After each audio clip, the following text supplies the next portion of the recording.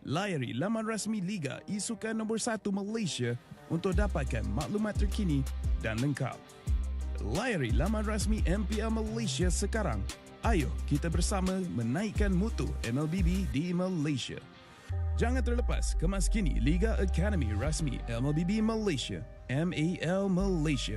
Ikuti semua platform rasmi kami. Ayo sokong MAL Malaysia musim pertama. Ikuti semua platform rasmi. Semua peminat dan penyokong dijemput ke arena MPL Malaysia musim ke-13 di Serdang.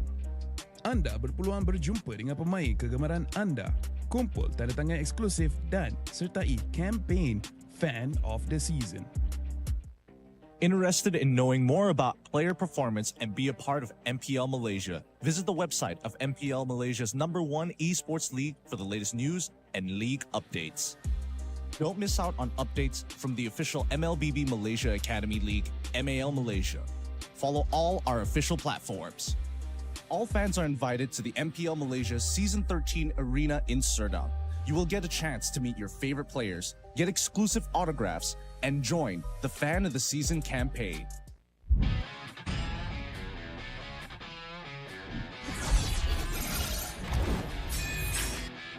Versus satu sekali Kenjutuin dan Albert di sana. Ternyata harus hilang. Edge fight as Long gets instantly shot down by the Blazing Duet, as well as the Electro final blow. This is going to be easy cleanup for Todak as most of the... Apat yun, pero nasipa din siya. Yung ninakaw na sipa, buhay pa rin. Ang 1v1! Backline already, and they're running for the lives. Gunning it, David trying to drag the members of RG right underneath the turret. It's not enough though. Gray coming all the way, and he cleans it all the way up. Just nowhere for him to run. Kita kata ada satu buah reward point Malaysia membuat pergerakan dari Mika ke langsung benar-benar slow. Rafanya sudah tumpah.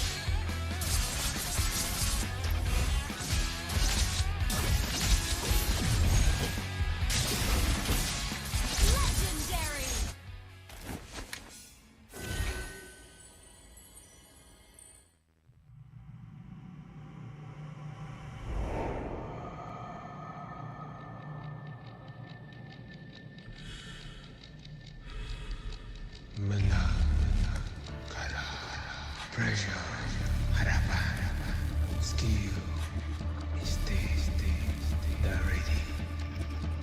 Kalah, dihentak, dituntut semua untuk peminat. Spotlight melambangkan satu sosok tumpuan. Meneruskan dinasti mereka 3 kali juara MPL Malaysia. Tumpuan untuk melakukan yang terbaik. Tumpuan untuk menjadi seorang role model. Penantian, pelaburan, pengorbanan, semuanya. Sorotan itu penting. Ia membuatkan kita percaya. The supporters will witness our fights and our struggles.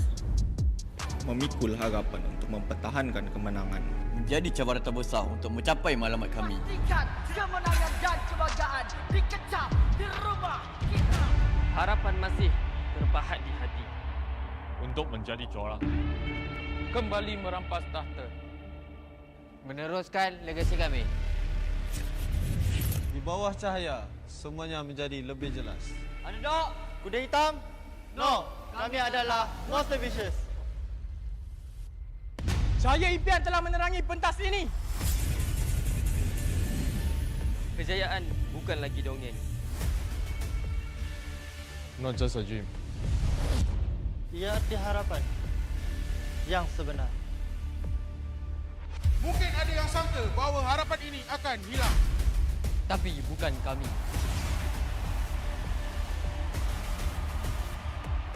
Ini harapan kami. Ini semangat kami. Bersama kami, mencapai hati tujuan. Menjadi sinar yang paling terang.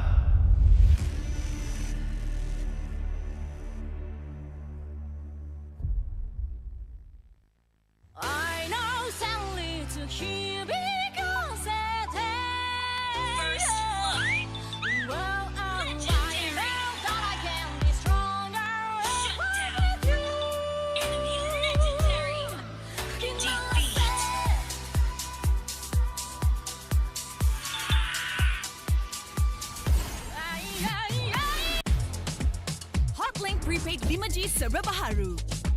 Nikmati jago 5G untukmu. Dengan kelajuan internet 5G tanpa batas. Layan gaming sepantas kilat. Dan stream video paling lancar. Nikmati juga lebih nilai dengan 20% cashback. Hanya RM32 sebulan.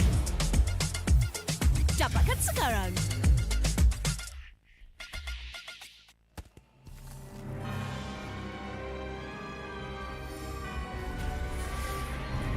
This fairy tale ended with the poisoned apple, and my tale began.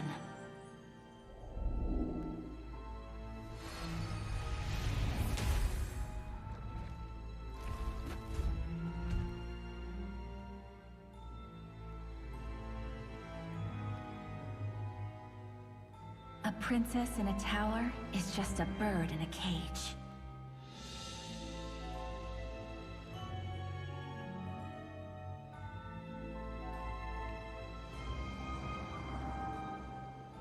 Curse it! Take my vengeance! Protect your queen!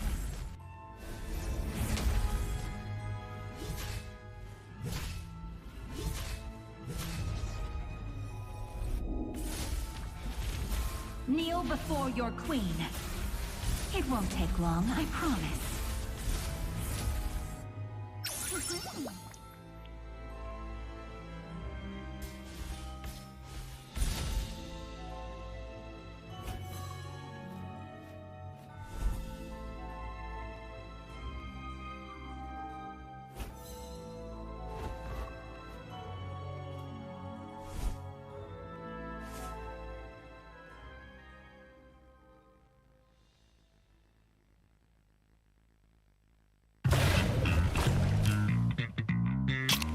Confirm mantap, confirmlah Nescafe. Pelbagai kejayaan dapat dikecapi. Sejarah baharu telah tercipta. Namun, setakat itu sahajakah kemampuan kita? Setiap kali ke pentas dunia, pasti kecewa. Sampai bila kita nak kalah? Ditundukkan serendah-rendahnya. Sampai bila kita nak dihina? Tiap musim harapan peminat gugur. Sampai bila nak kalah? Sampai bila nak kecewa? Setiap rakyat pasti akan melaungkan semangat ingin mempertahankan rumah mereka. Jika patah sayap Raja Wali, bertongkat jua kita kemari. Tahun ini pastinya kemenangan semakin dicita demi menjulang nama Malaysia di pesada dunia. Di mana bumi dipijak, disitulah langit dijunjung. Stadium MBSJ Serdang Jaya secara rasminya menjadi rumah MPL MY pada tahun ini. Seterusnya, melangkah ke arena besar di Timur Tengah, di Riyadh, Arab Saudi. Juara kita bangkit menghadapi cabaran, bersedia mencipta sejarah. Utara, Timur, Barat dan Selatan, kita semua MPL MY Playoff musim ke-14 akan berhijrah ke Johor, mendekatkan lagi silaturahim MPL MY bersama. Hasrat kita semua bersatu dan bangkit dengan satu tujuan yang sama. Naikkan martabat negara, kecari juara dunia, kemuncaknya di M6. Pastikan kemenangan dan kebanggaan dikecap di rumah kita.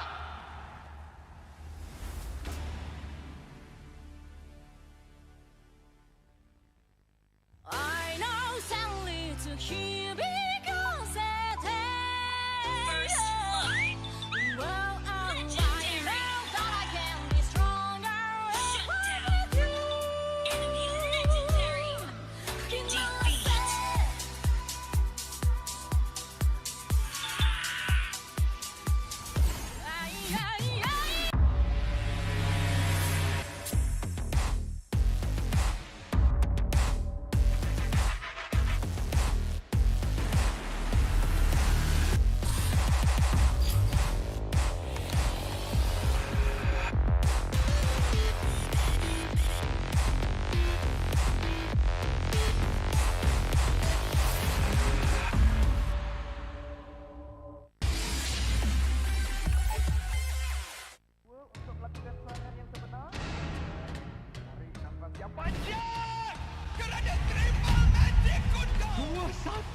dalam keadaan yang sangat-sangat mudah. Selamat datang ke MPL Malaysia musim ke-13, di mana yang terbaik akan berentap dalam pertempuran sengit dan penuh strategi. Seperti pada musim yang lepas, 10 pasukan profesional akan bersaing selama 6 minggu dalam arena yang penuh aksi di regular season. Namun, bermula pada musim ini, cuma 6 pasukan akan layak ke play-off dan pasukan di tempat ke-7 dan ke-8 hanya dapat stay untuk musim seterusnya. Tapi sayang sekali, tiada slot ke play-off buat mereka pada musim ini. Bagi pasukan di tempat ke-10, slot musim ke-14 mereka akan diganti oleh tempat pertama MAL Conference Group. Mereka akan di-reset dan harus merebut kembali peluang melalui MAL musim kedua. Dan apa itu MAL? Mobile Legends Bang Bang Academy League adalah liga amatur di mana terlahirnya bintang-bintang baharu. 15 pasukan akan bersaing untuk meraih kejuaraan dan 2 pasukan MPL Conference Group teratas akan berpeluang merebut slot ke MPL Malaysia musim seterusnya. Okey, kembali ke MPL. Pasukan MPL Malaysia tempat ke-9 akan berentap dengan pasukan tempat kedua dari MAL Conference Group dalam pusingan MPL Malaysia Challenger Stage bersama format Best of 5 semasa Grand Final MAL musim yang pertama, di mana pemenang akan menentukan slot terakhir MPL Malaysia musim ke-14. 6 pasukan yang layak ke play-off akan berentap untuk meneruskan jalan ke Grand Final MPL Malaysia musim ke-13 dan merebut peluang untuk ke MSC 2024. Jadi, bersiap sedia. Persiapkan strategi anda. Bersedia untuk aksi profesional di pentas MPL Malaysia musim ke-13.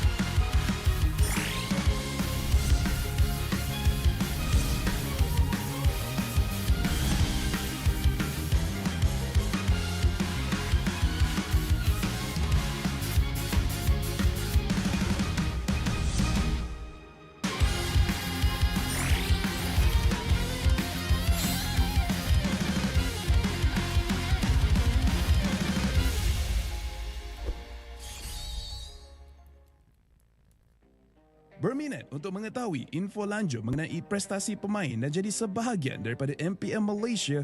Layari laman rasmi Liga E-Sukan nombor 1 Malaysia untuk dapatkan maklumat terkini dan lengkap. Layari laman rasmi MPL Malaysia sekarang. Ayo kita bersama menaikkan mutu MLBB di Malaysia. Jangan terlepas kemas kini Liga Academy rasmi MLBB Malaysia, MAL Malaysia. Ikuti semua platform rasmi kami.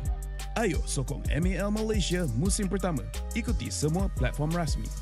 Semua peminat dan penyokong dijemput ke arena MPL Malaysia musim ke-13 di Serdang.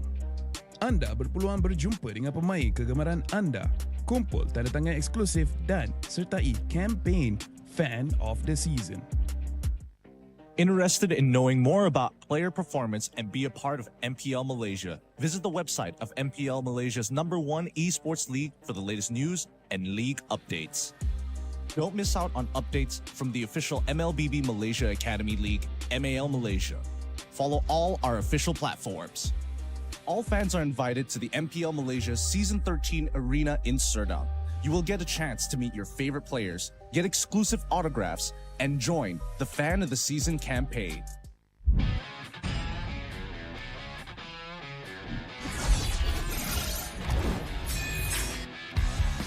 Satu sekali can you do it? Dan Albert di sana ternyata harus hilang. Avalanche fight as Lone gets instantly shot down by the Blazing Duet, as well as the Electo final blow. This is going to be easy cleanup for Todak as most of the... Apat yun, pero nasipatin siya yung ninakaw na sipa. Buhay pa rin ang 4v1! Backline already, and they're running for the lives, gunning it. David trying to drag the members of RG right underneath the turret. It's not enough though. Gray coming all the way, and he cleans it all the way up. Just no way for him to run. Kita kata ada satu buah reward point yang membuat pergerakan dari Mika terlalu benar-benar slow. Rafanya sudah tumbang.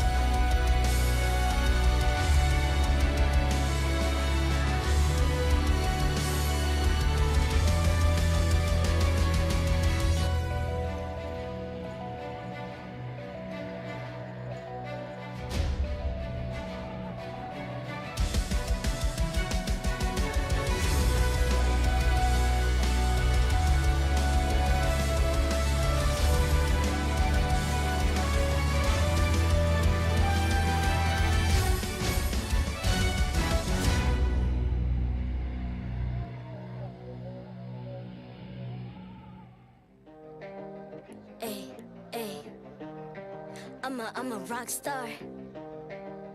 Yeah, rock star. Hey, hey, hey. I'm a rock star, baby. I'm a rock star. I'm a rock star. I'm a rock star. I'm a rock star. Panggil aku rock star. Ini kejohanan kita semua orang rock star. Kita rock star, kita buat saja gaya kita. Makin panas apinya sudah membara. Macam mana pun ku menempuh segala. Demi negara ku buat semua bangga. Step into my world, you know I'm always in my zone. You know I got my team, no I'm never alone. Bring out my best, buat yang terbaik. Jadi juara perlahan kita naik. Aku nak push, naik-naik jadi lebih bagus. Jadi hero, ku ada skill. Berapa banyak musuh aku dah kill. Ramai cuba mencapai, cause they envy me. Tiap game aku pasti jadi MVP. I'm a rock star, baby, I'm a rock star. I'm a rock star, I'm a rock star. I'm a rock star, panggil aku rock star. Ini kejohanan kita semua orang rock star. I'm a rock star, baby, I'm a rock star. I'm a rock star, I'm a rock star. I'm a rock star, panggil aku rock star. Ini kejohanan kita semua orang rock star. Tengok nanti siapa yang juara. Ni peluang kita bawa pulang piala. This is my game, this is my time. Menang semua, everything will be mine. Kalau jatuh kau pasti kembali. Bangun balik ku tegak berdiri. Kuatkanlah tenaga, ganjaran diperoleh. Ni kejohanan kita, Malaysia memang boleh. Rise up to the top, kita buat bersama. Semangat kita kuat di bawah satu bendera. Hey. I'ma go hard for the win. Win. On the battlefield till the end. I'm trying to beat the greatest anyone has ever seen. Stand by, I'm coming in for the win. I'm a rock star, baby, I'm a rock star. I'm a rock star, I'm a rock star. I'm a rock star,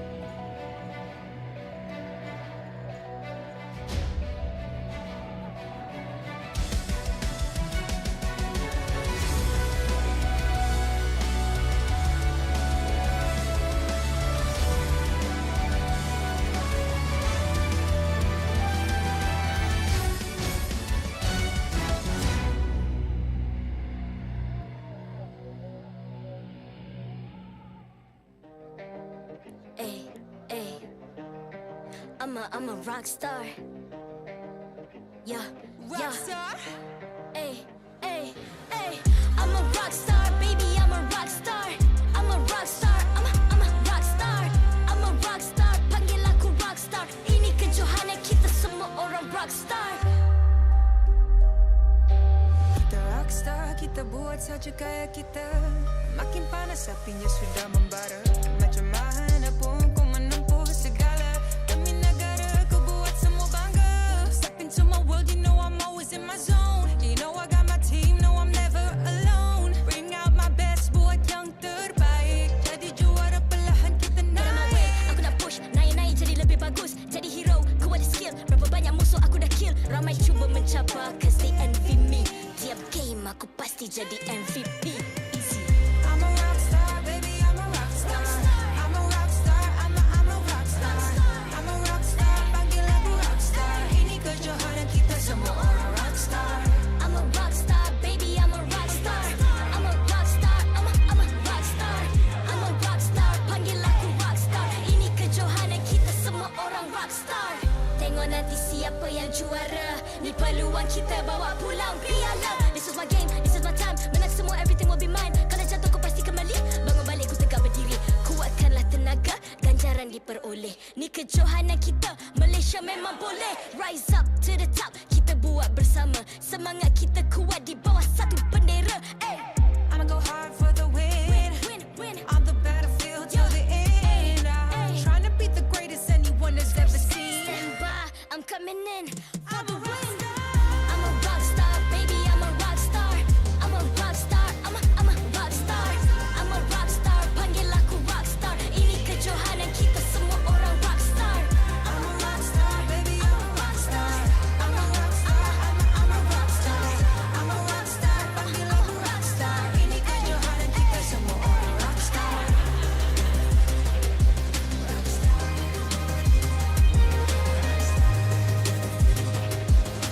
Ini kejohanan kita semua orang rockstar. I'm a rockstar, baby, I'm a rockstar. I'm a rockstar, I'm a rockstar. I'm a rockstar, panggil aku rockstar. Ini kejohanan kita semua orang rockstar.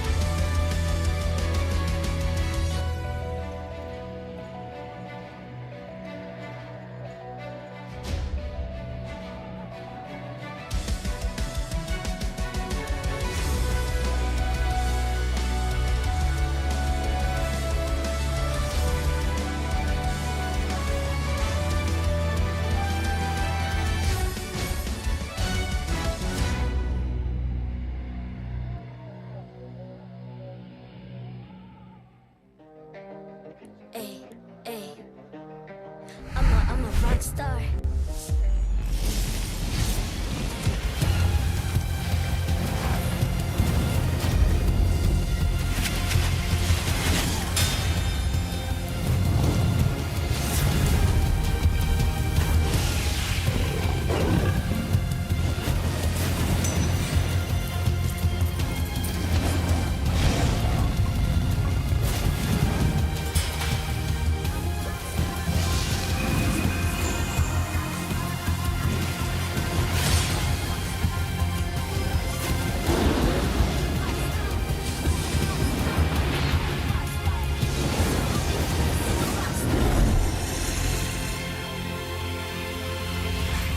MPL Malaysia Season 13 is powered by Muntar.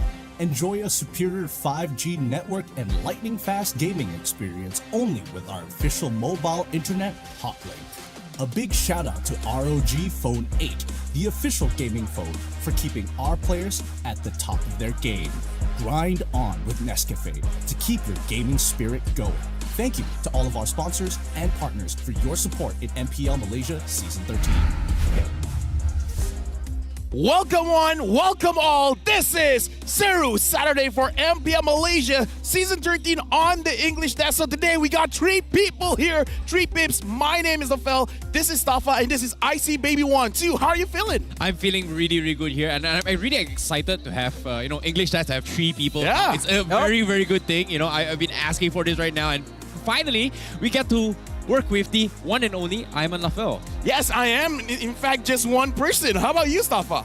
I am, in fact, also one person. As much as I wish I could be more people, it would make life a lot easier. But no, we're going to have to deal with that for today. And that's the whole reason why we have 5 players up on stage as well, so that everyone can fulfill their own responsibilities. But I'm looking forward to some good games today. We got to catch up. We only have 3 people here on the Malay desk. They got 5. Wow, I know, right? That's a little bit, unfair. They can be on stage now. Not gonna lie, I prefer 3. 5 is too much. 5 is too much. Honestly, because right now they have a desk host, they have a guest and everything like that. It's fun. It's chaotic, but there's a lot going on. Speaking of which, today we got a lot going on. Later on, we will be looking at the schedule for today, where even the opening here, Bounty Esports going up against King Empire, where King Empire so far has been making a reputation for themselves. To be honest, when we talk about King Empire, they have made this trend, of a 2-1 progression every single week. Even today as well, behind the scenes, we were predicting like, hey, 2-0, 2-0. But to be honest, I feel like it might be 2-1 just because of how shaky they kind of are compared to the previous seasons. Hey, I want to book up Wasa early, man. What about you? I do want to be able to... you want to not book up Wasa. I want to get off the stage a little bit earlier. It's going to be... What? What's buka puasa? For the English crowd, right? So fasting, you cannot eat. Buka means breaking your fast. So by that time, you can eat. That's not what I meant, but all right. Huh? Thank you. Thank you for covering that. I mean, that is buka puasa, right? Yeah, correct. You're right. Is that not what you were asking? No. I know. Just what we meant is like I've never done that before, so I wouldn't. Oh, I see. Okay. Well, we're gonna look at today's schedule for now, where again we'll be discussing the opening match between Bounty Esports going up against King Empire. Afterwards, around 1:30 p.m. is going to be Homeboys going up against Team Hawk. And the closing match for the day on 4 p.m. Selangor Red Giants going up against Toda, which is, I feel like, personally for me, should be the most intense match today, Stafa. Yeah, I think clearly Red Giants versus Todak is going to be the highlight match. Like, that's going to be the one everyone has their eyes on. That's the one all the viewers want to see, considering it's basically the 2 titans of MPL in recent seasons. So, yeah, but I think we definitely can't put off the other 2 matches either. To be honest, this is about today, right? I feel like when it comes to Seru Saturday, especially on this Season 13, I feel like it's very difficult because we are looking about the new era, new teams, etc. But with the introduction of chips, just based on yesterday's games itself, we can see a very big change in dynamics and play styles. And I'm genuinely worried for teams who are not prepared to play against a chips composition or the previous patch as well. Personally, I've been talking to the players and they said almost auto-ban for now is Masha as well as chips. And for you guys can secure lightning fast 5G connection for your MLBB games with Hotlink. Trust me, it's not fun playing with lag. Get Hotlink. Don't stress yourself. I think that's Don't be a burden to everyone else. Use Hotlink. Use Hotlink! I think that's the reason why we lost our games just now. Because, our friends were lagging, they weren't using Hotlink. Maybe they should have gotten it. I don't want to talk about it. Really? I don't want to talk about it. Why? I don't want to party with this guy anymore. Understandable. It's pretty understandable. It's because he's not using Hotlink. I feel like there's more to that. But anyway, we got to talk about Bounty going up against King Empire. You still believe it's going to be a 2-1? Yes, I still believe it's 2-1. Just because it's very, very shaky. And with the introduction of chips, if they decide to let chips go, or they're not used to playing chips themselves, it can get things a little bit messy, especially now where every single team is still trying to find their own fitting. Like, you think about this, right? Every single season, it's pretty apparent like this team kind of bad, this team is really, really dominant. But so far, since week 1 until now, almost every single game feels very even. I feel like Chips is a team-centric kind of hero. If the Yeah. team is good with it, it's good. If not, nah. I'm sorry, I can't focus because you guys keep saying chips. His name does not have the S at the back. I keep thinking of I don't potato care. chips. I don't care. I'm getting hungry on the desk. Dude, we're casters. We get to set the trend. We get to set the. We can say Tipsus. If we say What? Tipsus. Chipsus, Yeah. that's The plural of chips.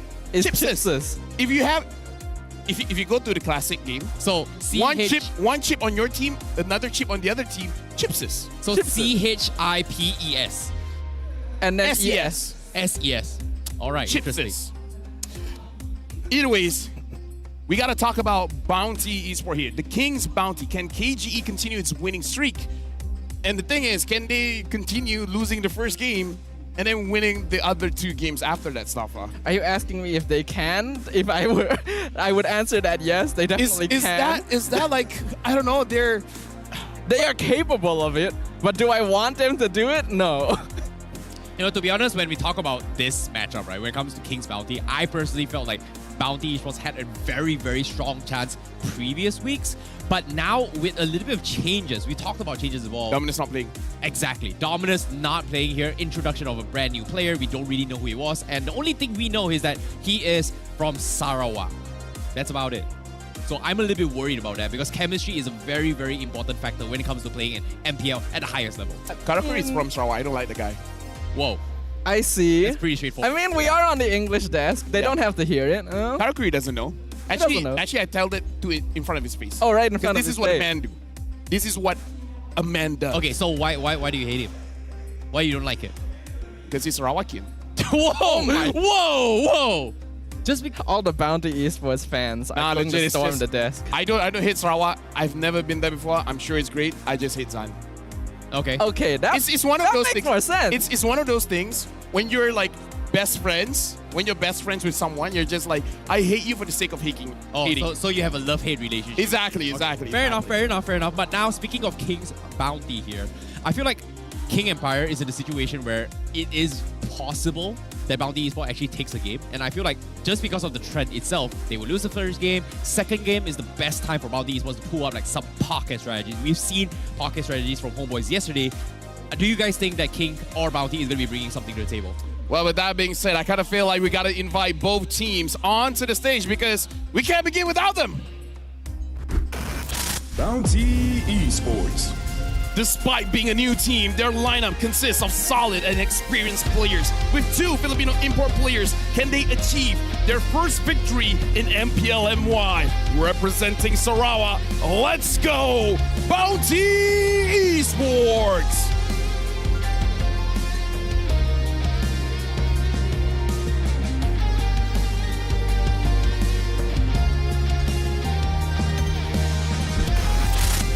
Empire Esports.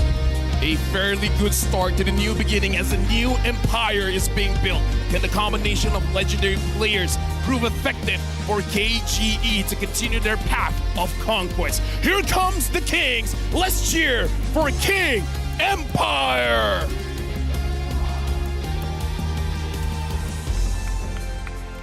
Introducing the coach and analyst for both teams, and the head of League Ops, Cedric, will ensure fair play and professional integrity of the match. For KGE, Ryzen will be the coach. Unfortunately for Bounty Esport, their coach as well as analyst will not be participating in this game.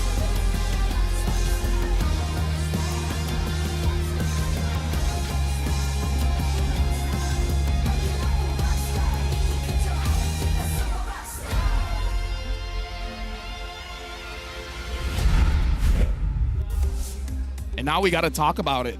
Bounty Esport, they don't have a coach, an analyst. How's it going to be during the draft? I think that definitely makes a lot of impact. Nowadays, right, we see how important the draft is overall, where teams who logically should have the advantage going into a game end up losing out because their draft doesn't scale well or they're missing certain key pieces.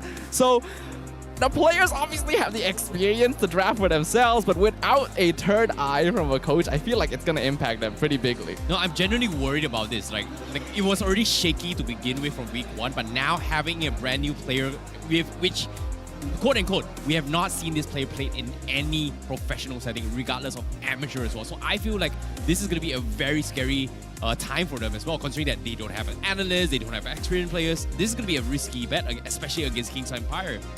I want Bounty to win 2-0. Wow. Wow. I want to see King Empire drop. Today, I just want to create chaos.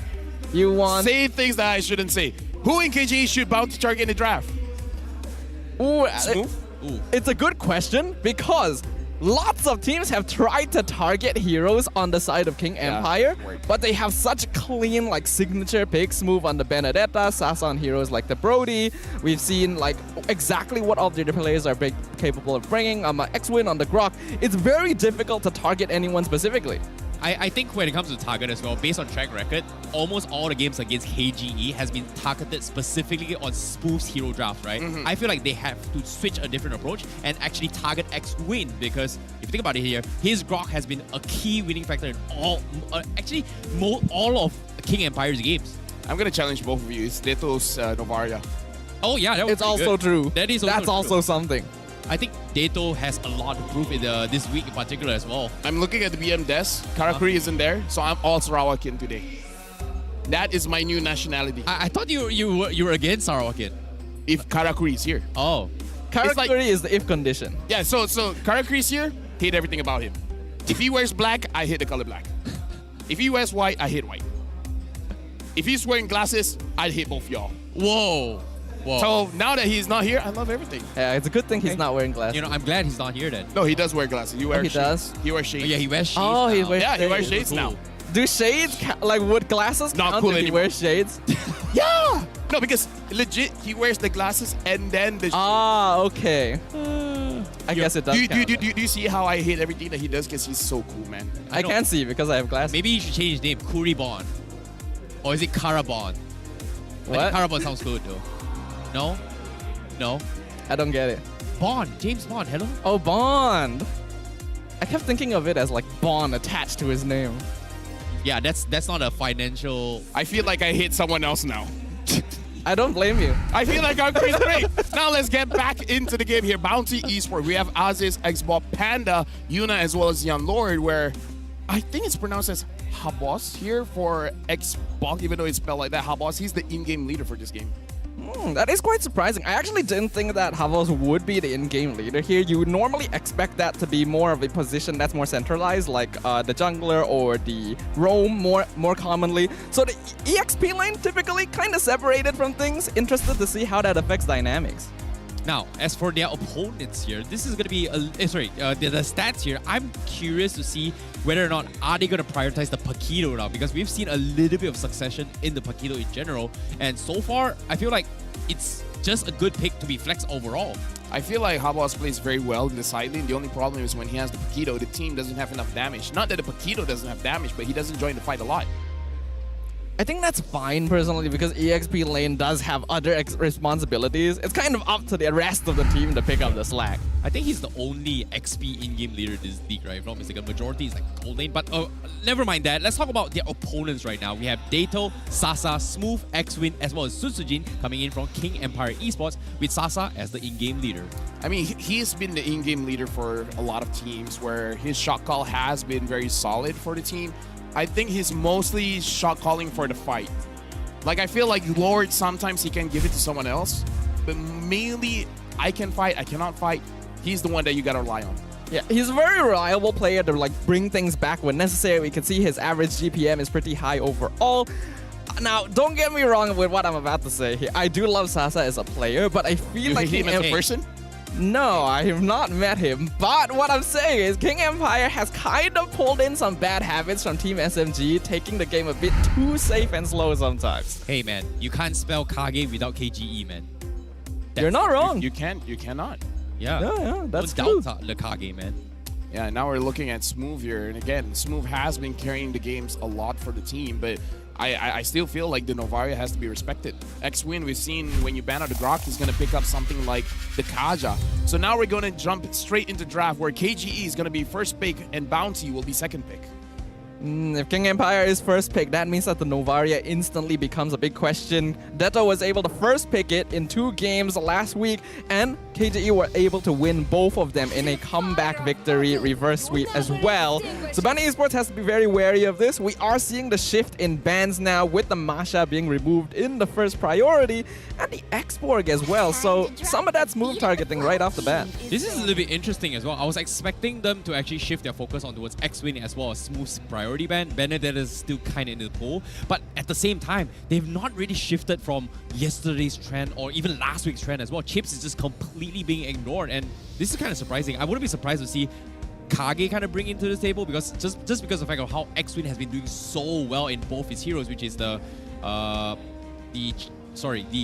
and I think he brought in a Masha as well, if I'm not mistaken. No, the Minotaur. Well, the chip could be picked up because the Matilda has been banned. Rarely do we see Matilda as a first pick ban here. And now Bounty, they don't have a choice. They have to ban on the Nolan. So chip is open here for KGE if they want to pick it up.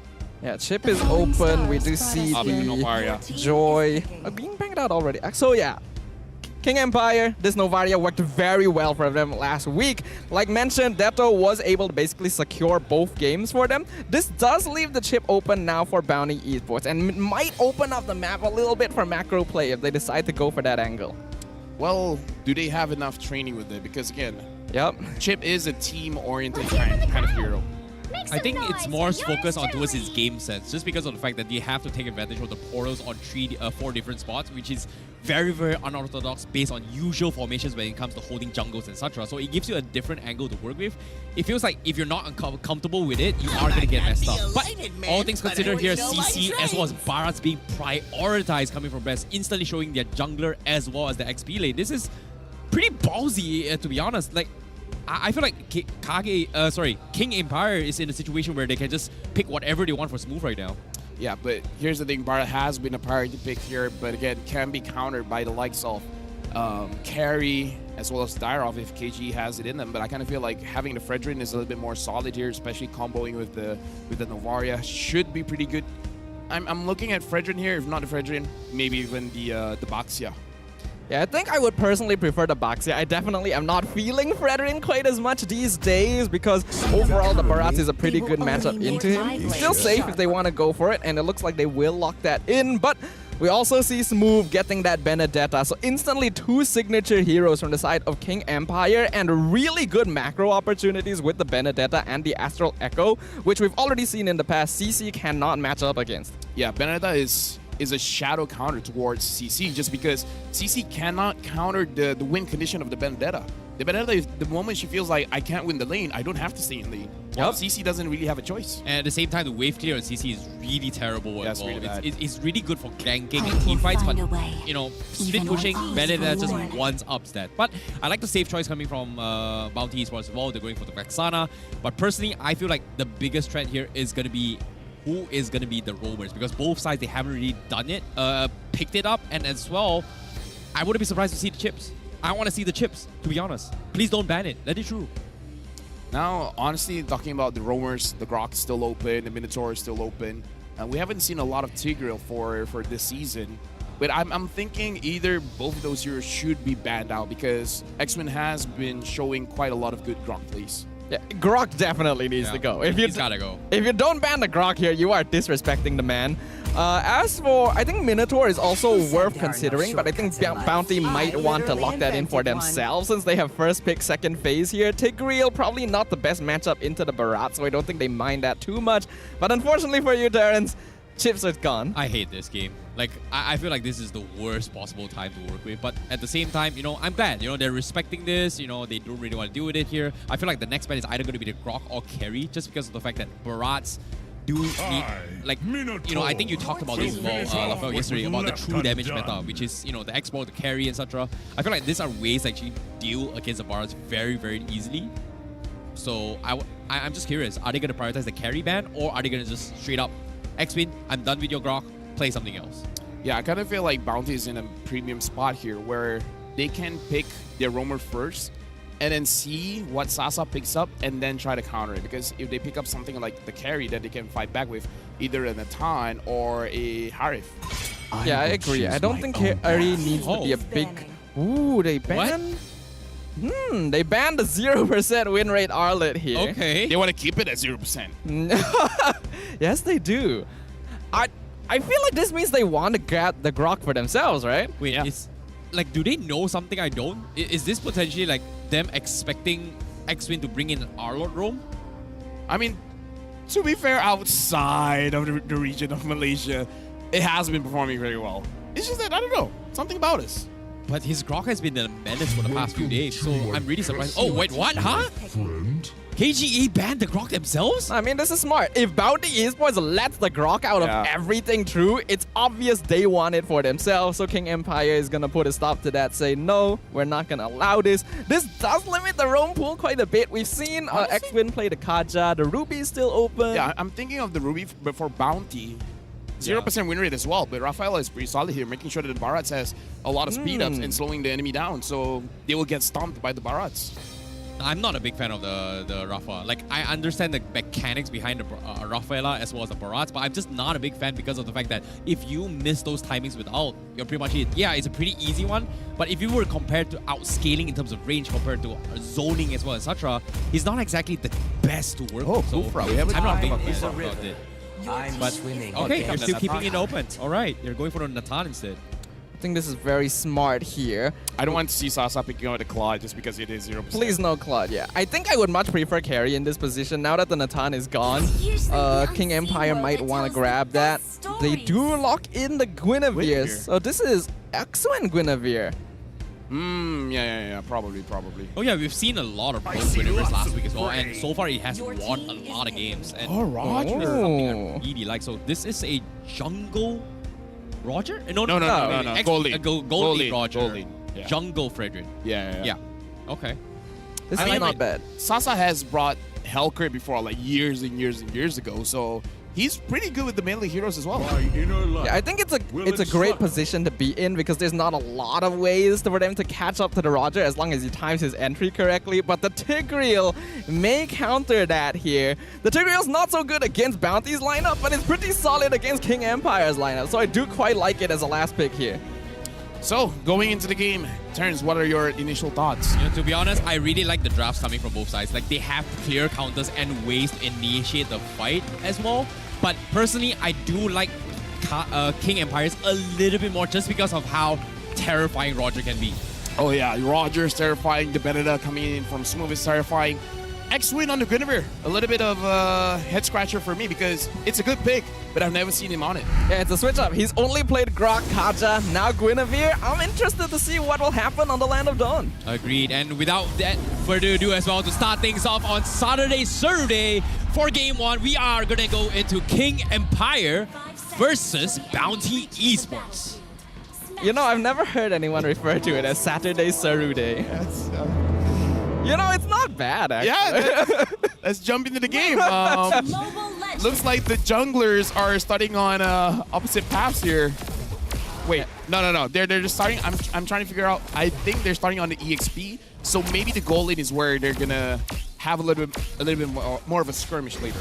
Yeah, EXP lane is generally going to be kind of uninteractive because, like we mentioned before, Havos may not necessarily win against moves, Move may not necessarily win against Havos, and they're both kind of okay with that overall because they can cut lane and roam.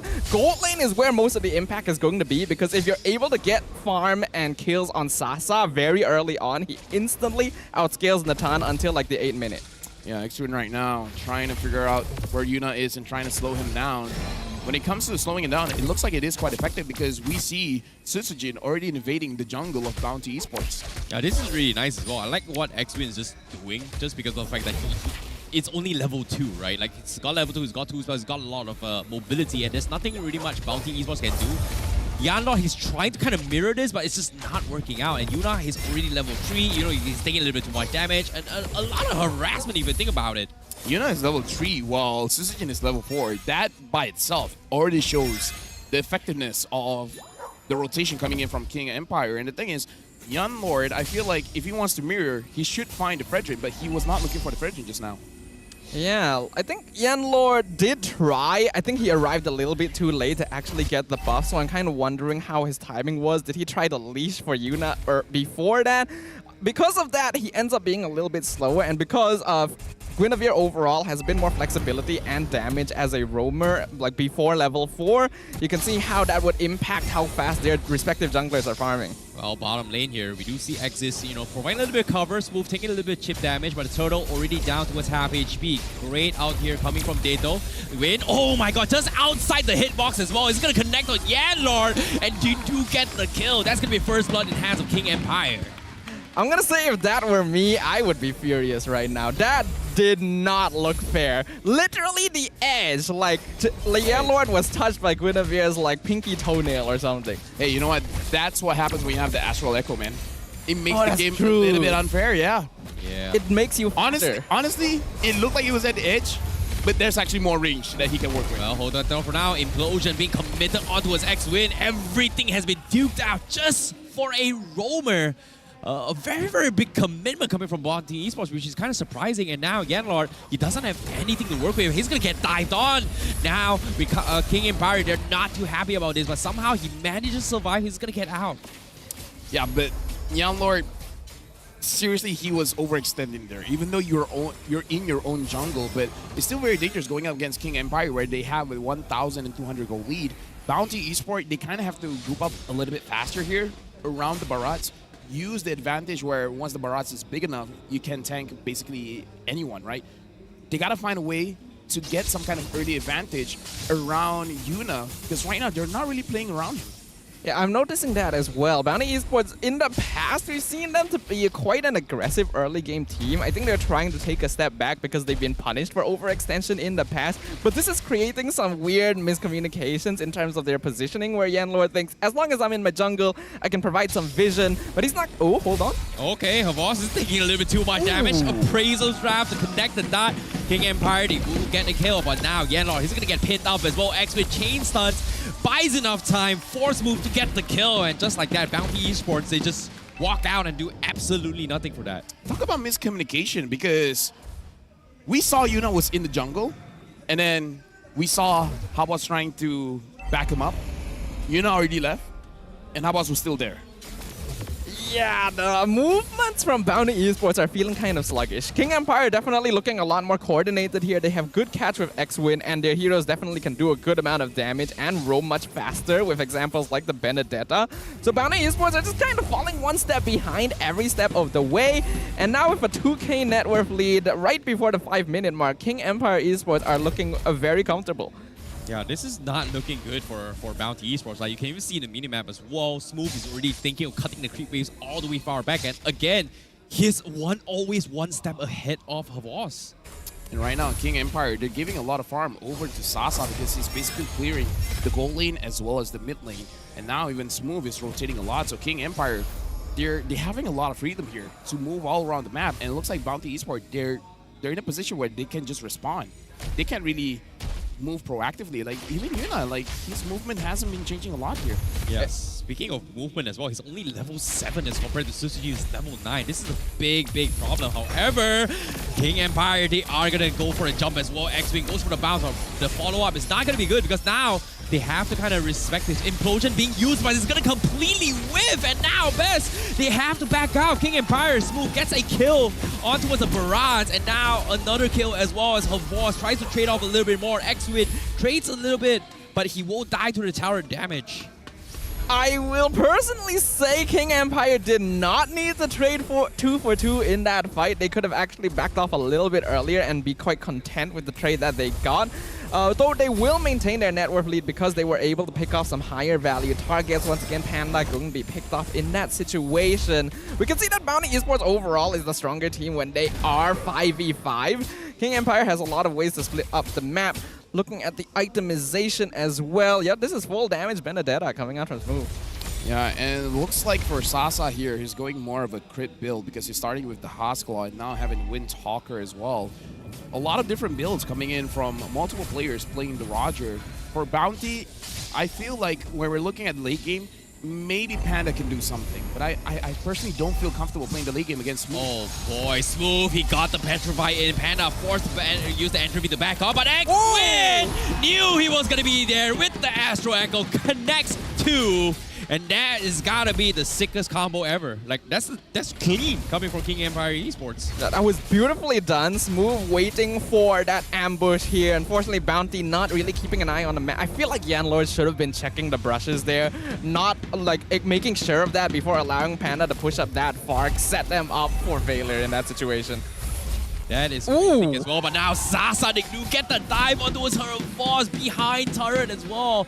Everything is falling apart for Bounty Esports. They just cannot stop all this aggression and momentum that King Empire Esports is bringing to the table.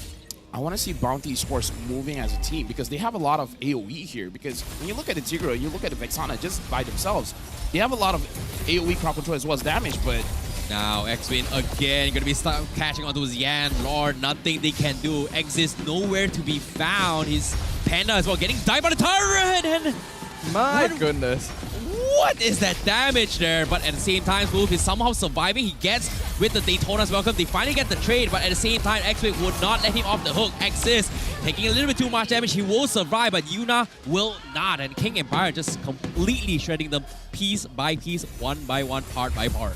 And this is why I don't like Bounty Esports taking it slow going up against King Empire, because with with Smooth on the Benedetta, it's very dangerous because you know he's going to go for full damage, and the Natan, no matter how good he is come late game, it doesn't matter if he keeps dying. Oh, great implosion coming from Yanlord, but where's the follow-up as well? Panda pops the Atrophy, but he gets stunned up by the taunt coming from Sunsujin, and he will fall. Great opening, but again, slow with the follow-up. Aziz a little bit too slow in terms of tempo. Top side, Havos seems like he is going to trade, but you know, what can they do at this point? I feel like this is the advantage of King Empire, having multiple ways to die. Yeah, basically, right. And this is kind of the dynamic between their matchup as well, where Bounty clearly has a 5-man. They want to go death ball. They want to fight 5v5. And King Empire Esports, as you mentioned, has a lot of mobility, ways to dive, ways to play the map. It's clear right from the beginning of the game, Bounty had a timer on their heads. They needed to play hard. They needed to play fast, because without a snowball, this lineup doesn't do a lot come mid-late game. And now that King Empire is so ahead that they can actually win 5v5s, Bounty Esports basically has no way back into the game unless King Empire make a big mistake. To be honest, how? How can they even make it back into the game? Like you said, with a big mistake. We've been talking about fantasies. What is like the clear condition here? They gotta make a mistake. Yeah. King Empire Esports like Sasa diving too deep. Yeah. Smooth diving too deep. X-Win whiffing the knockup. King Empire just decides, like, I am a generous king today. I'm going to feed myself to my subjects. Showing mercy. Yeah, show some mercy. Okay. That's what they need. That's the fantasy right now. In King's grace, huh? The grace of the king. All right, I like that. I like that. At least Aziz got the purple buff.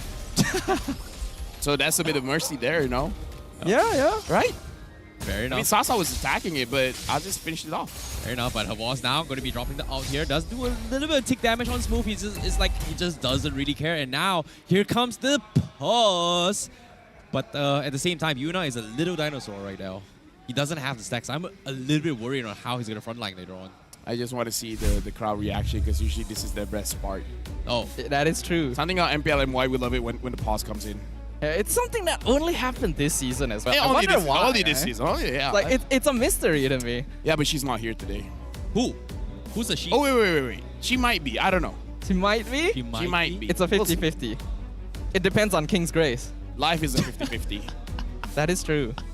She's the Queen's Gambit. Oh, I like it. I like it. True, I like it. That was Yeah. pretty good. That's pretty good. I got vocabulary. Yeah, no one said you didn't. Amazing.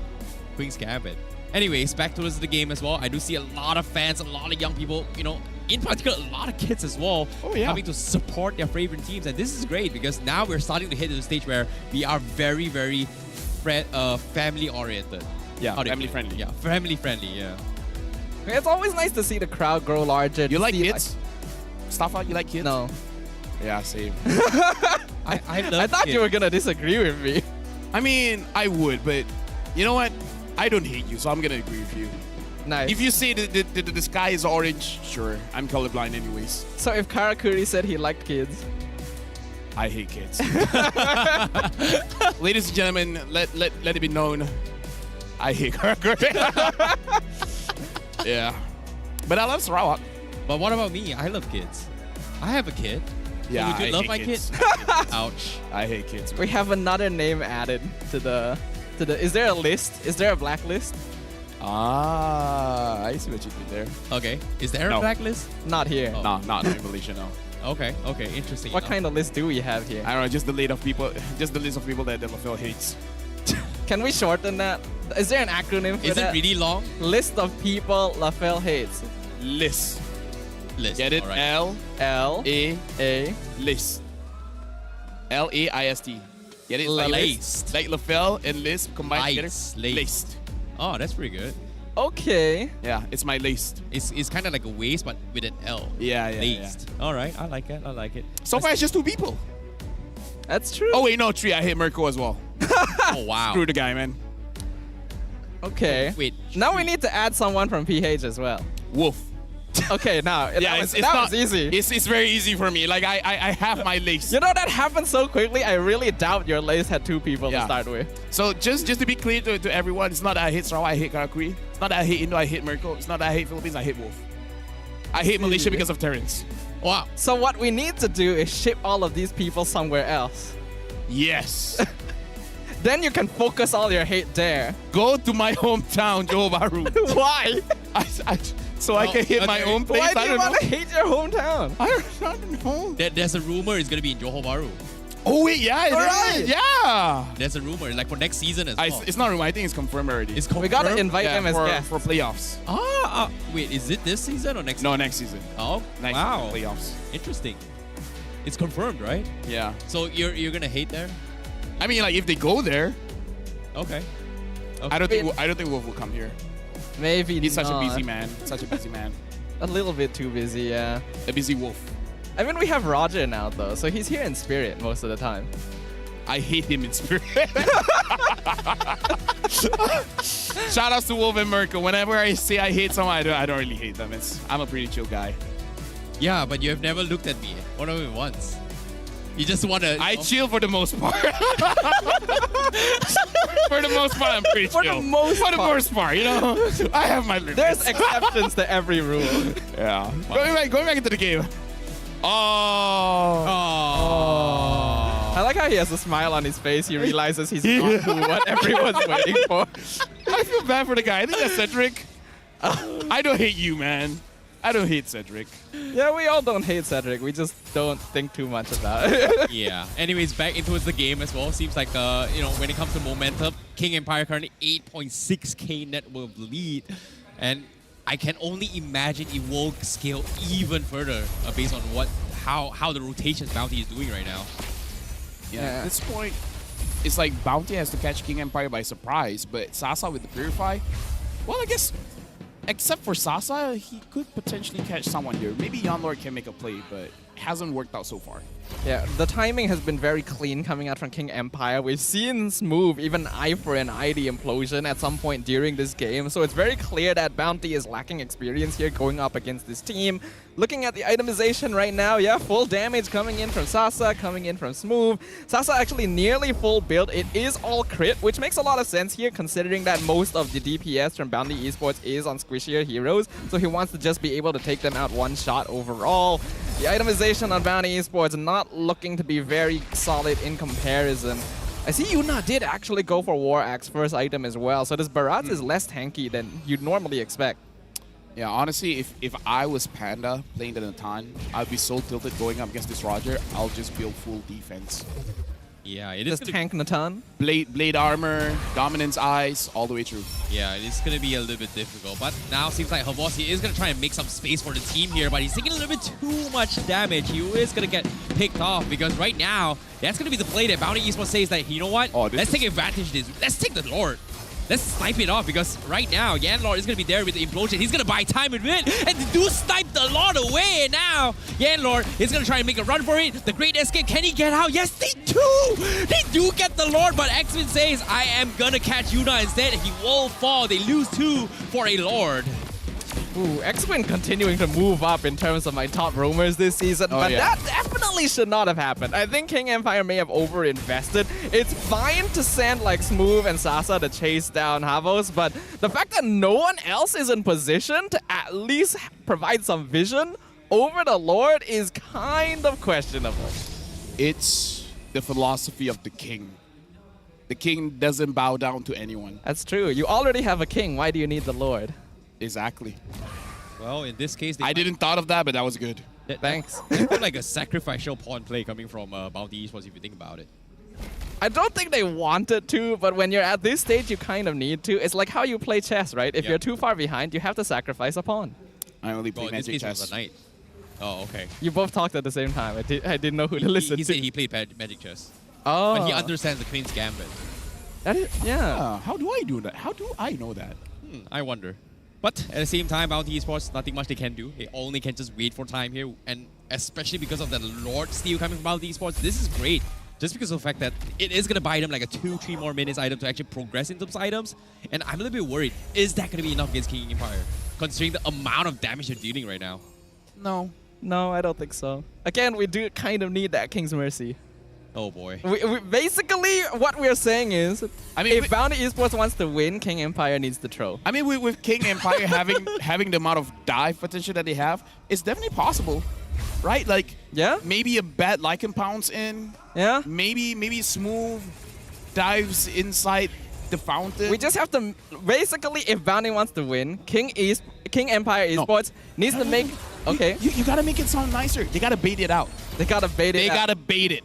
They gotta take the V out of the dive. Die. So that King Empire just dies. I like it. That's good. That's good. That's crazy. That's crazy good. But at the same time here, I like how Bounty Esports is setting up an ambush, knowing that Smooth will be a little bit annoying and aggressive when it comes to shoving up the lane. But at the same time, well, Yanlord gets scouted. They found the Andlord, but they didn't find them.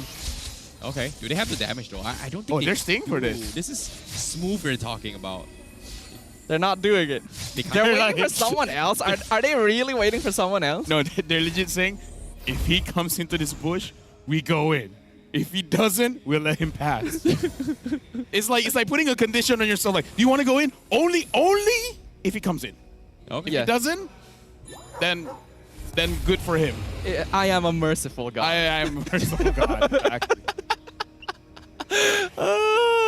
How things have gotten here. But now let's talk a little bit more on goal difference here. Like, can they actually catch up? Because as of yet, again, King Empire 11k difference, and we're slowly hitting the level 15 mark. So I guess if Bounty Esports stalls for another 4 minutes, but in this case, the boss, my God, they just got the leader here. This is a tank XP leader I'm talking about, and Sasa just completely shreds him off.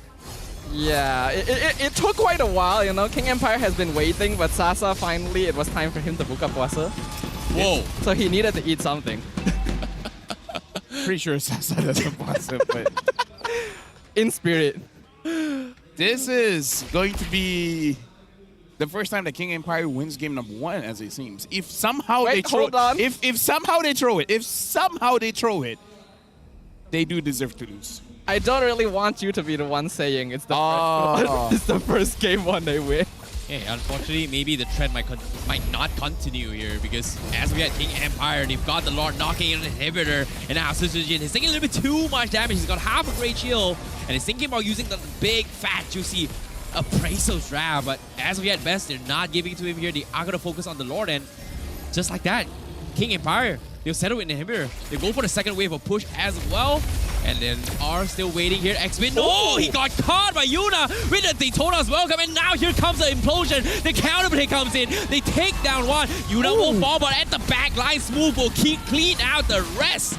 And they lose all. And Havas, last man standing, forces to reset. And King Empire, they will have to knock on him as well. And there's nothing much they can do. It's pretty much GG as King Empire focuses on the crystal, and they'll take a very convincing game 1 against Bounty Esports.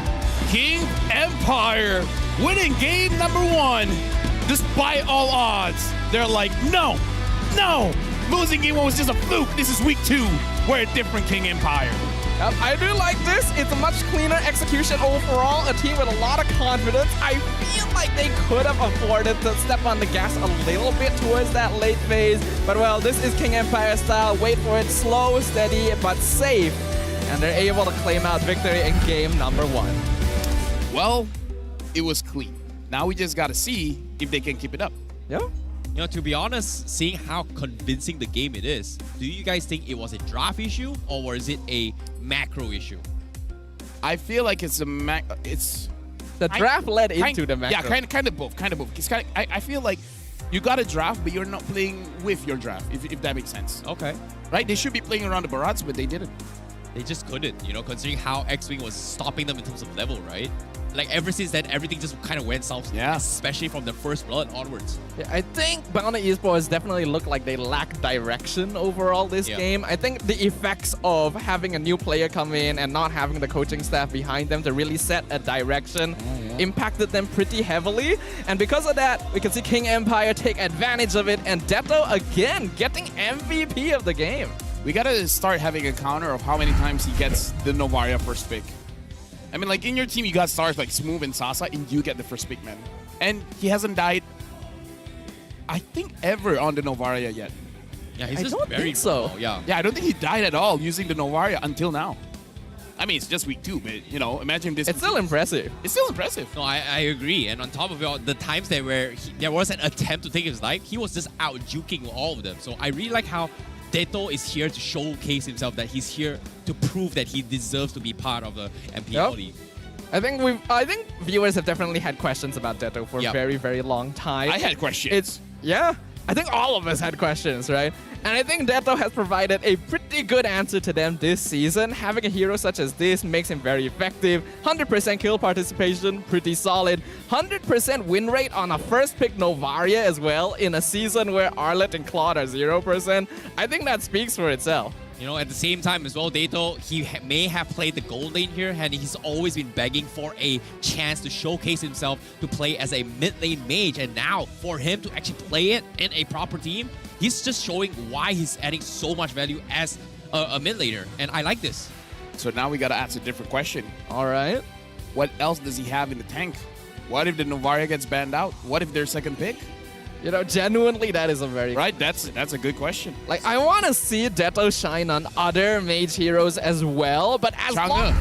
Yeah, I mean, why not, right? You have the range. It's a little bit less it's a little bit more conditional, but it could work. Looking at the overall score, looking at the overall items, we have a nearly 18k net worth difference by the end of that game. Sasa 9-0 and 2. The numbers on King Empire are just so inflated. Oh yeah, most definitely. And honestly, looking at... Okay, might be something wrong here, but it looks like for Bounty... Yeah, I feel like the trouble is in the jungle. I feel like KGE going in, they're like, as long as we stop Yuna, it's not going to be any kind of issues for us. And Yuna, even from before, he loves... Even using the Marcus, he goes for this full damage build Marcus. Now going with the Barat, I actually do like the War Axe on the Barats, but again, I feel something off when you have the Barats and you don't play around him. You let him be alone in the jungle. You don't punish X-Win, because as a roamer, if I want to punish someone's jungle, I usually get punished back. So seeing X-Win that free makes me feel a little bit uncomfortable. X-Win is very good at invading jungle. Like, I think his pressure overall is the highest and most consistent out of every roamer in this season so far. Yeah, I agree. He's been very, very annoying, right? He understands how to just find the pressure point and just press it, right? And think about this, even Yuna as well, he didn't go for the traditional build of getting agility and so on. He went for vitality, a tanky build for a Barats. Usually you kind of want this Barats to like walk up quickly to catch up in your face and just slam you, and without those mobility, he's been forced to play a little bit more defensive than usual. And this is something I don't really like on Barats, especially where you kind of want to take advantage of this early stack advantage to kind of snowball into the game. And this is a big problem for them. I think if you ask me, it's not really an emblem issue. It's a little bit more of a coordination issue overall, because you could see that Yanlord tried to delay Sutsujin, but then he was too late, and then X-Win was on the ball. So right from minute 1, Bounty Esports were playing responsive. They were playing defensive.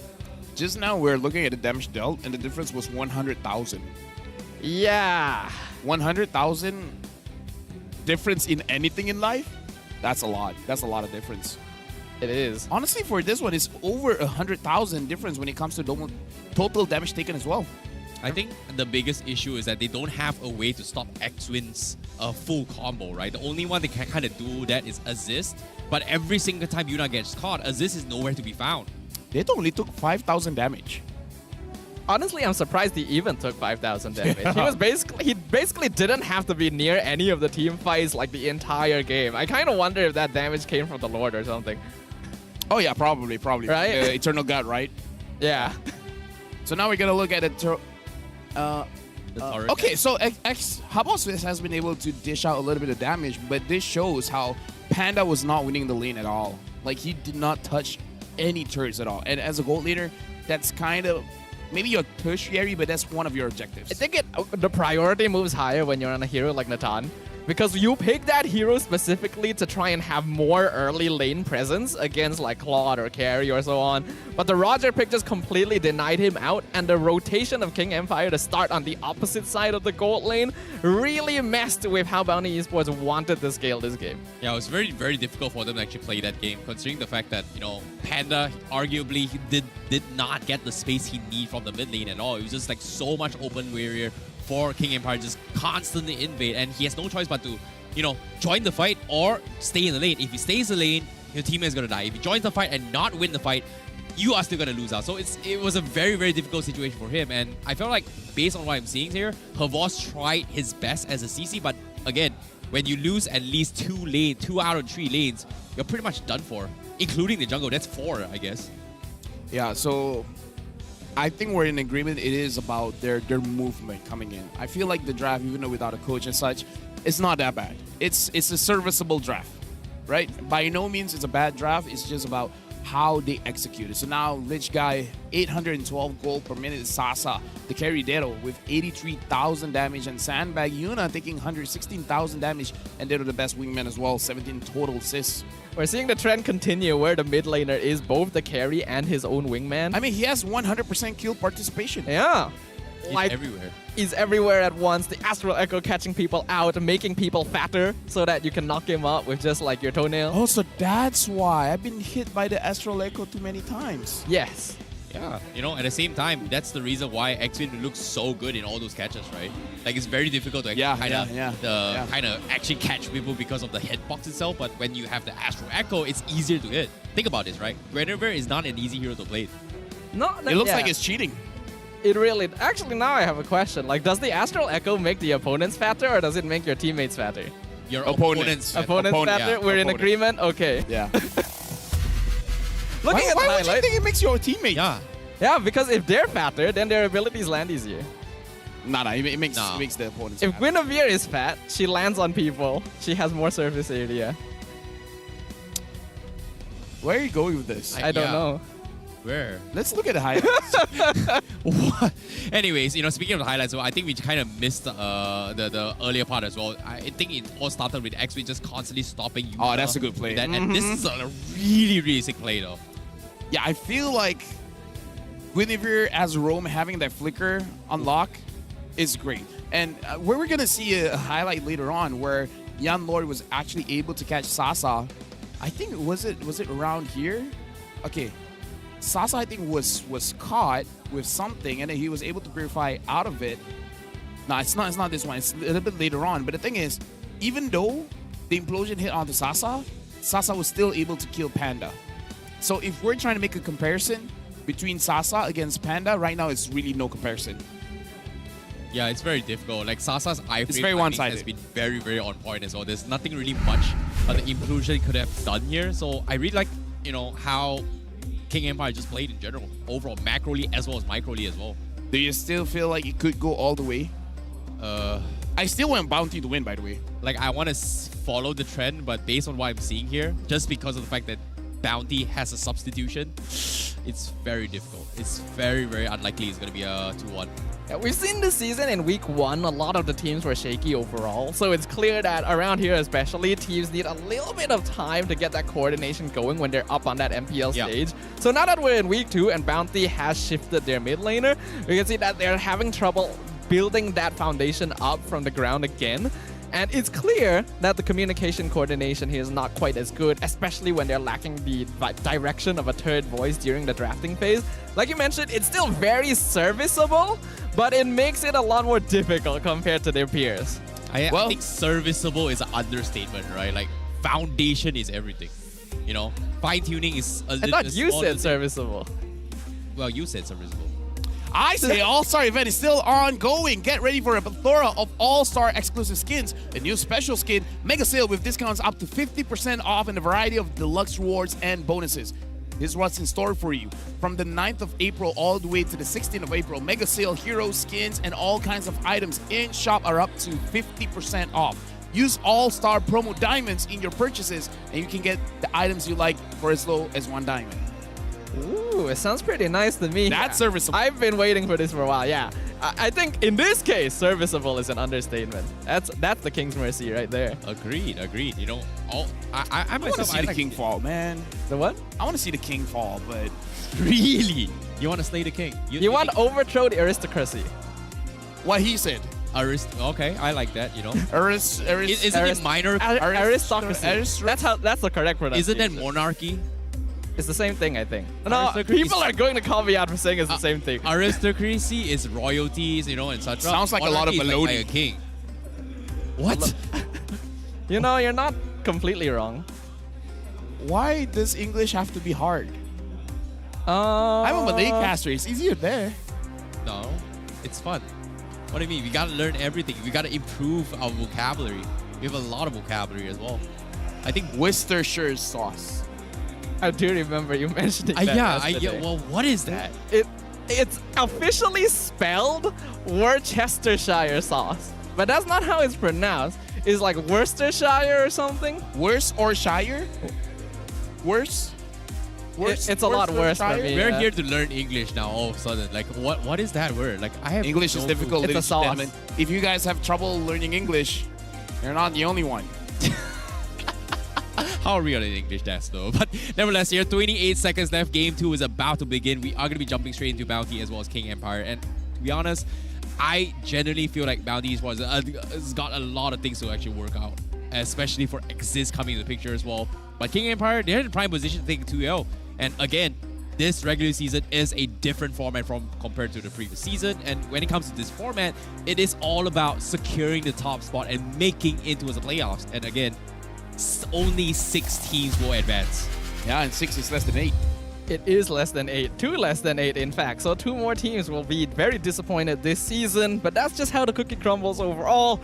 Going into the draft for game number 2, I think a good idea maybe for Bounty Esports is if they don't quite feel confident enough in their coordination to really win out that early game, maybe go for a more defensive late game scaling comp, because we already know King Empire has a tendency to delay games a bit. What would be a good way to delay? I kind of feel like you gotta... There's not enough bans here, because the Benedetta is a threat, the Roger is a threat. X-Wing, even if he doesn't use the Guinevere, if he uses the Kaja or the Grog, it's gonna be a threat. Yeah, you can't full focus signature heroes coming out of King Empire. Bounty may have to consider stealing some away for themselves. I'm not too sure if Havos can play on the Benedetta, but it might be a good hero if they really want to play for that late game by creating a bit more map pressure. If King Empire wants to end this quick, banning out the Vexana is a good idea, because that's such an annoying hero to end the game on, because she's going to clear the minions so fast that no matter what you do, it always looks like a mistake. So now that Vexana is out of the picture, if Bounty Esports want to clear the lanes fast, you got to think of something like a Lilia.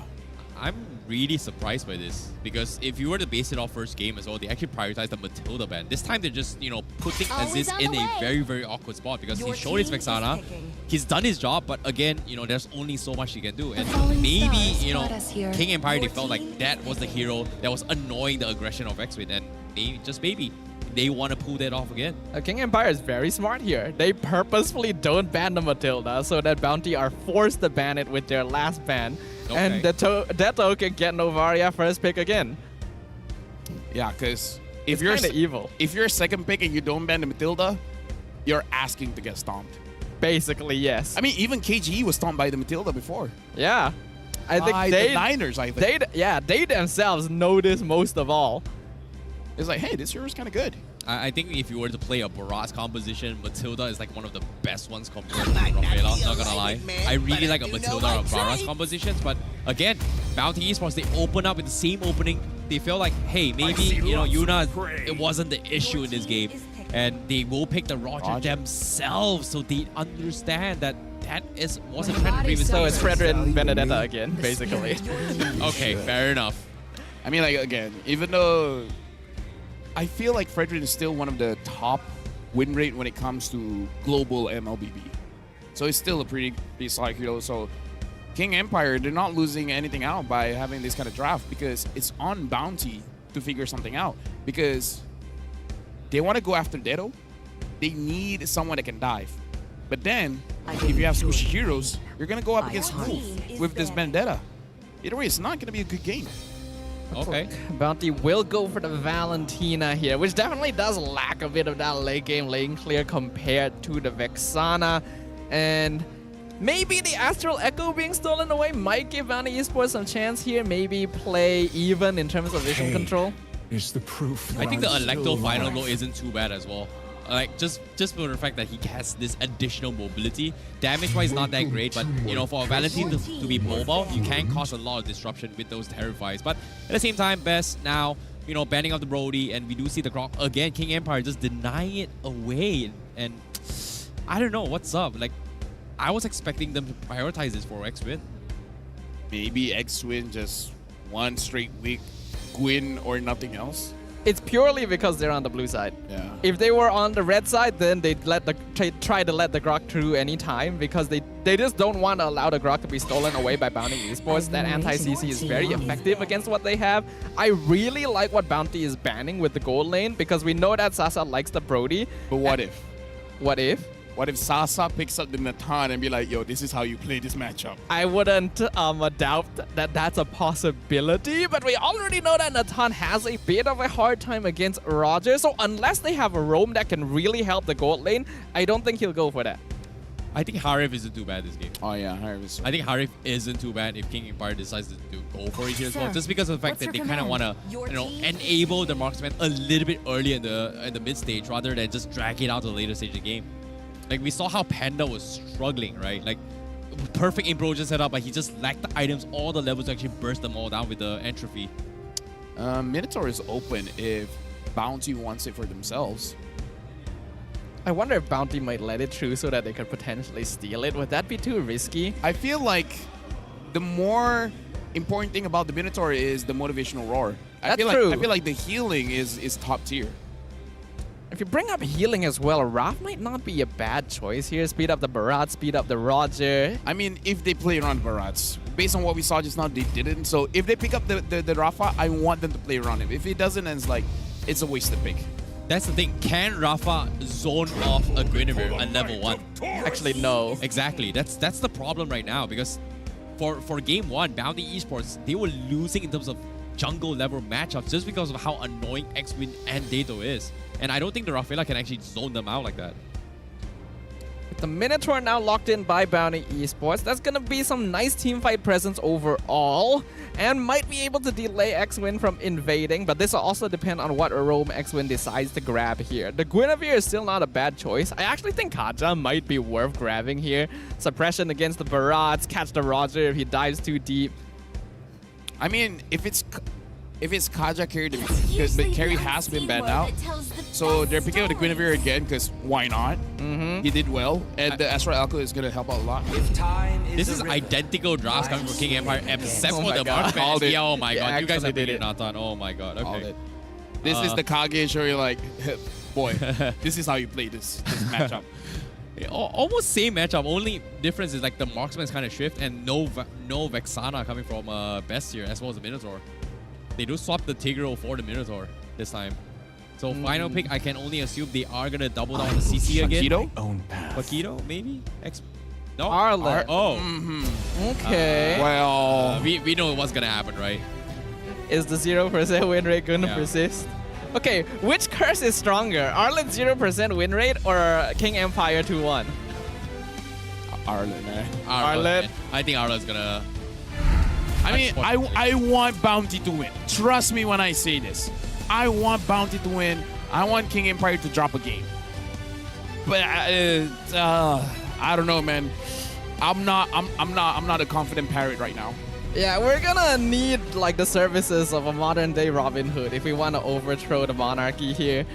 It could happen, but it's gonna take it's gonna take Bounty Esports really piling together and start a revolution up against King Empire. Well, can Bounty Esports do that? Is gonna be the question here. Will they be able to cut down the king, or will they be deny the assassination here? Because why we're heading into game number 2. This is gonna be King Empire versus Bounty Esports. And now we gotta look at the jungle matchup. Will X-Win disrupt Yuna again? Or will Yuna have a better time this time? Yeah, this jungle level 1 is gonna be very important. I did see some rotations from Bounty. I thought they were gonna invade against Sushijin, but looks like they didn't do that. I'm wondering if they ran into a snag on the road. X-Win as well. Actually, he's leashing. He's leashing the second camp so that Bounty can't do anything sus.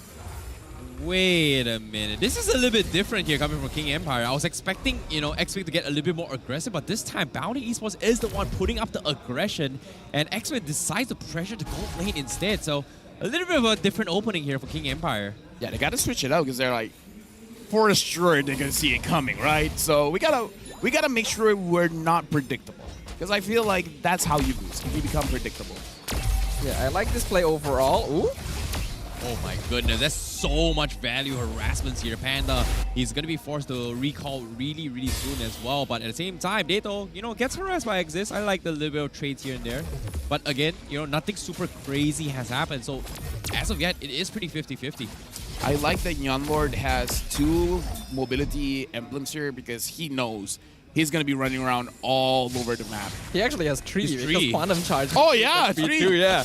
His emblems are literally 4 shoes. Because unfortunately he's not a centaur, so it doesn't quite work. He is a minotaur, so he only needs 2 of them. Well, is Minotaur's arms considered a leg? If you consider that Minotaur is a bull? I feel like that's a philosophical question. Corner Shop technically has 2 shoes though. What is a minotaur but a bipedal centaur? A satyr. Oh yeah, that's actually a thing. Anyways, back to the Central fight here. Now Echo comes in. Suzuki wins the trade-off as well, but Smooth with the big Electro final blow alongside X-Win. Now, Yenlord 1 HP. He is going to be running for his life here. He needs to recall real soon, but he is getting stumped up. He will fortunately heal himself back up a little bit here, but King Empire, they say, you know what? We're going to let him live for now. We'll trade 1 instead. You saw that, right? Smooth is too good. I don't know if it's... I can't give him this hero. I mean, like... He avoided the final slash. How do you eye for an eye final slash into the tower in that situation? How do you even predict that? Well, game sense. Dude, small like animations. this is beyond game sense. I'm Ultra Instinct. Yeah. Yeah. You know, that's the right explanation. That's the one. That's the one. Smooth is just on fire, man. Like, think about this, right? Like, he is? Oh, no, he's fine. He's fine. Once upon a time, he was the Lord. No, he's still a Lord. He's still now a Lord. He's the Lord from the top. Yeah. In this case, he is part royalty here. Because as of yet, now, Astro Echo does scout out the members from Bounty Esports, and Dato is thinking about a little harassments here. He doesn't really have the mana to actually work with, so fortunately for them, 50 seconds with Turtle on the sidelines. He's got a lot of time to farm some items.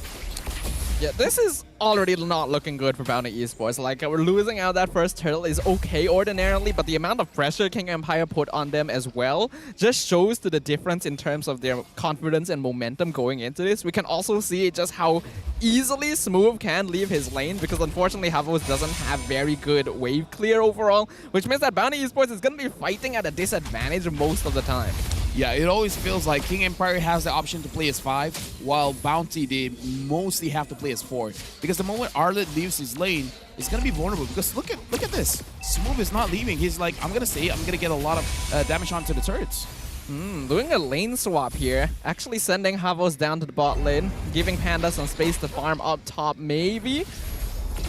Well, in this case, it is going to be a counter echo coming in as well. But here comes the catch coming back to win. Yellow really going to be focused down. He's going to be the first to fall. No be non-straight at all. This is getting completely bullied out by Smooth. Yuna secures it, but at the same time, Smooth, he goes in for the kill. He gets out. Meanwhile, backside as well. Her boss, he's trying to counter engage, but at the same time, he's going to get caught out. Great sidestep here, but Final Slash completely doing absolutely nothing. Now Yuna going for the Daytona's welcome, but again, where's the damage coming off? The King Empire just ignoring this dinosaur, saving it for the last. Panda shows himself and gets a nice hit onto his X-Win, but Panda, he gets out, he gets the kill, and that's going to be the small assassination, the little wins that Bounty Esports need.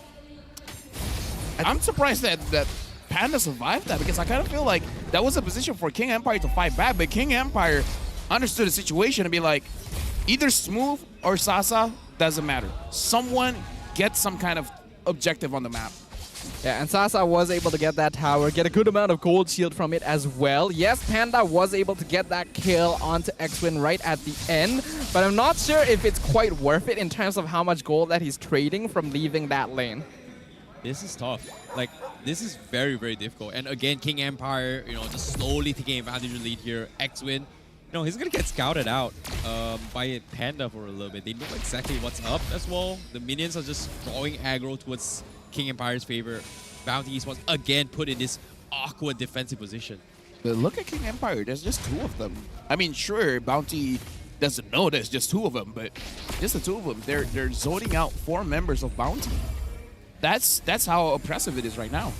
Yeah, Bounty doesn't have the tools to actually catch anyone, right? You do kind of need the combo of the Flicker with either Minwin, Fury, or the Final Slash, because King Empire is spacing very well and they have good ways to get out, like with Guinevere's anti-CC and the Eye for an Eye. So they need to make sure that they're in a winning position before they actually commit to fights. Unfortunately, it means that they have to rotate together quite often, and King Empire is just pushing every single lane at once. Yeah, and in this case now, Turtle, again, contention coming in as well. Panda not going to be, you know, joining the fight as well. He showed himself up top, and I don't think they want to fight this as well. Astro Echo being commended. Turtle, easy one. Easily secured by King Empire. Right now, 4,000 gold lead. And it looks like King Empire, they're not forcing things out, but still, Bounty, they haven't really seemed like they're responding. This is one of those mental things where they're not like, they're playing not to lose, basically. Yes. And I feel like it's not a good idea to do that against King Empire. But I think Bounty was inexperienced. Oh my God, X-Win out of nowhere, flickers forward, catches her boss under turret. So quick, so fast. That's got to be a play right there. Because that is difficult to pull off. Just straight up saying this town ain't big enough for 2 people whose names start with X. Well, you had to check it for a moment. Yeah, I had to check it. Yeah. I was caught off by LaFell. Just, what? Oh. Even though it's English is difficult for me. Pavos. English is difficult for me, okay? How can X be Russian pronunciation? And Russian is not English, right? No. Yes, I think so. Yeah. The last time I checked, yes. Wait, what? Yes or no? No. Yes. Oh. Okay, this is confusing. Even yes and no means something different. Haha is H-A-H-A, right? Yeah. In Russian is X-A-X-A. But it's still haha. Anyways, you know, speaking of which here, X-Wing getting caught off from the top. He is going to be damaged out a little bit more as well. But now they told us welcome catches the one, but Smooth from the back lines completely shredding them off as well. Meanwhile, Aziz and Panda decide to go in forward. They do trade one, but Panda is going to lose his life eventually. Smooth still single-handedly fighting off the entire Bounty Esports at the back lines. Havos is going to be the last man standing for Bounty Esports. Where Bounty got some kills, so that's a good start, right? Death funny died. Yeah. Is it because we were talking about it? I think it is. Oh, I'm sorry, man. We gotta stop talking. I'm sorry, but this is our job, so we have no choice. Sorry, everyone. That is unfortunately gonna be end of 0 death streak from Detto. Honestly, if not for Smooth, King Empire would have actually lost that fight. That Minwin Fury was good. If Smooth didn't cut off the backline completely with the Electro Final Blow, then the rest of the team could have followed up. Panda could have actually dished out a lot of damage because he took out Sasa and Detto first. So King Empire still can make mistakes, but their players are really firing on all cylinders. I mean, like, Smooth is putting on a masterclass right now because I kind of feel like even if everyone else fails, he will make a play. I mean, he's been doing this since Season 8 or Season 9, where even if the mid lane doesn't work, if the jungler is having a hard time, even using a Uranus, he'll find a way to control the map. And now, with a lead, easier for him. Absolutely. You can see that his rotations are very clean. He's played this hero plenty of times. It's his signature. He knows exactly where he needs to be at what time. He has the biggest net worth difference compared to his opponent in lane as well. Going full damage, Malefic Roar already completed to really wear down the tankier heroes on the side of Bounty Esports. With the Lord now pushing down bottom, unfortunately Wave's not going to be quite as synced up as King Empire wants, but they just want to get every external tower they can. Yeah, in this case, they will get it for absolutely free. Nothing much Bounty can do as well. 8k lead seems like a similar trend from game number 1. And again, in 1 week's time, King Empire has fine-tuned themselves and no more dropping in first game right now. Never again. I guess that's going to be the idea here from King Empire. Well, let's hope it continues because now King Empire, they're pushing up mid and the bottom side. The Lord is still marching in. Smooth has the Petrify, so if they make a decision to go for it, this could be a devastating fight, especially if they can get Young Lord first. Yep, Astro Echo already expended as well. Bounty is just waiting for him to go down, but Boss is taking a little bit too much damage. Great jump coming in from X-Win. He will disengage safely here, but the entropy from Sasa almost taking Panda and Yuna down as well. The Lord will knock in. Second wave coming in towards the mid lane as well. Bounty Esports, they do get the reset. X-Win makes an attempt. He's gonna miss. Havos catching the final slash, connects with the Minon's range as well. X-Win somehow survives the longest time as well. Panda gets a kill, but he eventually gets chain stunned and taunted out by Tsutsujin. Will lose his life as King Empire, they trade 2 for 1. And now, what can Yuna do? Because as of yet, this dinosaur is just a lizard right now. Yeah, it's really not working out. King Empire, they're continuing pushing mid. Now mid inhibitor is down. Young Lord gets pulled in with a taunt. They're trying their best to defend against this as well, but Sasa's damage is ridiculous. Young Lord will fall. Smooth will finish up the kill, and now Crystal's exposed. It is going to be a clean 2-0. The assassination has been denied, and the Kings will reign over Bounty. Beautifully done. We are witnessing the true evolution of a new empire here on the MPL MY stage. A clean 2-0 sweep, breaking the trend of King Empire going 2-1 and continuing the trend of Arlet's 0% win rate. Oh boy, what a game, what a game coming in from King Empire. A masterclass, a complete outclass by King Empire, and I'm curious to see what they have to say and what changed, because LaFell, we are going to be having a little bit of short interview up on stage as we throw it over to Rose to have an interview with them. Kemenangan bersih 2-0, 3 mata penuh untuk King Empire Esports. Guys, sebelum apa, a round of applause. All right. Hi guys, are you all good? Yeah. Okay, so kita start with Tsutsujin dulu sebab minggu lepas ramai orang tanya, kenapa Tsutsujin tak pegang mic? Sekarang kita akan tanya dia because guys, first of all, minggu lepas game lama. Kita tengah kejar masa untuk buka, okay? Jangan nak marah, sabar. Benda boleh sabar. Okay, Tsutsujin, now that korang menang 2-0, minggu lepas semua game 2-1. Is it like you guys tengah tengok strategi opponent dulu ataupun memang tak sengaja 2-1? Mungkin minggu kemarin kita kurang persiapan aja sih kayaknya. So minggu ni sudah ready, chemistry semua dah okay, communication semua dah okay? Udah okay. Udah okay, alright, mantap. That's what we like to hear. Betul tak? Tengok. Okay. Can we please pass the mic to X-Win? Hi. Okay, X-Win, ramai orang nak tanya actually. Apa beza meta main dekat MPL MY dengan meta dekat Indo? Mana yang X-Win lagi suka? Gua belum pernah MPL Indo sih. Jadi ini first time panggung gua sih. Ya first time lumayan takut sih.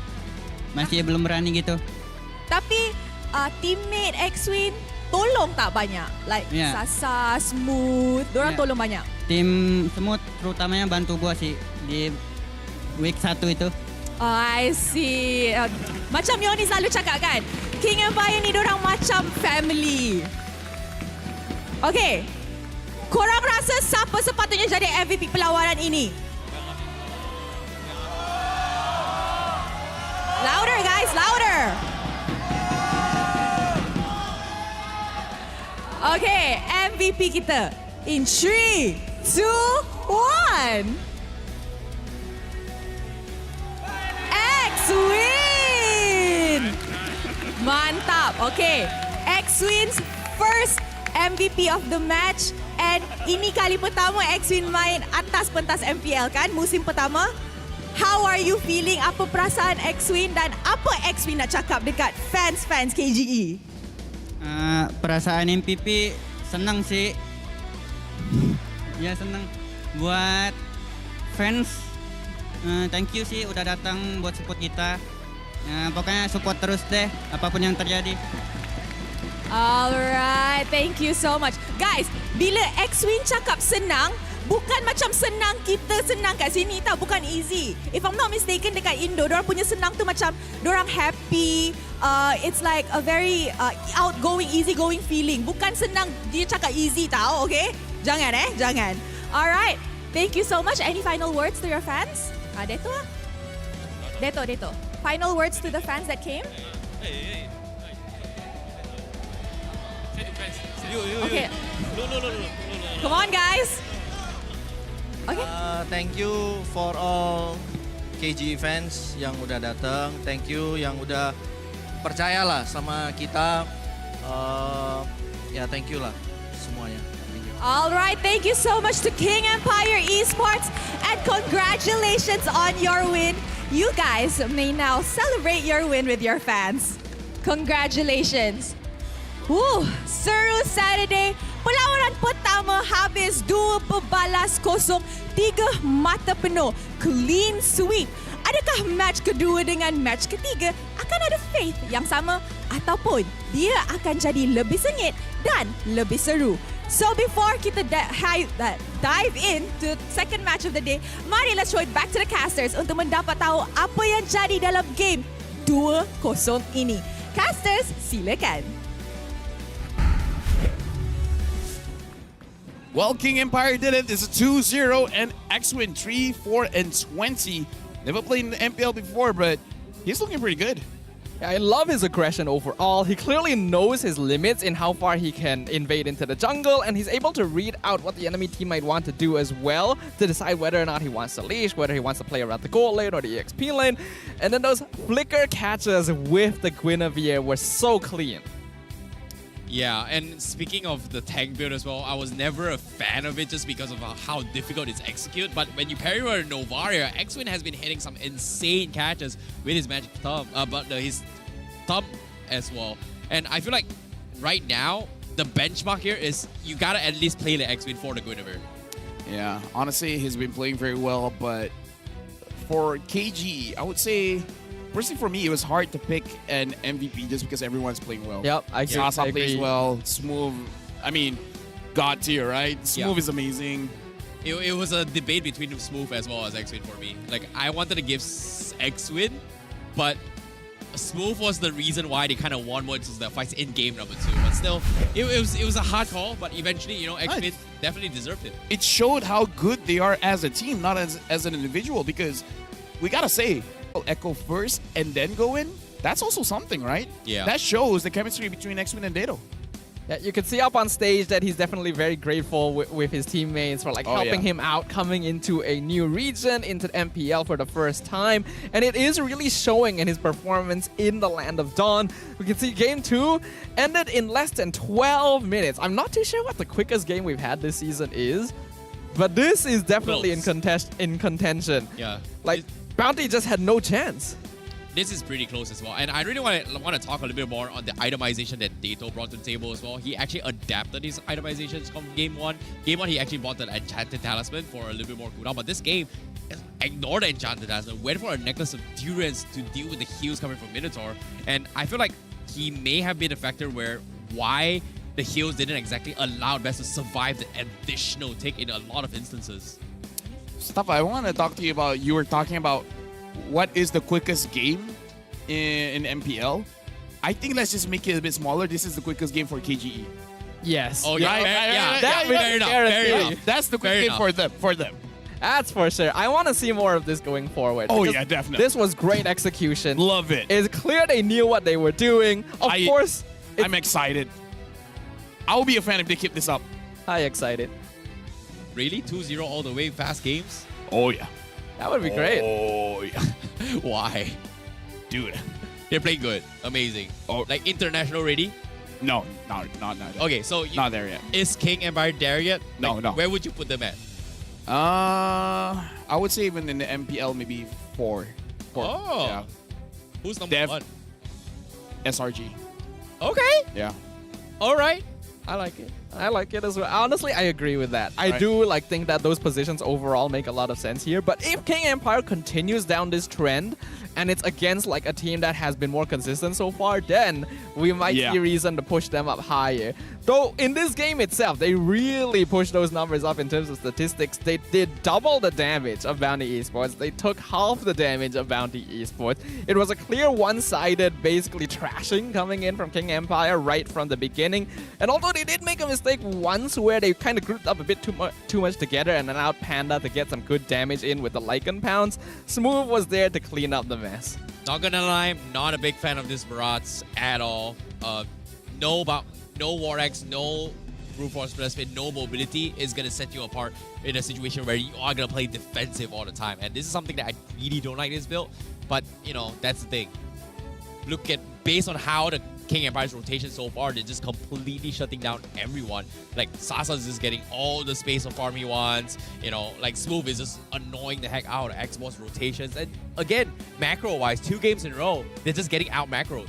Yeah, I feel like even when we change the draft coming in from Bounty, it doesn't do much. I feel like it's more about it. After this, we're going to go for a long break. I hope they use it well to reorganize their own system, because it looks like in their games, they don't have a system of what do we want to prioritize.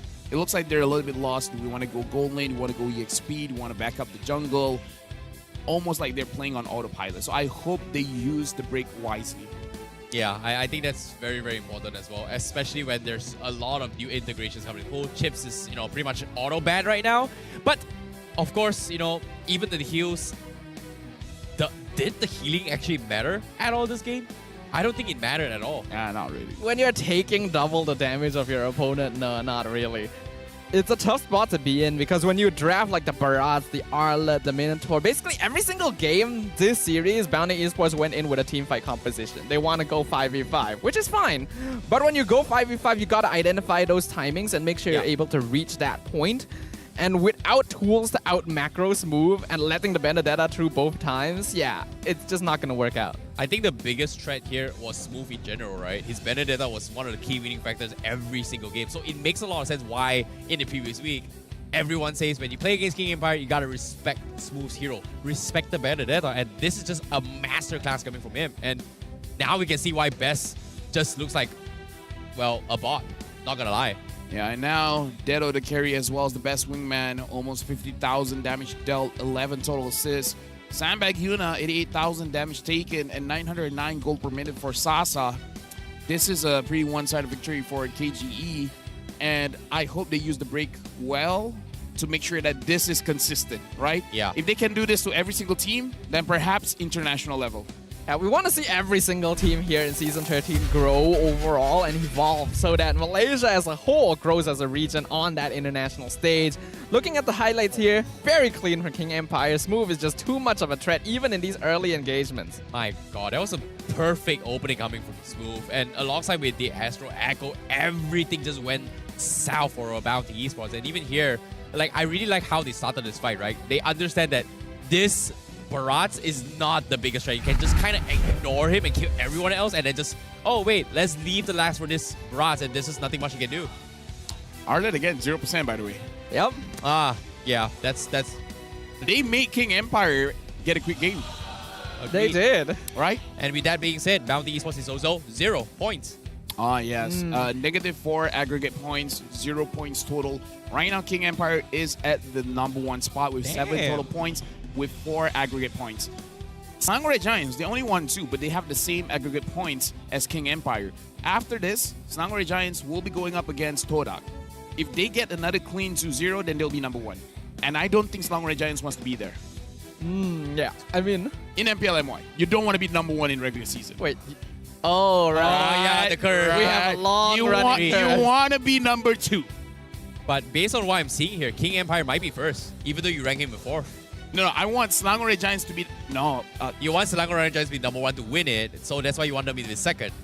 Yes, I want Snangore Giants to be 2. Okay, I get it. Just lose a few games. It's not that hard. Experiment. Trying out draft. Yeah. I want to lose some games, but it's so difficult. It's so difficult.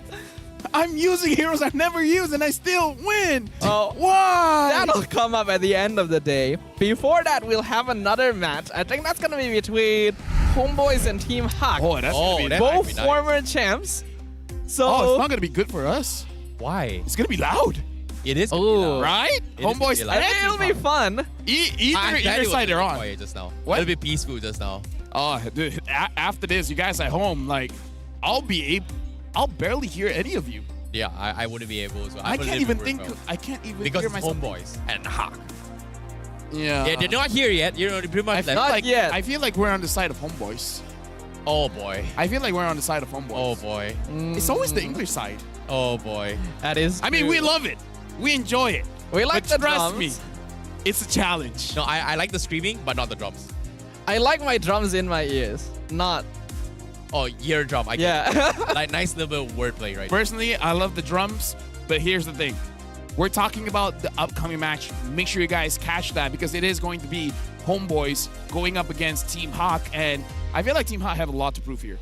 I do think so as well, right? Because we already watched Homeboys yesterday regain a little bit of their momentum from their loss in week 1, but I still don't think it was the cleanest overall. Yeah. And I think that Team Hawk has been growing with each game that they've played, so I feel like they pose a genuine threat here, and I have no idea which of these two teams is actually gonna come out on top. Again, when we talk about Homeboys, we talk about Hawk. They are also here to, fine-tune their play styles from yesterday and last week's performance here. But let's not talk.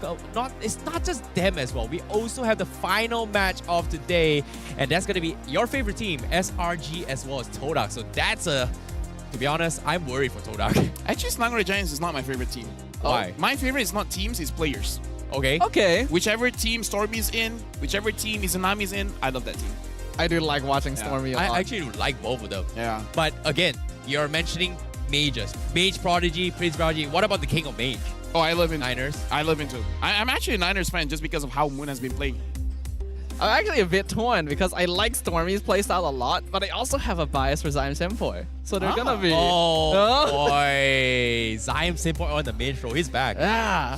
It's been a while. I mean, he's been getting those MVPs. But for you guys, if you guys want to catch the match, it's going to be happening quite soon. That match, honestly, for me, I don't think it's going to be 2-0. I feel like... 2-1. I do feel like it's going to be a 2-1. Yeah. We will see. And I kind of feel like who wins the first one is more likely to win the overall match. Okay. Fair enough. It is going to be a little That's bit the trend we saw yesterday. Exactly. Yeah, I feel like Homeboys might be the one that actually win the first game. For sure. Just because Todak needs to a little bit fix here. But, of course, all things considered here, I hope you guys enjoyed the first game here. But we are going to be taking a little bit short break. And here's a little bit of a mic check of how things happened in the previous game. See you guys right after this break. Boy! Nata noti. Dari bawah. Nice win. Buset. Nice. Ya boleh ke bawah. Lip. Woi, kasih tahu dah Lip. Combo kita Lip. Okay. Block them. Out. Pain is the proof that I'm still alive. Let's ban Fanny counter, bro. Sure. Wait. We can last pick, right? Yep. Yeah, per last pick. Let's just ban MM, bro. Don't be obvious, bro. Yeah. Bennett bukan Teres ya kayak kemarin. Buat si Fanny sih, dia ban Brody ya soalnya. Ikut. Yaudah. Gak apa. Ya. Yaudah. Gak apa-apa dah. Ben Fanny. Ya, Ben Fanny gak apa-apa dah. Sir, what's your Oh, command? shh. Your team is Yeah. Alright, chill. They know. Yeah. Don't need to panic. Yeah. Mino free ulti. Gua Golek. Aman sa, gua cover sa. Roger. Aman sa. Ya, let gua. Loja dulu. Roger guys. Aman boy. Goton. Mati. Nice. Aman boy. Lu mati dia tuh. Nice try lah ya. Gua nggak ada flicker, Cok. Aman aja tuh, nggak apa, yang penting menang. Kena hajar babi. Lore up guys, lore up. Depan-depannya aja sumpah. Low. Boleh nggak? Boleh stand nggak? Boleh. Sumpah boleh. Terusin juga guys sampein. Atas. Ada web bawah. Web. N. Nice. Alhamdulillah.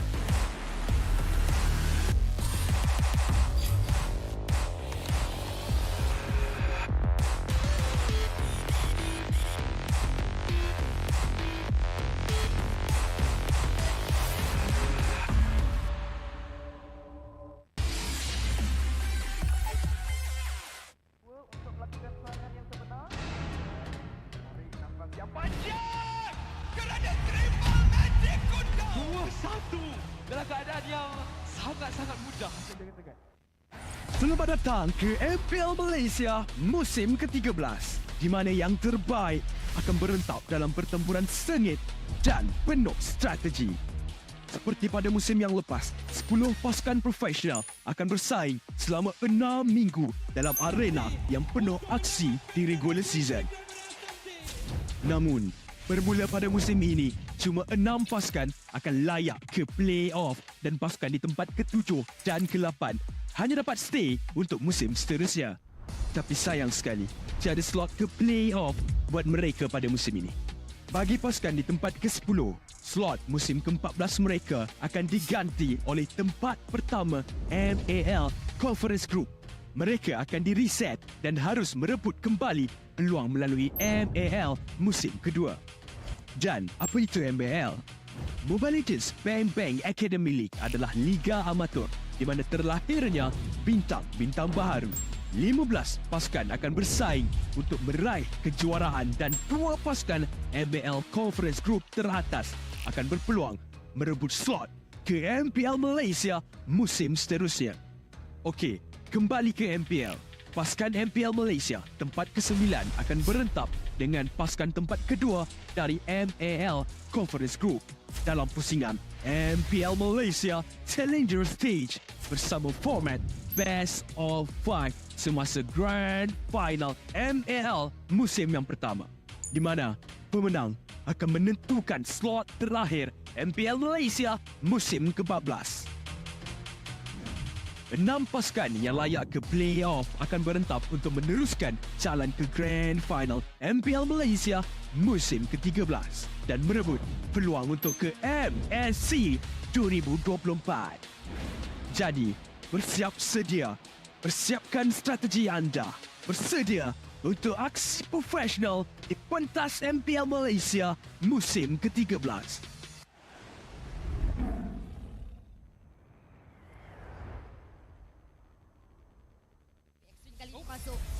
X-Wing tapi Yuna cuba untuk menelankan dekat X-Wing tapi Yuna damage yang diterima cukup besar. Yuna hilang di tangan Sasa. Cuba lagi untuk masuk ke hadapan adanya semua cuba untuk mencari Panda tapi Panda juga dah tak ada. Aziz juga telah pun ditumbangkan kali mereka cuba untuk masuk ke hadapan double kill yang kali Sasa. Yuna daripada arah belakang cuba untuk mencari Sasa tapi Sasa untuk mencari ruang untuk melarikan diri semua masuk ke hadapan. Yuna hilang. Kali ini mereka cuba untuk memaksa lagi kerana mencari mangsa seterusnya. Yang Lot juga dah tak ada. Tetapi Sasa terpajikan mangsa dia itu juga dah hilang di tangan Panda. Aziz juga telah pun dijatuhkan oleh Susuji tapi tengok bagaimana keadaan sekarang.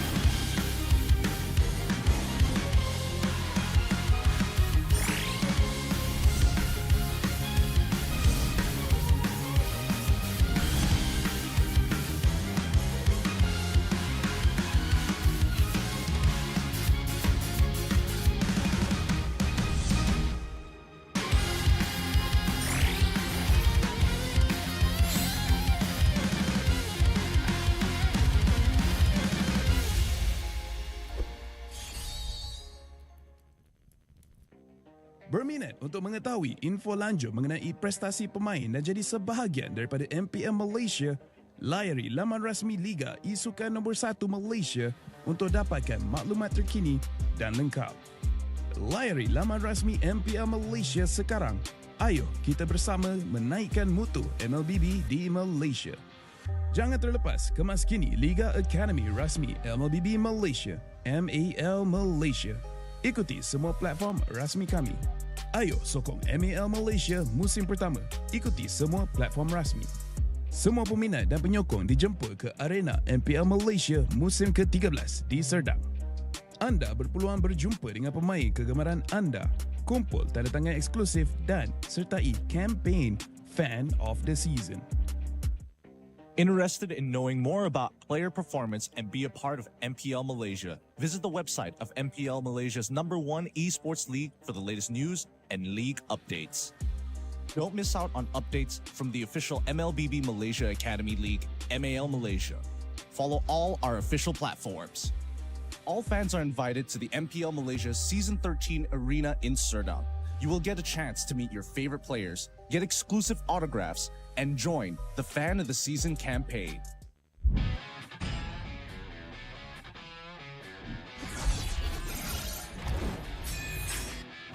Versus satu Scalar can you do it? Dan Albert di sana ternyata harus hilang. Avalanche fight as Long gets instantly shot down by the Blazing Duet as well as the Electro final blow. This is going to be easy cleanup for Todak as most of the... Apat yun, pero nasipa din siya. Yung ninakaw na sipa, buhay pa rin. Ang 4v1! Backline already, and they're running for the lives. Gunning it, David trying to drag the members of RG right underneath the turret. It's not enough though. Gray coming all the way in, he cleans it all the way up. Just nowhere for him to run. Kita kata ada satu warrior weapon deploy yang membuat pergerakan dari Mega ke Alpha benar-benar slow. Rasanya sudah tumbang.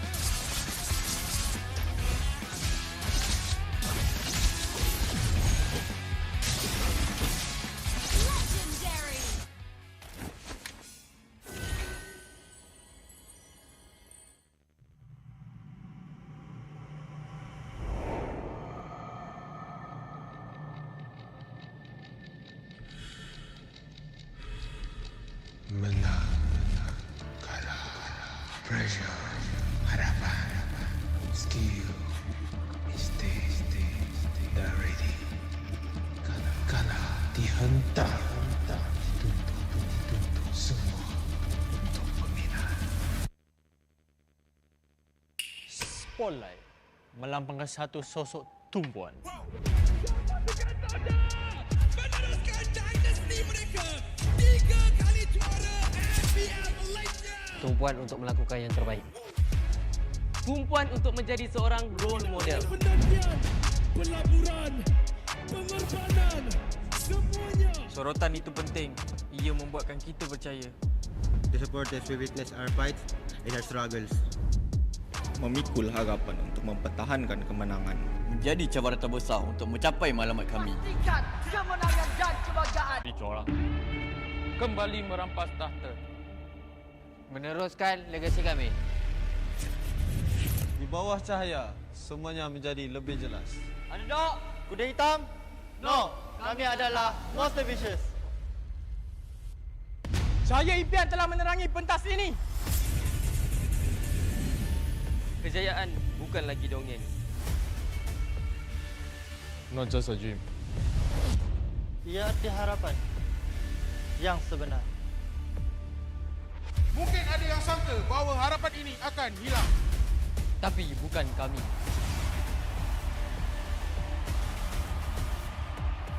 Ini harapan kami. Ini semangat kami. Bersama kami, mencapai hati tujuan. Mencari sinar yang paling terang.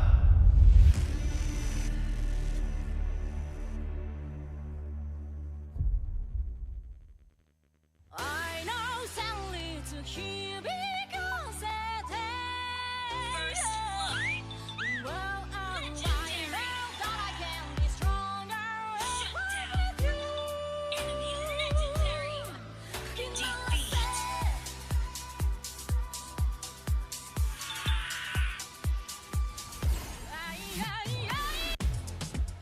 Hotlink Prepaid 5G serba baharu. Nikmati jago 5G untukmu. Dengan kelajuan internet 5G tanpa batas. Layan gaming sepantas kilat. Dan stream video paling lancar. Nikmati juga lebih nilai dengan 20% cashback. Hanya RM32 sebulan. Dapatkan sekarang.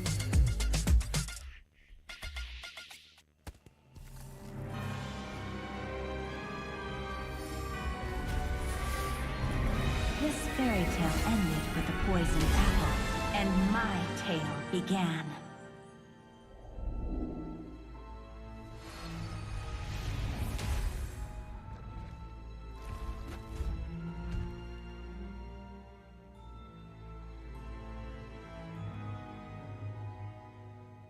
A princess in a tower is just a bird in a cage.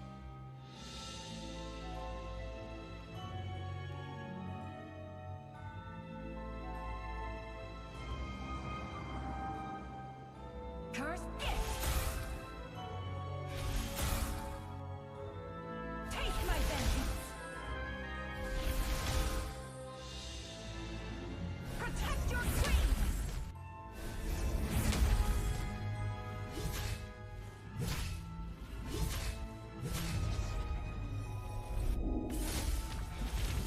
Kneel before your queen. It won't take long, I promise.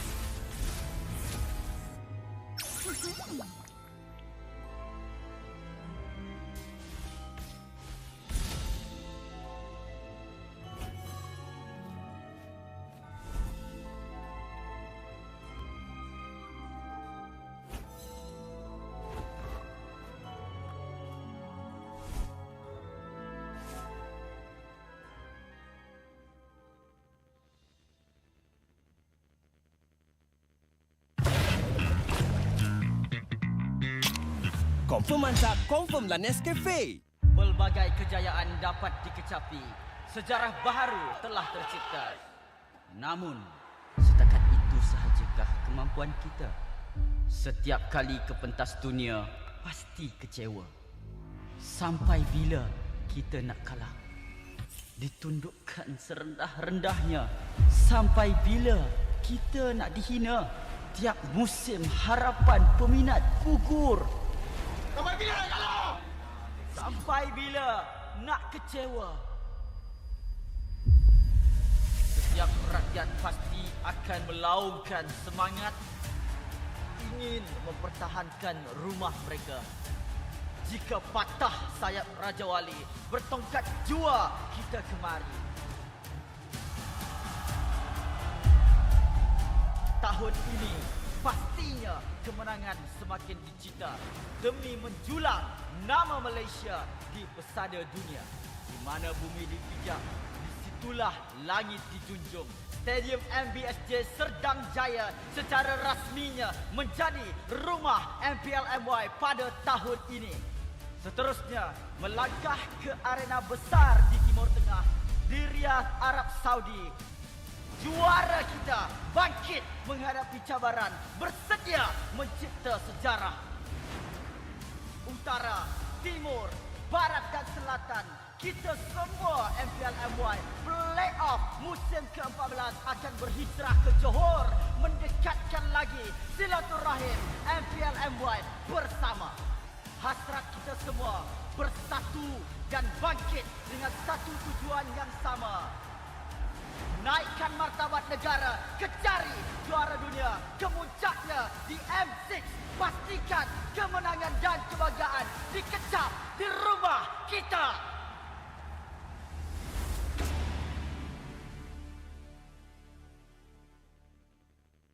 I know sadly to hear because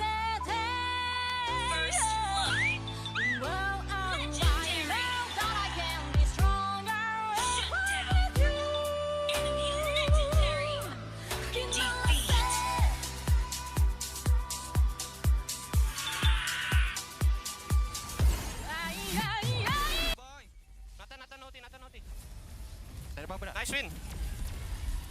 Buset. Nice. Dia boleh ke bawah ya. Lip. Woi, kasih tahu dah Lip. Combo kita Lip. Aktif je. Okay. Block Dan. Out. Pain is the proof that I'm still alive.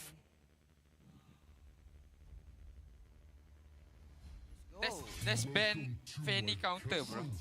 Sure. Wait. We can last pick, right? Yep. Yeah, per last pick. Let's just ban MM, bro. Don't be obvious, bro. Yeah. Soalnya kita Bennett bukan Teris ya kayak kemarin. Gua sih Fanny sih, dia ban Brody ya soalnya. Ikut. Yaudah. Gak apa. Ya. Yaudah. Gak apa-apa dah. Ben Fanny. Ya, Ben Fanny gak apa-apa dah. Sir, what's your Oh, command? shh. Your team is Yeah. Chill. They know. Yeah. Don't need to panic. Yeah. Mino flick out. Gua. Aman sa, gua cover. Roger. Aman sa. Ya, gua. Loja dulu. Roger guys. Aman boy. Goton. Mati. Nice. Aman boy. Lu mati dia tuh. Nice try lah ya. Gua enggak ada flicker, Cok. Aman aja tuh, enggak apa, yang penting menang. Kena hajar babi. Lore up guys, lore up. Depan-depannya aja sumpah. Low. Boleh enggak? Boleh stun enggak? Boleh. Sumpah boleh. Terusin juga guys sampein. Atas. Ada web bawah. Bawah. Enan. Nice. Alhamdulillah.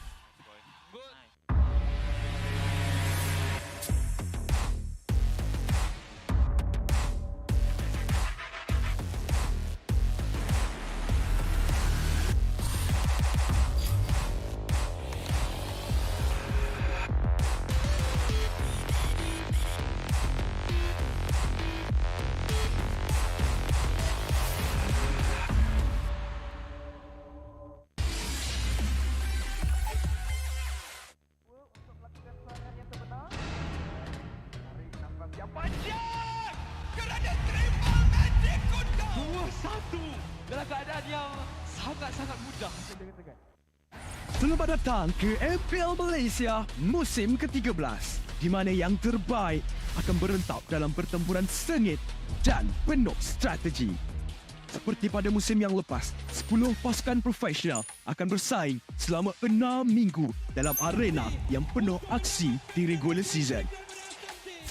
Namun, Bermula pada musim ini, cuma 6 pasukan akan layak ke play-off dan pasukan di tempat ke-7 dan ke-8 hanya dapat stay untuk musim seterusnya.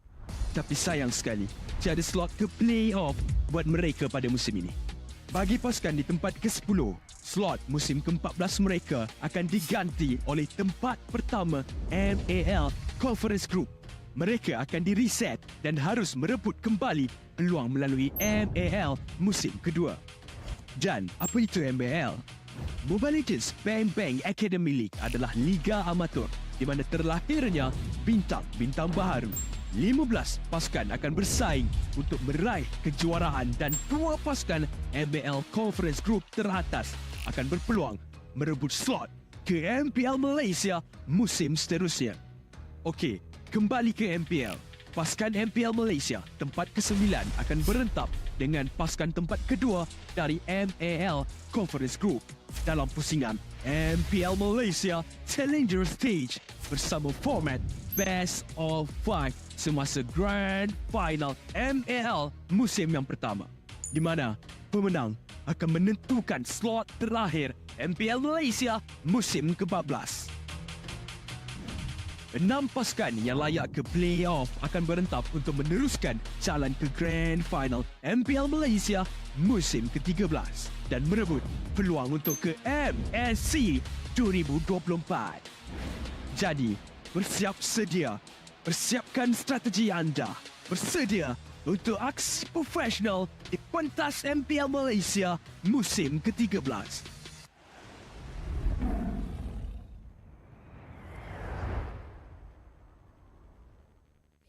Masuk daripada Rifkin tapi Yuna cuba untuk menelankan dekat X-Win, tapi Yuna damage yang diterima cukup besar. Yuna hilang di tangan Sasa. Cuba lagi untuk masuk ke hadapan ada Yes Move cuba untuk mencari Panda, tapi Panda juga dah tak ada. Aziz juga telah pun ditumbangkan. Kali mereka cuba untuk masuk ke hadapan double kill yang kali Sasa. Yuna daripada arah belakang cuba untuk mencari Sasa, tapi Sasa untuk mencari ruang untuk melarikan diri semua masuk ke hadapan. Yuna hilang. Kali ini mereka cuba untuk memaksa lagi kerana mencari mangsa seterusnya. Yang juga dah tak ada. Tetapi Sasa terpacikan mangsa dia itu juga dah hilang di tangan Panda. Aziz juga telah pun dijatuhkan oleh Susuji, tapi untuk bagaimana keadaan sekarang.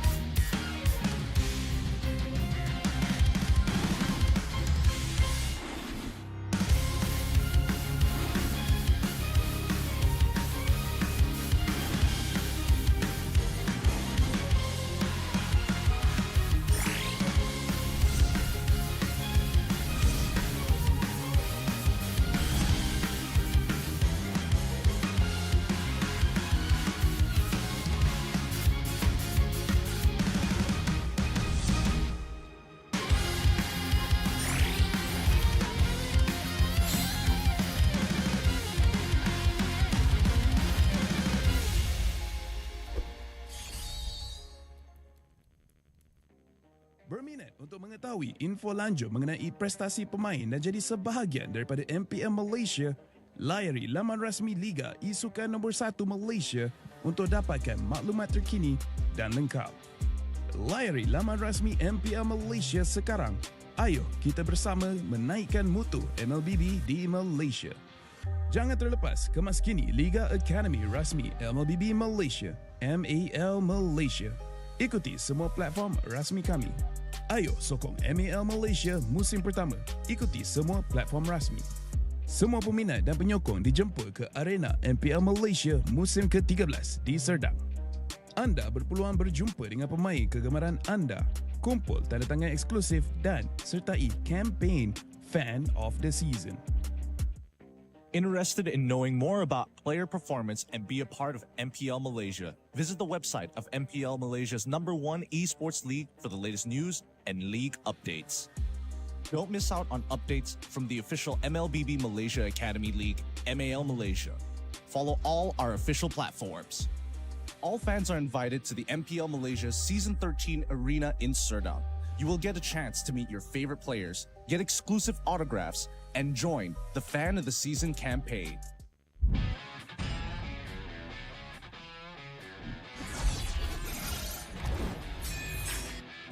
Versus satu sekali can you do it? Dan Albert di sana ternyata Arcadia. Edge fight as Long gets instantly shot down by the Blazing Duet, as well as the Electro final blow. This is going to be easy cleanup for Todak as most of the... Apat yun, pero nasipa din siya. Yung ninakaw na sipa, buhay pa rin. Ang buhay! Backline already, and you're running for the lives. Gunning it, Jerry trying to drag the members of RG right underneath the turret. It's not enough though. Gray coming all the way in, he cleans it all the way up. Just no way for him to run. Kita akan ada satu buah reward pun Malaysia membuat pergerakan dari Liga tuh lalu benar-benar slow. Rafanya sudah tumbang.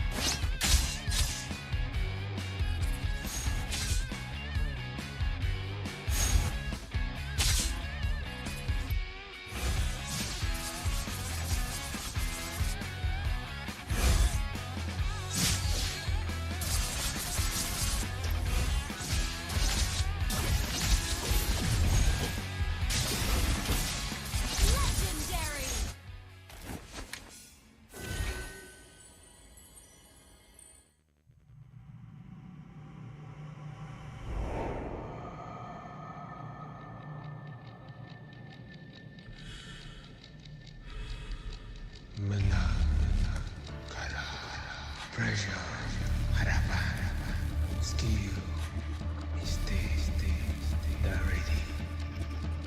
Kalah, dihentak, dituntut semua untuk peminat.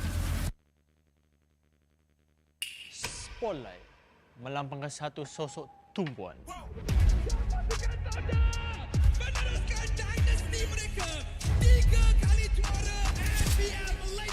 Tumpuan untuk melakukan yang terbaik.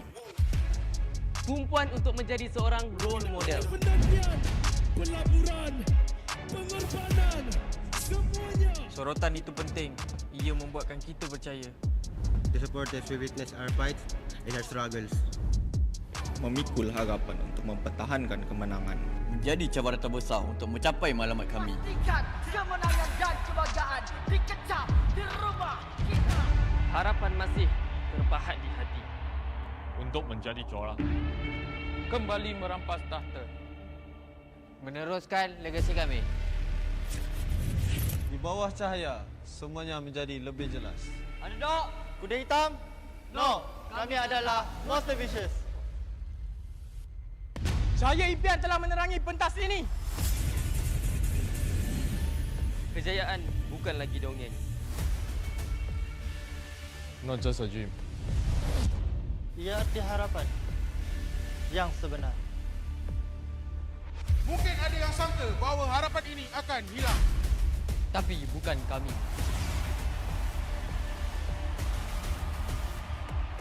Ini harapan kami. Ini semangat kami. Bersama kami, mencapai hati tujuan. Menjadi sinar yang paling terang.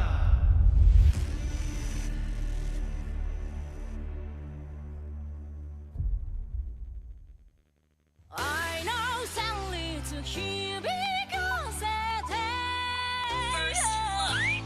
Well, I'm right now that I can be stronger with you. Enemy legendary. Defeat.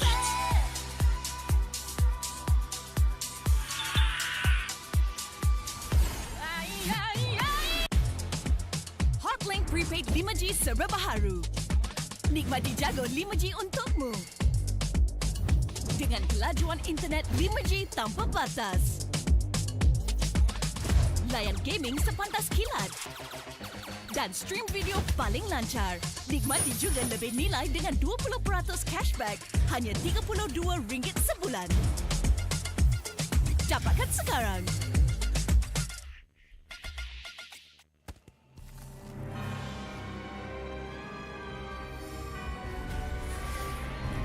This fairy tale ended with the poisoned apple, and my tale began.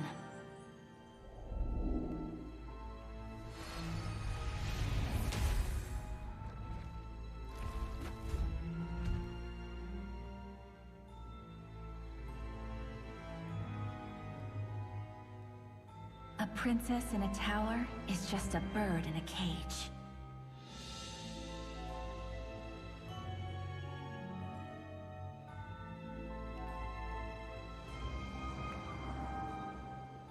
Curse it! Taste my vengeance! Protect your queen!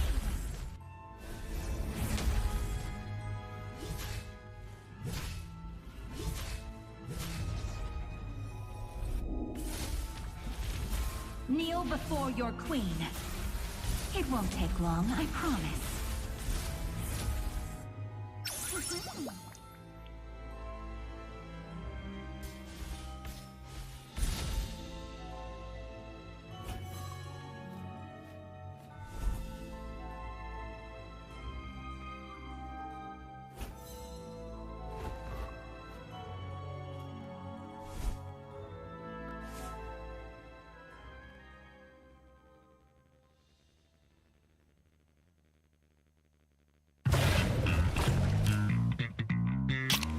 Confirm mantap, confirm lah Nescafe. Pelbagai kejayaan dapat dikecapi. Sejarah baharu telah tercipta. Namun, setakat itu sahajakah kemampuan kita? Setiap kali ke pentas dunia, pasti kecewa. Sampai bila kita nak kalah? Ditundukkan serendah-rendahnya. Sampai bila kita nak dihina? Tiap musim harapan peminat gugur. Sampai bila nak kalah?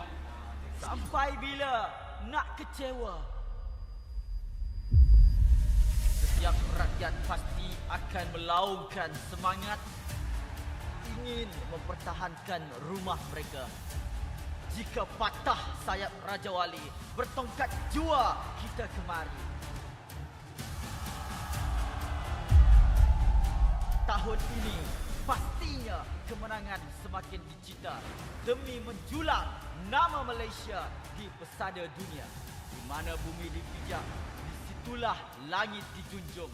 Stadium MBSJ Serdang Jaya secara rasminya menjadi rumah MPL MY pada tahun ini.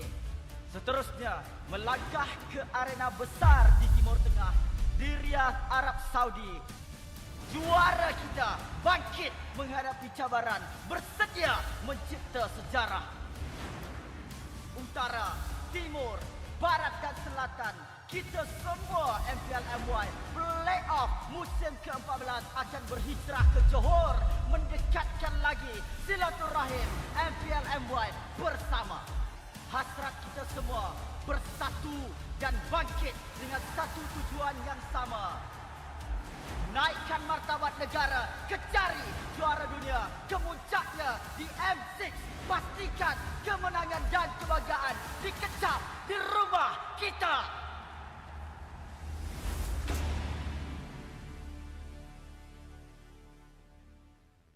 I know sadly to hear because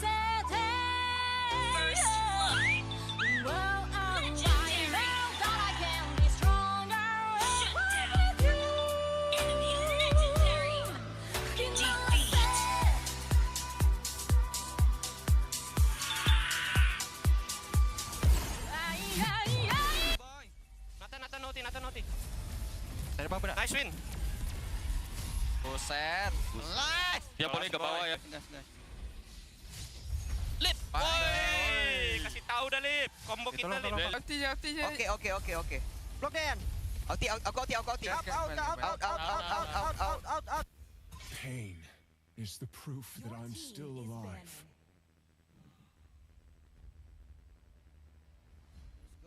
Let's ban Fanny counter, bro. Sure. Wait. We can last pick, right? Yep. Yeah, per last pick.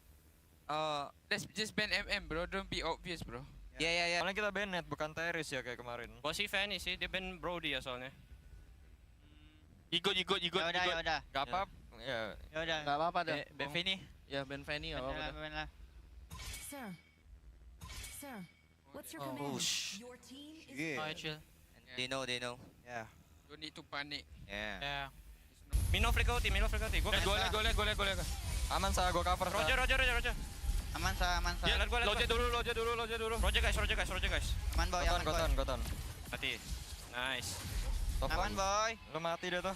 Nice try lah ya. Gua nggak ada flicker, Cok. Aman aja tuh, nggak apa, yang penting menang. Kena hajar babi. Lore up guys, lore up. Depan-depannya aja sumpah. Low. Boleh nggak? Boleh stay nggak? Boleh. Sumpah boleh. Terusin juga guys sampein. Atas. Ada web bawah. Wave. N. Nice. Alhamdulillah.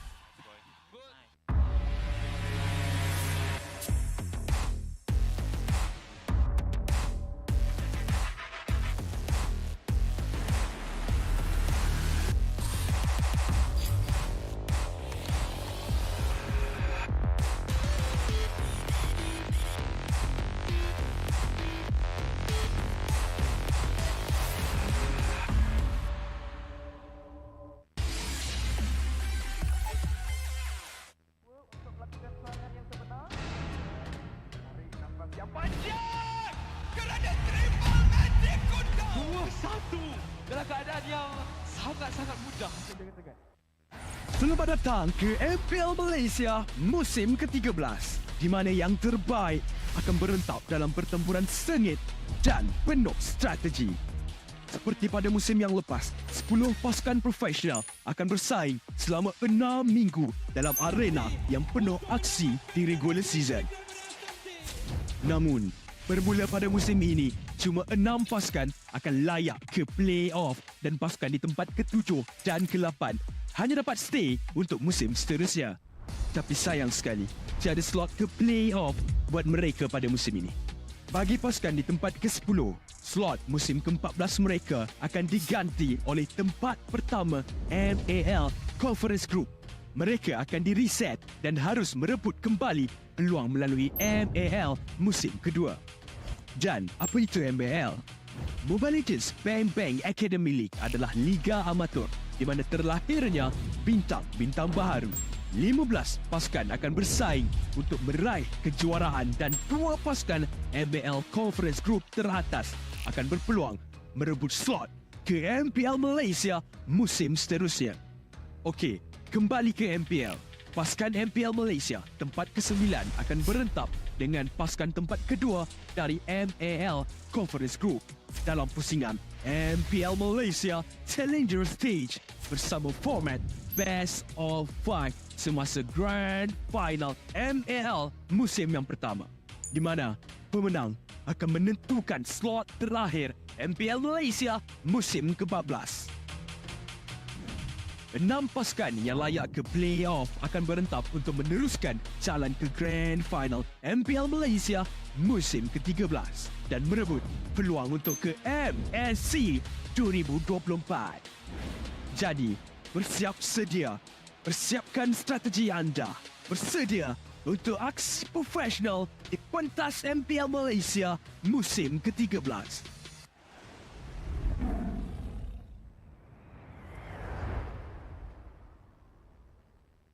Kali ini masuk. Gak ada pasal X-Wing tapi Yuna cuba untuk menelankan dekat X-Wing. Tapi Yuna damage yang diterima cukup besar. Yuna hilang di tangan Sasa. Cuba lagi untuk masuk ke hadapan Adi Yes Move. Cuba untuk mencari Panda tapi Panda juga dah tak ada. Aziz juga telah pun ditumbangkan. Kali mereka cuba untuk masuk ke hadapan double kill yang kali Sasa. Yuna daripada arah belakang cuba untuk mencari Sasa. Tapi Sasa untuk mencari ruang untuk melarikan diri semua. Masuk ke hadapan. Yuna hilang. Kali ini mereka cuba untuk memaksa lagi ke arah mencari mangsa seterusnya. Yang juga dah tak ada. Tetapi Sasa terpacikan mangsa. Dia itu juga dah hilang di tangan Panda. Aziz juga telah pun dijatuhkan oleh Susuji. Tapi tengok bagaimana keadaan sekarang.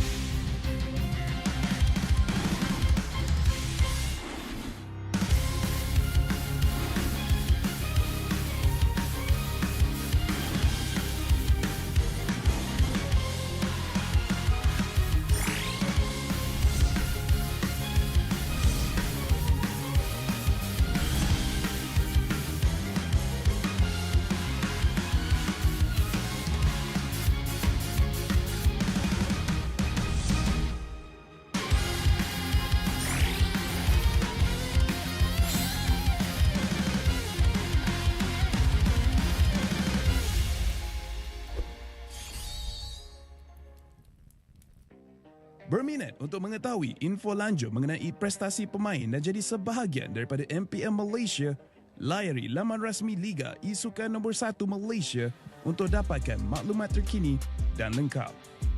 Layari laman rasmi MPL Malaysia sekarang. Ayo kita bersama menaikkan mutu MLBB di Malaysia. Jangan terlepas kemas kini Liga Academy rasmi MLBB Malaysia, MAL Malaysia. Ikuti semua platform rasmi kami. Ayo sokong MAL Malaysia musim pertama. Ikuti semua platform rasmi.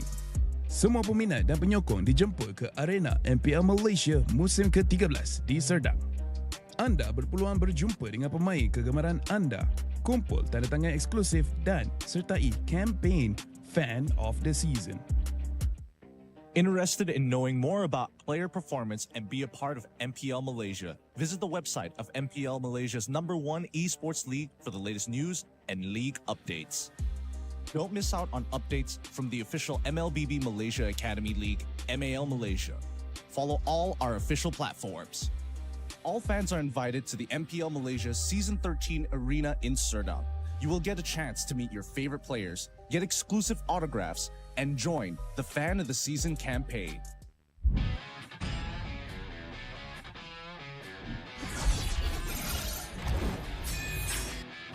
Versus satu Skylar Gadget Goin dan Albert di sana. Ternyata harus hilang. Avalanche fight as Logan gets instantly shot down by the Blazing Duet, as well as the Electo final blow. This is going to be easy cleanup for Todak as most of the... Apat yun, pero nasipa din siya. Yung ninakaw na sipa, buhay pa rin. Ang 4v1! Backline already, and they're running for the lives, gunning it. David trying to drag the members of RG right underneath the turret. It's not enough though. Gray coming all the way in, he cleans it all the way up. Just nowhere for him to run. Kita kata ada satu body weapon deploy-nya membuat pergerakan dari Liga terlalu benar-benar slow. Rafanya sudah tumbang.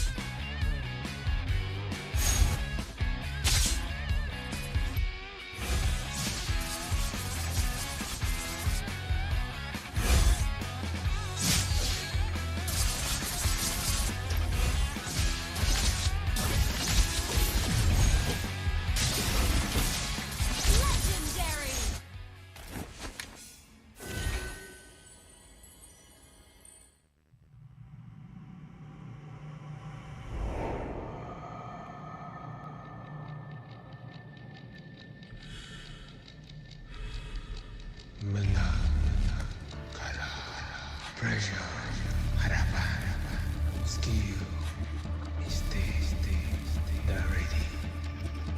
Kalah, dihentak, tuntut semua untuk peminat. Spotlight melambangkan satu sosok tumpuan. Meneruskan dinasti mereka 3 kali juara MPL Malaysia. Tumpuan untuk melakukan yang terbaik. Tumpuan untuk menjadi seorang role model. Penantian, pelaburan, pengorbanan, semuanya. Sorotan itu penting. Ia membuatkan kita percaya. The supporters will witness our fights and our struggles. Memikul harapan untuk mempertahankan kemenangan. Menjadi cabaran terbesar untuk mencapai matlamat kami. Pastikan kemenangan dan kebanggaan dikecap di rumah kita. Harapan masih terpahat di hati. Untuk menjadi juara. Kembali merampas tahta. Meneruskan legasi kami. Di bawah cahaya, semuanya menjadi lebih jelas. Underdog, kuda hitam? No, kami adalah Monster Vicious. Cahaya impian telah menerangi pentas ini. Kejayaan bukan lagi dongeng. Not just a dream. Ia arti harapan yang sebenar. Mungkin ada yang sangka bahawa harapan ini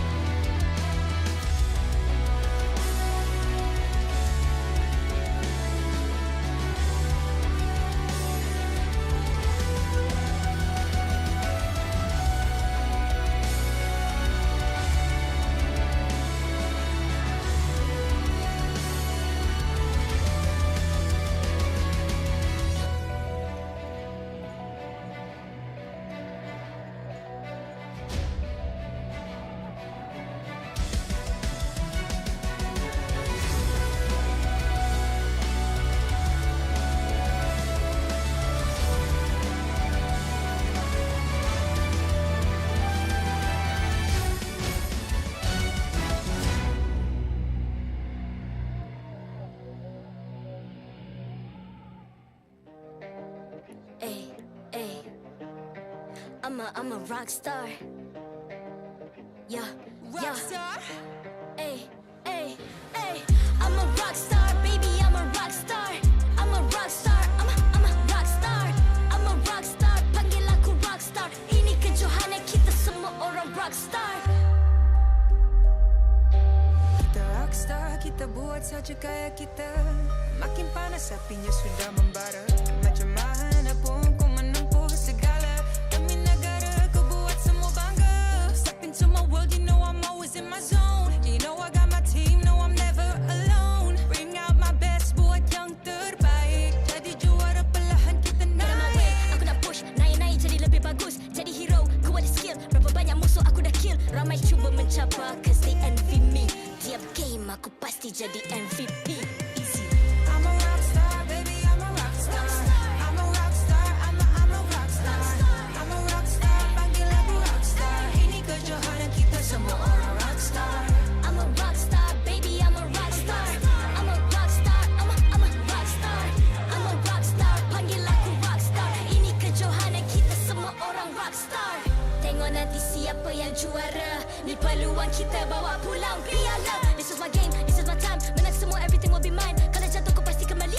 Bangun balik ku tegak berdiri. Kuatkanlah tenaga, ganjaran diperoleh. Ni kejohanan kita, Malaysia memang boleh. Rise up to the top, kita buat bersama. Semangat kita kuat di bawah satu bendera. Ay. I'ma go hard for the win. Win. On the battlefield till the end. I'm trying to beat the greatest anyone has ever seen. Stand by, I'm coming in for the win. I'm a rock star, baby, I'm a rock star. I'm a rock star, I'm a rock star. I'm a rock star, panggil aku rock star. Ini kejohanan kita semua orang rock star. I'm a rock star, baby, I'm a rock star. I'm a rock star, I'm a rock star. I'm a rock star, panggil aku rock star. Ini kejohanan kita semua orang rock star.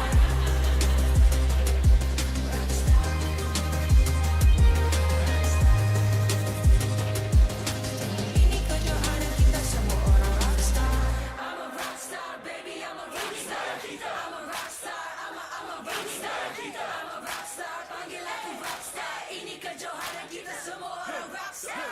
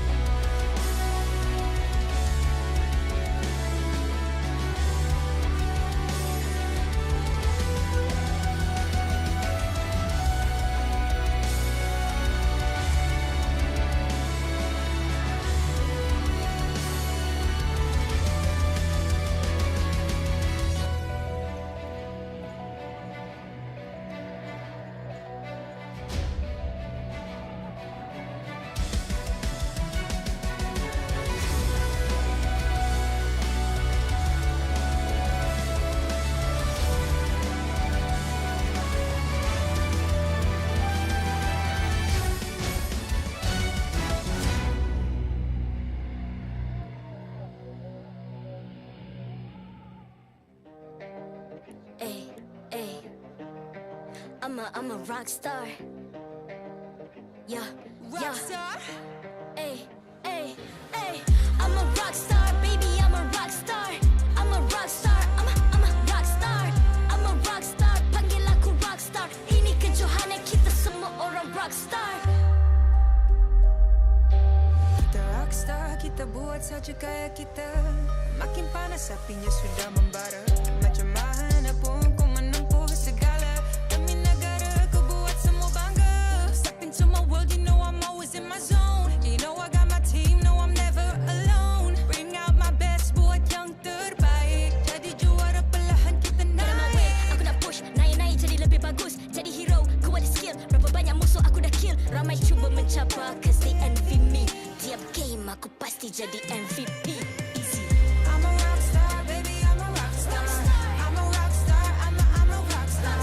I'm a rock star, panggil aku rock star. Ini kejohanan kita semua orang rock star. I'm a rock star, baby, I'm a rock star. I'm a rock star, I'm a rock star. I'm a rock star, panggil aku rock star. Ini kejohanan kita semua orang rock star. Tengok nanti siapa yang juara. Ni peluang kita bawa pulang piala. This is my game, this is my time. Menang semua, everything will be mine. Kalau jatuh kau pasti kembali. Bangun balik ku tegak berdiri. Kuatkanlah tenaga, ganjaran diperoleh. Ni kejohanan kita, Malaysia memang boleh. Rise up to the top, kita buat bersama. Semangat kita kuat di bawah satu bendera. Ay. I'ma go hard for the win. Win. On the battlefield till the end. I'm trying to beat the greatest anyone has ever seen. Stand by, I'm coming in.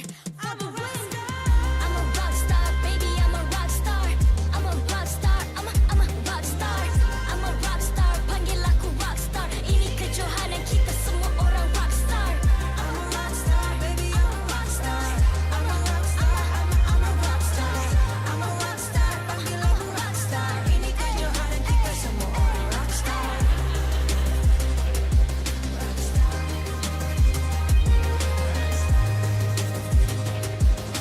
Ini kejohanan kita semua orang rock star. I'm a rock star, baby, I'm a rock star. I'm a rock star, I'm a rock star. I'm a rock star, panggil aku rock star. Ini kejohanan kita semua orang rock star.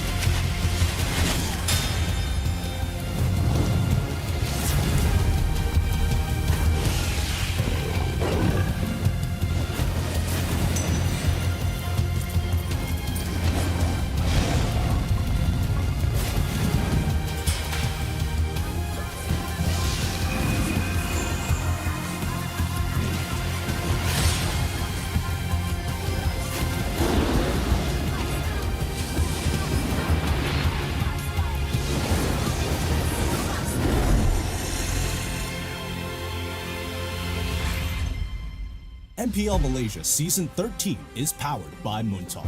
Enjoy a superior 5G network and lightning-fast gaming experience only with our official mobile internet hotlink. A big shout out to ROG Phone 8, the official gaming phone, for keeping our players at the top of their game. Grind on with Nescafe to keep your gaming spirit going.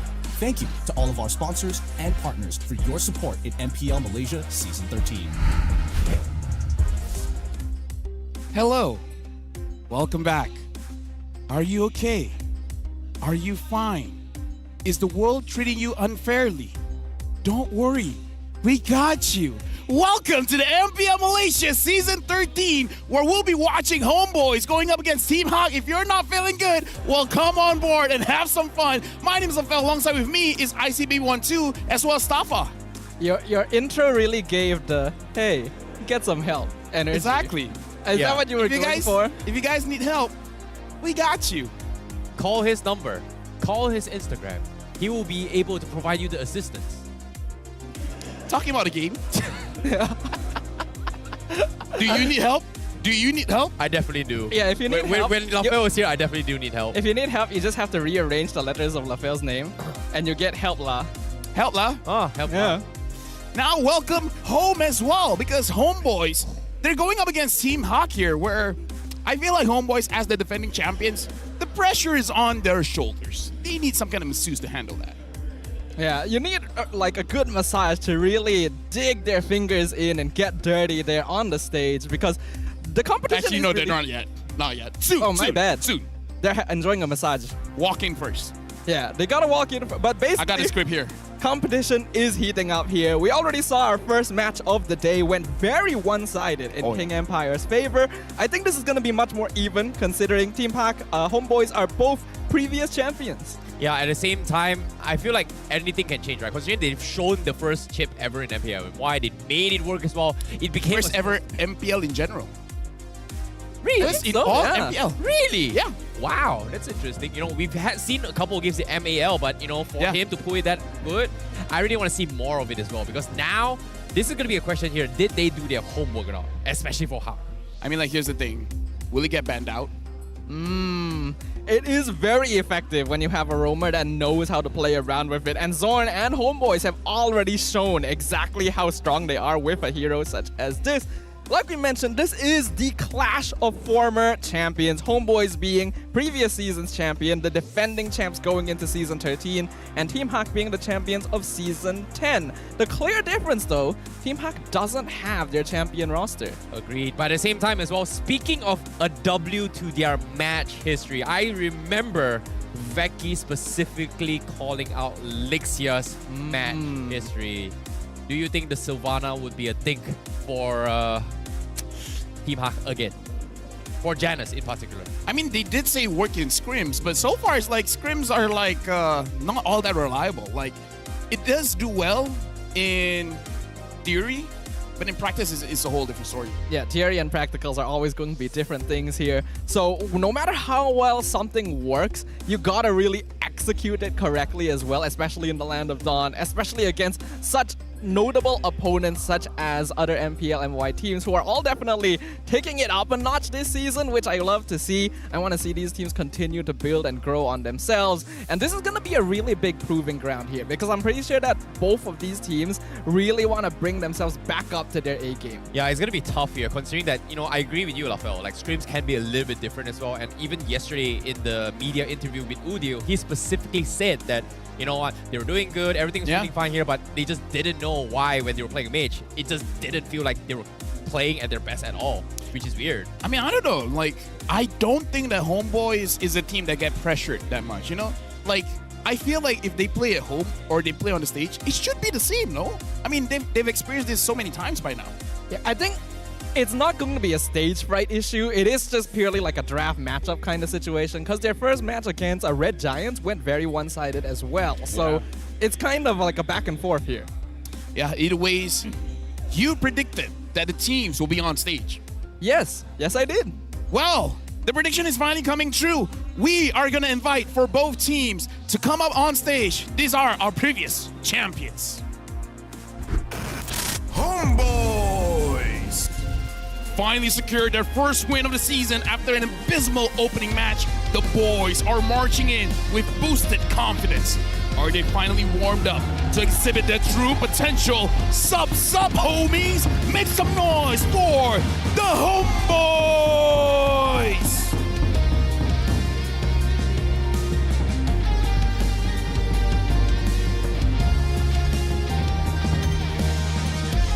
Team Hawk! With 0 original players that won the title in Season 10 in the roster, the new squad is here to prove that this version of the lineup is indeed a new era for the franchise. Can their tenacity cause an upset? Brace yourself, ye Bombay! It's Team Hawk! Now we're going to introduce the coach and analyst for both teams, as well as head of league ops, Cedric, who will ensure fair play and professional integrity of the match. Coaching for Homeboys, it's Coach Pops, as well as Nobody. For Team Hawk, it's Coach Wright.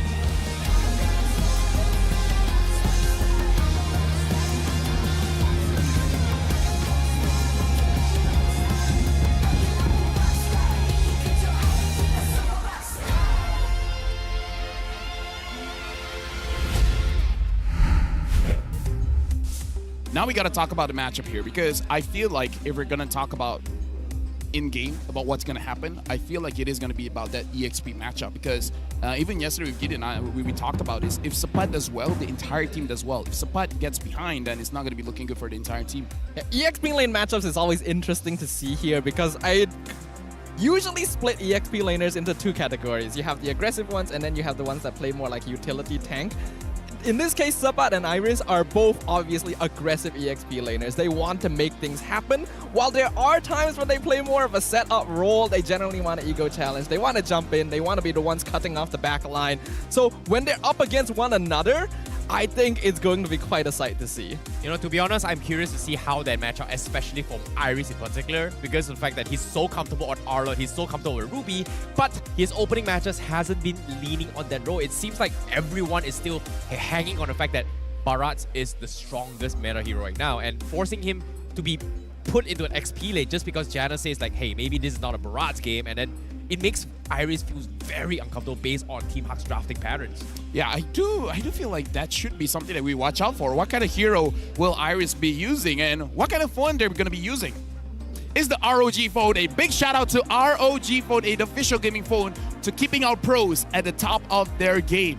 Doesn't matter what kind of hero they're going to use, as long as they have the right device, everything will be good. If you're not feeling good, get yourself an ROG phone 8. So that's why we've been losing our ranked games just now. We weren't using the ROG phones. Like, we lost 2 games now. We gotta get ourselves one. You guys should have invited me. I have an ROG phone. That's probably why. Yeah. You regret playing with me, don't you? It's good therapy. Get a phone. Get yourself checked. Get some help. Shout out to mental health. Call up help. Also, quote unquote, help lah. Help lah, indeed.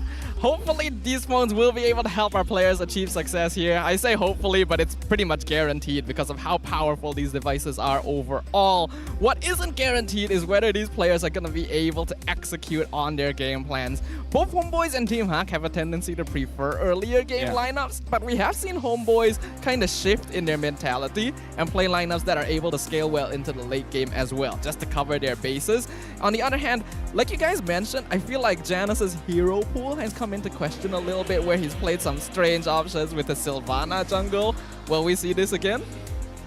Yeah, it is going to be something that I'm curious to see here. But of course, now this is going to be something of a hot topic for this particular match here. How experimental can teams afford to go with draft? Especially all the way. again. All the way. All the way. All the way. Okay. All the way. Name some. All of you out there, don't limit yourself. If you want something, go for it. Nothing's stopping you. I mean, sure, the law, it's stopping you, but still, other than that, don't limit yourself. If you see an opportunity, go for it. Play Masha. It's great. 5 marksmen? 5 marksmen. Don't go too far. Don't go too far. Not too far. No. That one breaks the law. That's a limit. Yeah, that's breaking the law. That's breaking the law. He already said you don't break the law. You don't break the law. Fair enough. Fair enough. So what about the law of the jungle? The law of the jungle. Survival of the fittest. That's strongest true. of the strongest. Don't break the law. So this has been the message of MPL. Don't break the law. So which junglers are the top of the jungle, top of the food chain here? Fredrin. Really? Yeah. I think so? Jungle pretty good. No, I mean like win rate. Okay. Numbers don't lie. Statistically, yeah, it's got pretty solid right now. I can say Mia is the top jungle, but if the numbers don't back it up, I'm lying. You are not wrong, yes. What about Arlon? Arlon and Claude? 0%. Yeah, but it's better in other regions though. If you average out, it's pretty good. It's a different jungle. Okay, fine. Yeah. That's not jungle, that's XP, you're right. This is the Malaysian jungle. This is the law of our jungle. Okay, fair enough. Everyone has their own jungle. Respect your jungle. All right. Yeah, and if you feel like it, invade other people's jungle. Yeah, you know what? Speaking. Yeah. Yeah. Speaking of invading jungles, I feel like Iris is known to be very, very aggressive here. But it seems like we've got a little bit of insider info to actually talk about. Yes, what is this video about? I don't know. It'll be great if you can hear it. Yeah. But they always say that like silence speaks for itself. You know, like being able to describe what it is you want to achieve without needing to say a single word can make a world of difference. He said, I'm gonna invade your jungle. Yeah, maybe he did. Yeah. Yeah, sometimes silence is golden. Yes. Maybe it's because it's silence. There is a high possibility they will actually blink the Helker. We talked about how Janus is very, very unorthodox in terms of jungle pick, so I wouldn't be surprised that maybe that is the hit. You know what? Experimental, man. Go for it. I wouldn't mind. I've always been someone who enjoys it when teams are able to bring weirder heroes and drafts up into the land of Dawn. So I would welcome anything strange that they could bring to the table, but we have another insider info here, this time a chat with Chibi. He says, well, not he, but our MPLMY insider asked, who from Team Ha does Chibi feel like is going to be the toughest to fight against? And it's like, probably Janus because he's from the Philippines. So maybe going up against a Filipino jungler, I feel like I fought all the junglers in Malaysia. So this time, coming in from a different region is going to be tough for me. You're sure that's the actual translation, right? Yeah. So just confirming. Are you asking the translator? Yeah, you're. Who are you asking? Okay, yeah. I'm just double checking. That's disrespectful. Oh, I'm sorry. I'm the translator. Come I'm on. sorry, translator. Yeah. Yeah, show some respect. He's been helping out people this whole time. Chiku's got my number. Oh. I got Chiku's number. Great. Nice. Would you like to disclose that? No, of course not. Why not? Don't break the law. Okay. That's what he said earlier, yeah? Have you not been listening? Yes. Don't break the law. Yes, translator. Okay. Yes, sir. But basically what Chibi is saying is that he is a little bit potentially concerned about having to face someone from a different jungle here, in this case, a jungler from MPL Philippines. We've already seen the impact of import players here in MPL MY, whether from PH, from ID. Like, do you think they're gonna make a big difference here in this matchup? I think the difference in experience is more like how quickly they can adapt, right? Like, we've been questioning the matchup between both how Udil as well as Zorn has been communicating. It took them a week to kind of develop what we had yesterday.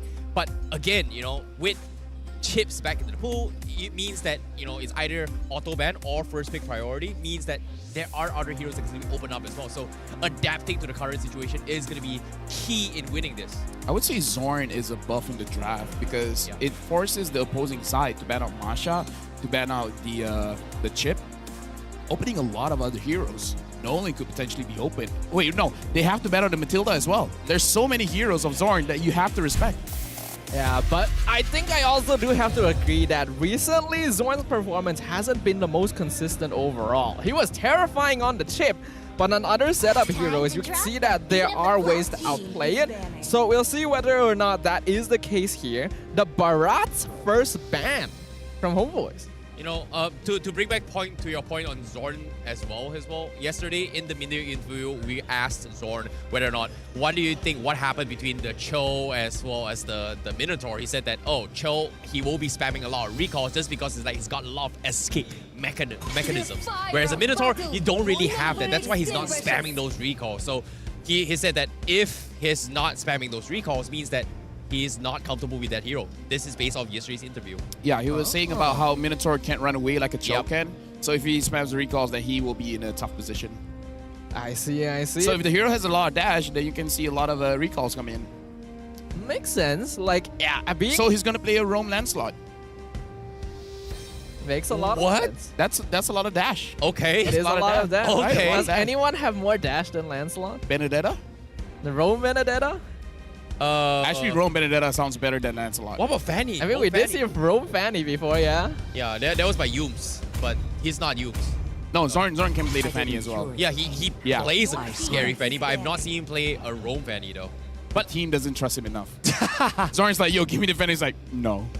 Fair enough. Respectfully, no. Maybe another day. Respect the jungle. Question, you talked about the Matilda, you talked about the Masha. Do they first ban the chip? I feel like they should, because if they don't, well, if you let go of the chip, that means that you have a countermeasure in the side lane, right? Yeah. The question is, what's the countermeasure? And at the same time, Zorn did specifically call it out. If he plays the chip, he say it's just broken. I'm just gonna win games, and this is him specifically calling it out in his media interview. So, okay, never mind. Yeah, like I said, this is the Zorn buff. It's like when you when you're using a Joe, you force the opponents to use a Purify. It's the same thing. You can see his reaction from the screen just now as well. He was like, "Oh, come on." He's like, let the chip through. I'm like, "Oh, I don't want to play anyways." I feel like it's more like stretching. It's like, okay, coach, I've done the job for you. You know, I've leaked information during my interview, and I've made them ban all my heroes. You know? And Job's I've opened up the hero pool because now we do see the Faramis sticking in. This is an Indo special, you know, with Warlord not being played on his, Warlord as his signature hero. Now Udyr replacing it. I guess he's gonna be living up to his predecessor. Do they want to give Team Hawk the Nolan? Like, is this the strat? Oh, yeah. Is this like asking Janice, like, yo, don't you want this spicy Nolan? I don't know if I want to hear that sound. All right.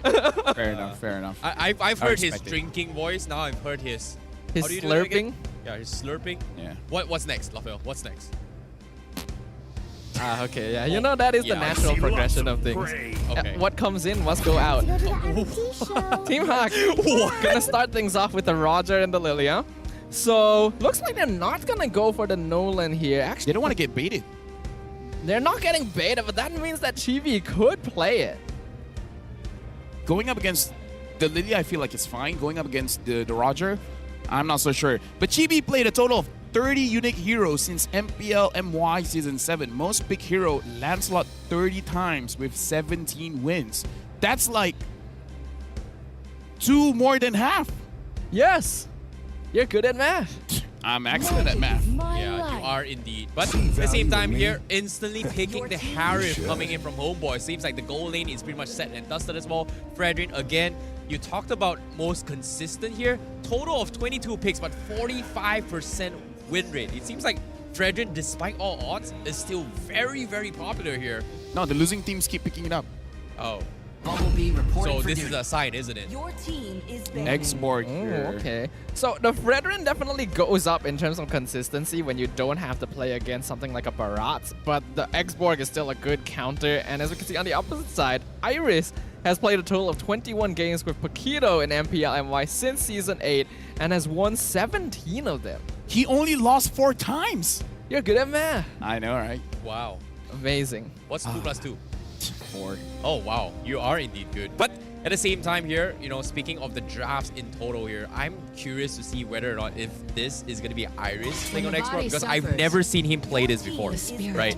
Like, most likely it's going to be Janice playing in jungle. Yeah. Or could this be a Roger jungle? Unlikely, right? Like, considering that. Here's the thing. Team Hot should really ban out the Paquito just because Sapat also said during an interview, you're giving me the Paquitos, you're giving me a free win, and the Paquito is good against the Exborg. Yeah, we did talk about how Iris won like 80% of his games as Paquito, but we're talking about Sep Paquito himself here.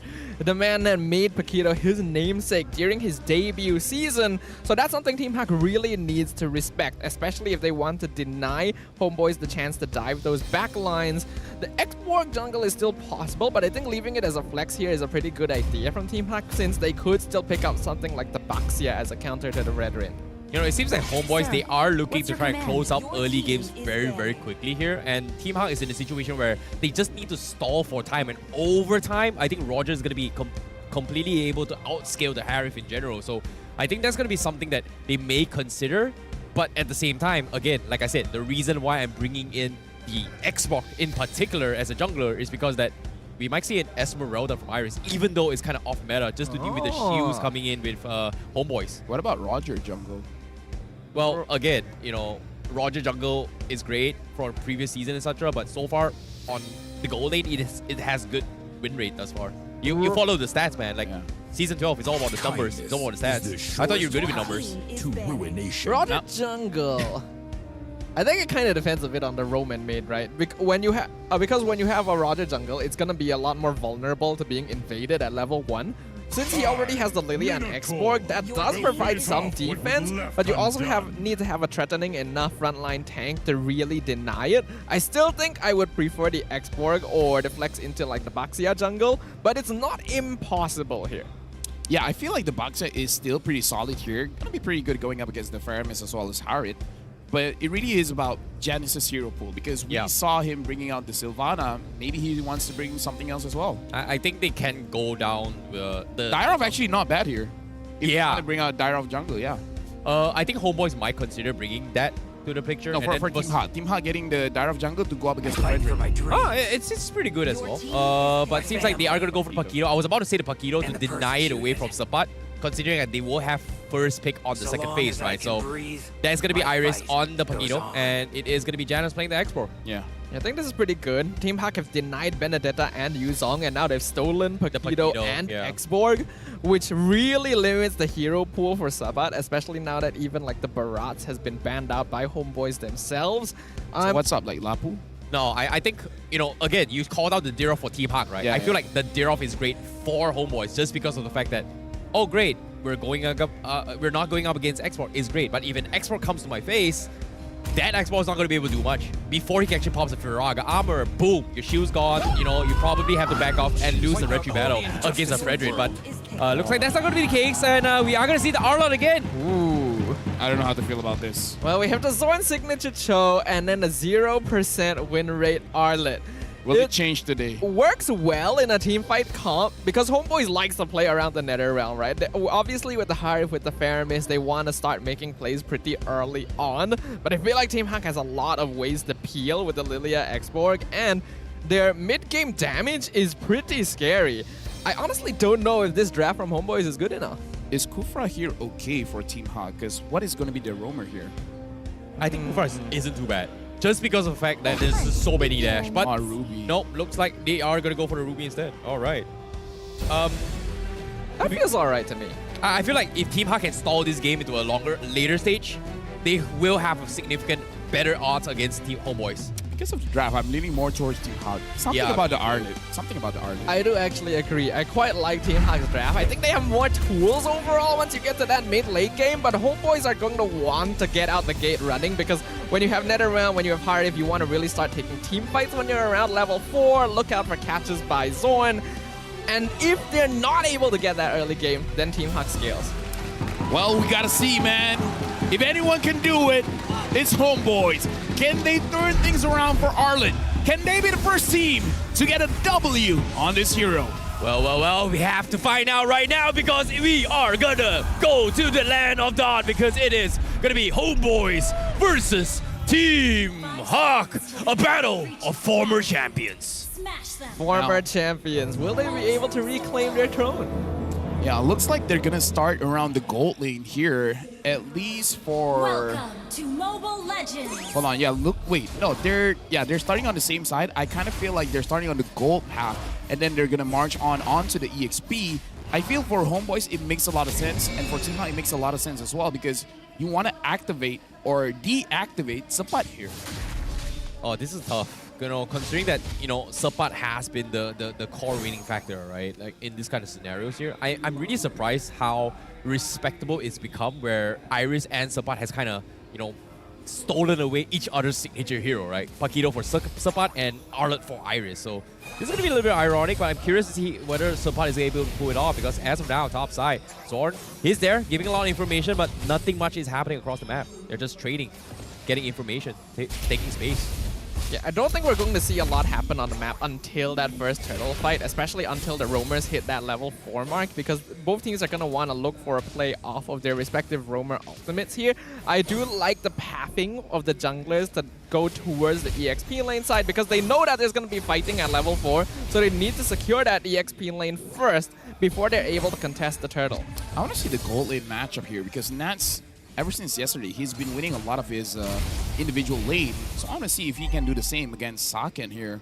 If Saken can survive, then it's going to be pretty good coming in from Team Hawk because I feel like this is also an advantage of Homeboys. If Nats can handle any gold laner, then Homeboys is free to roam around the map. They don't have to babysit the gold lane.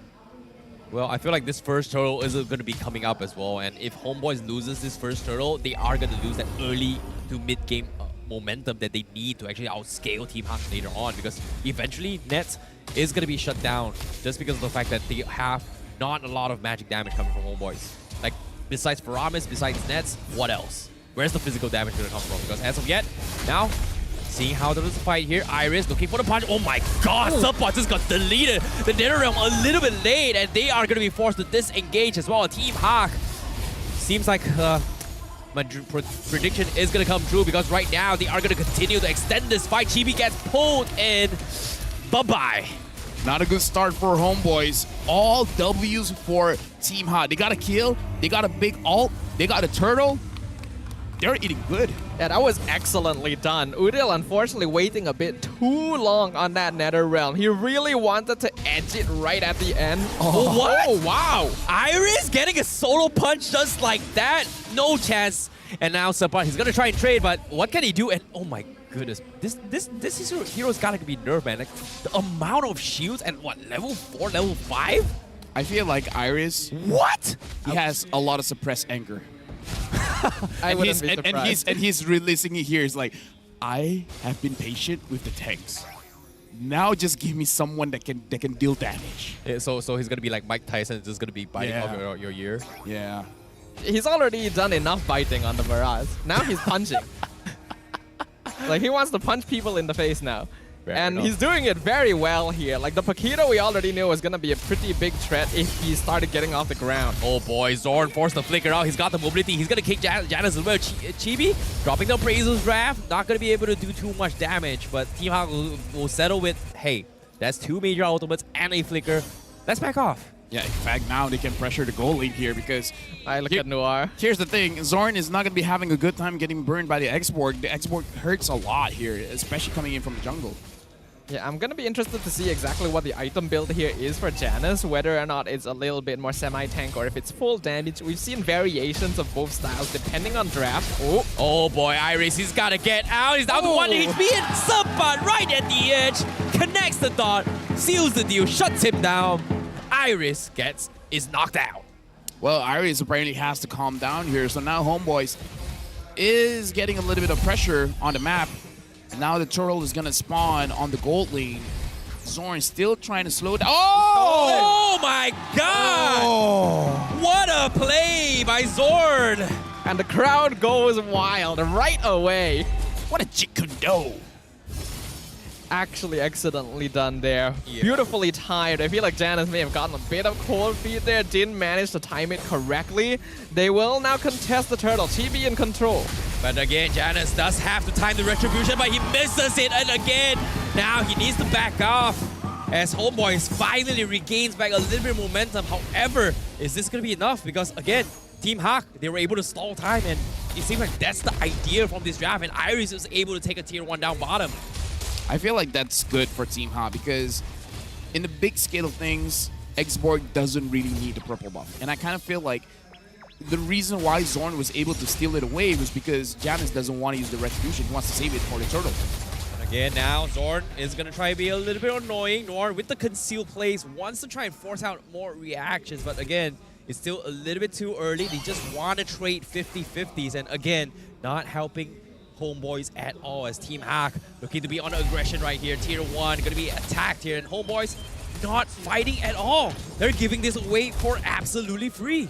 I think that is the smart choice. They saw Iris. They could see that Team Hack wanted to go for the 5v3 situation because Frederick and Arlet were not there and try and get a split push for that bottom tier 1 the same way Team Hack did earlier. And looks like, yep, Sapat will be able to get that. So a trade onto the tower, but still pretty even here. Homeboy slowly narrowing that net worth difference. The question is, when is Homeboys going to start moving as a unit? I kind of feel like once Nats has 2 items, when that happens, I kind of feel like they can start winning the fights, but it looks like they want to fight now. Well, speaking of which, they're calling in Nats. Nats showed himself a little bit too early, but Team Hawk says, we're not fighting at all. And this is, again, just making so much time and space the Team Hawk needs. Conceal plays goes up. They're looking for a hunt, and Saken is going to be hiding here, but Homeboys, I don't think they see... Okay, they do have vision on him, but I guess the creep will give them away, as Saken is like, okay, nothing you can do about this. Noir and Lexia looking for the potential flank with Ango and Janus. Stealing the purple buff. Chibi, he may need to contest this. He needs to get out, but seems like he will steal it away. But on the back line, Zor looks for an attempt as well. Gets shut down and stopped by Noir. The Netherrealm is there to get him out to safety, and they will respectfully back out for both sides. I feel like Team Hutch should contest this because they got a lot from that previous fight. Once Janus has his Faraga armor, it's go time. Again, now Sapan with the final stash. He catches Janus, pops the immortality. Now, is he going to go for a reset here? Firaga Alma back out of the fight. He's going to be A-okay. But again, homeboys, that's going to be a free turtle away. But Noir tries to delay it. But at the same time, turtle secure. Iris needs to flicker over. No, he doesn't make it across the wall. He's going to get picked apart. And homeboys, they finally get the kill that they need. Ooh, some mistakes there coming out of Team Hawk. I do agree with you, LaFell. I feel like they could have definitely recontested that turtle because they already forced out the Nether Realm earlier, which was their goal. But the Firaga armor didn't build up on Janus fast enough, and a really nice final slash allowed homeboys to hasten the momentum and force that fight. Although Iris tried doing his best, a bit of a mistaken flicker at the end did cost him there. Looking at the itemization, yep, Iris going full damage on the Paquito overall. I was interested in looking at Udil's items because he actually did a lot of damage earlier, but he only has a necklace. Yeah, I kind of feel like the damage really ramps up when everyone is clumped up together. And we were talking about the damage, the item timing. Nets got that 2 items, so now they are moving as a team. And somebody's just like, okay, you guys can take this. It's 1v3, but I swear my friends are coming. You better be careful. Yep, indeed, because Zorn is lurking in the bush.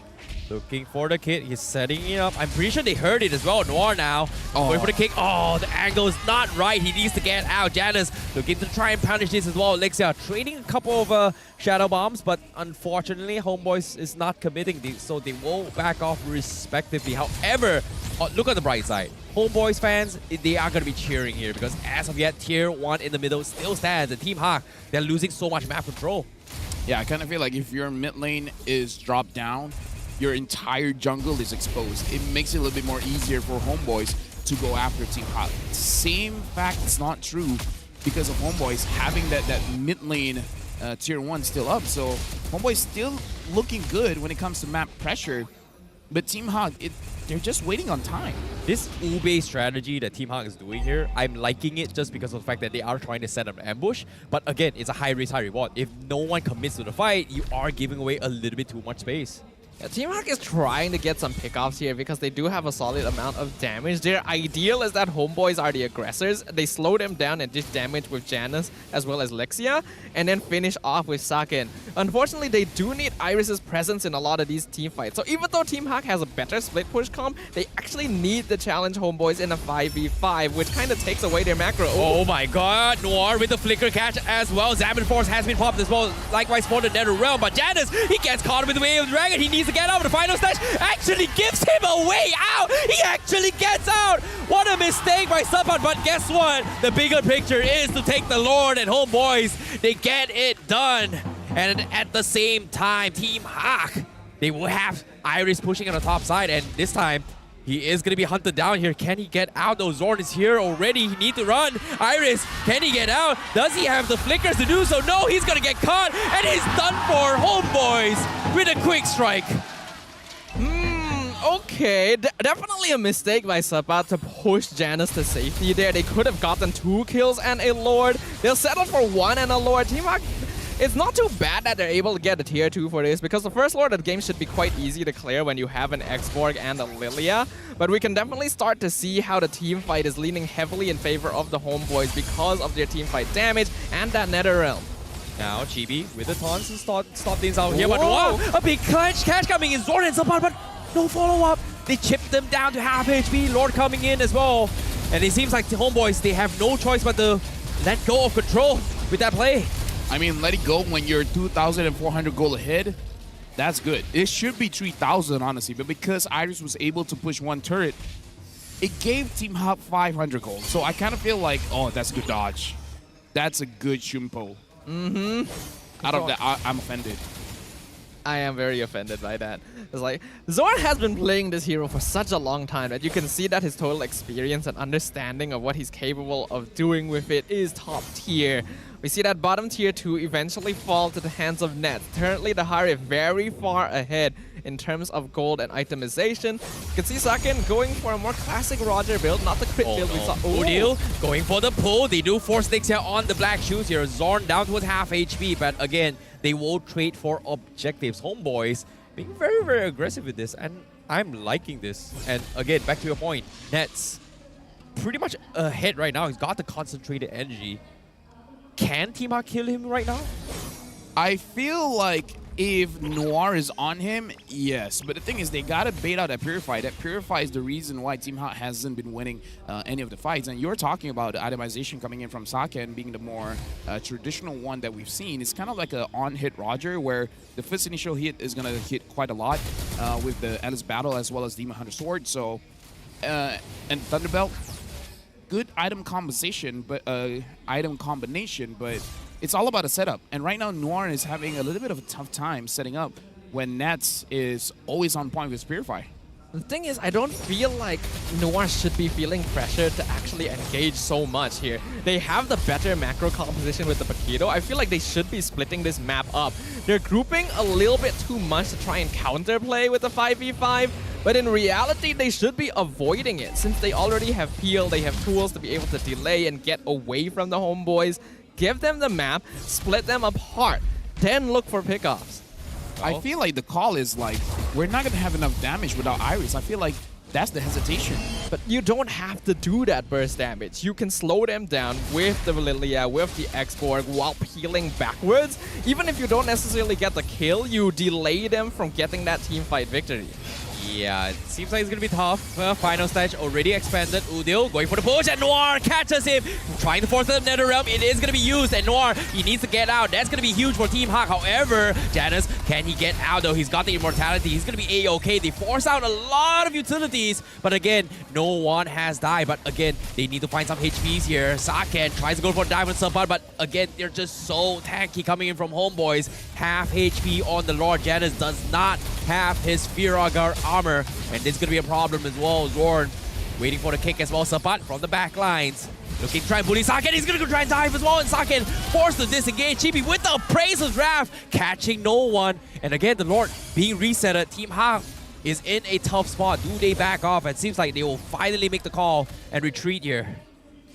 I mean, it's good that Team Hawk are able to force the Lord reset, but I really don't like the way that they're taking this Lord dance. Again, there's no reason that Iris needs to be here so much. Yes, he could potentially get backline cut, but Zorn is scouting him out every single time. Oh boy, Lexia with the final stage launch already collected. Zorn, he goes for the kick. He trades Noir, and he survives. And now Saken forced to commit to the fight, and he's going to be bullied out. And the backlines, Lexia cannot do anything. Iris nowhere to be found. Janus late to the party. Homeboys capitalize, they dominate, and they dissect Team Hawk right here, right now. Final Slash comes in, catches Janus, but the Firaga armor still stands, but they will take the inhibitor. Lord marching from the north side on the south. It is going to be back to shoving the lanes. Right now, Homeboys, they're making it possible. They're making this Arlet work. And right now, pulling back in, Janus taking quite a lot of damage. Zaman Force in. Oh my god, Zaman Force popping the net around. They're focusing on the Crystal. They don't care about the players. They don't care about the minions. They're just diving everything on the Crystal, and they get the job done. Homeboys, a very, very surprising win, but at the Caster's Nest. But a very, very well executed plan by Homeboys. I will say, Homeboys, with every game, they're literally getting better. First week, not looking all that good. Going up against MP, you see the progression. And then today is like the payoff as well. They keep getting better. And execution this game is the best that we've seen from the Homeboys since the start of the season. And that is the kind of growth we expect to witness from our defending champions.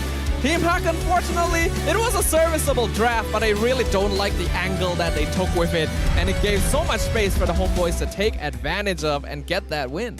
It really does seem like Homeboys, they just needed time to get back to their original state, to their championship state. Because all this while, you know, it's like literally going to a cold country, they've cooled down a bit. And now they got to heat back up. And it looks like they've been getting some heat. You're talking about Russia, right? Oh, okay. Yeah. At the same time, you know, what's really interesting is that when we're talking about how things has kind of escalated this situation, I was expecting like, hey, maybe late game is going to be great, but somehow Roger doesn't seem to find the damage is needed, and Saken has been struggling chipping away. Is it because of the Nether Realm? Is it because they're just so tanky? I don't know, because as of now, let's talk about the MVP of the game. It's got to be Sapat with his Arla plays, and I gotta agree, a lot of those final slash has been on point. I mean, like, here's the thing. If you can make Arlet win, you deserve the MVP. At this stage, yes, I agree with you there. The 0% win rate curse is finally broken by Sapat here, and it becomes MVP of that game as well.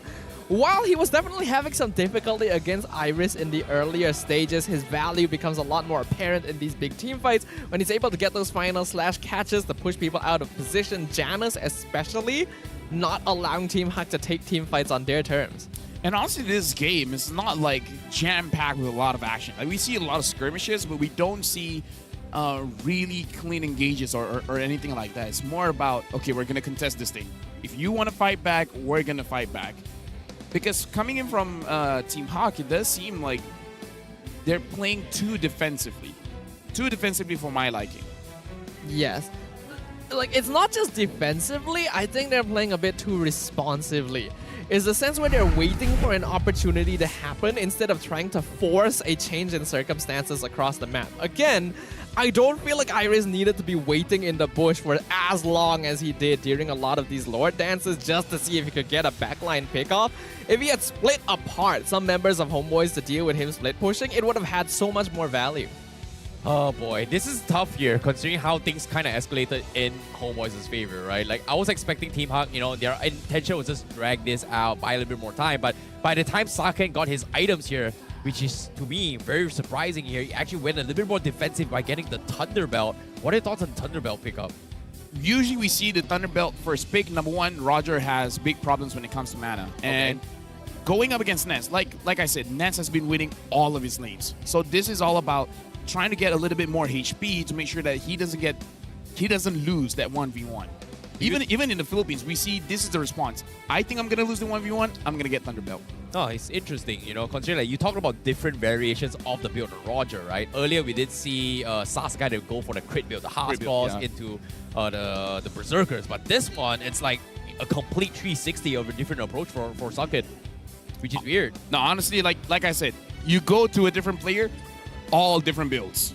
It's not even really the player. It's Innocent is going for a semi-tank kind of build. What about a Trinity build on Roger?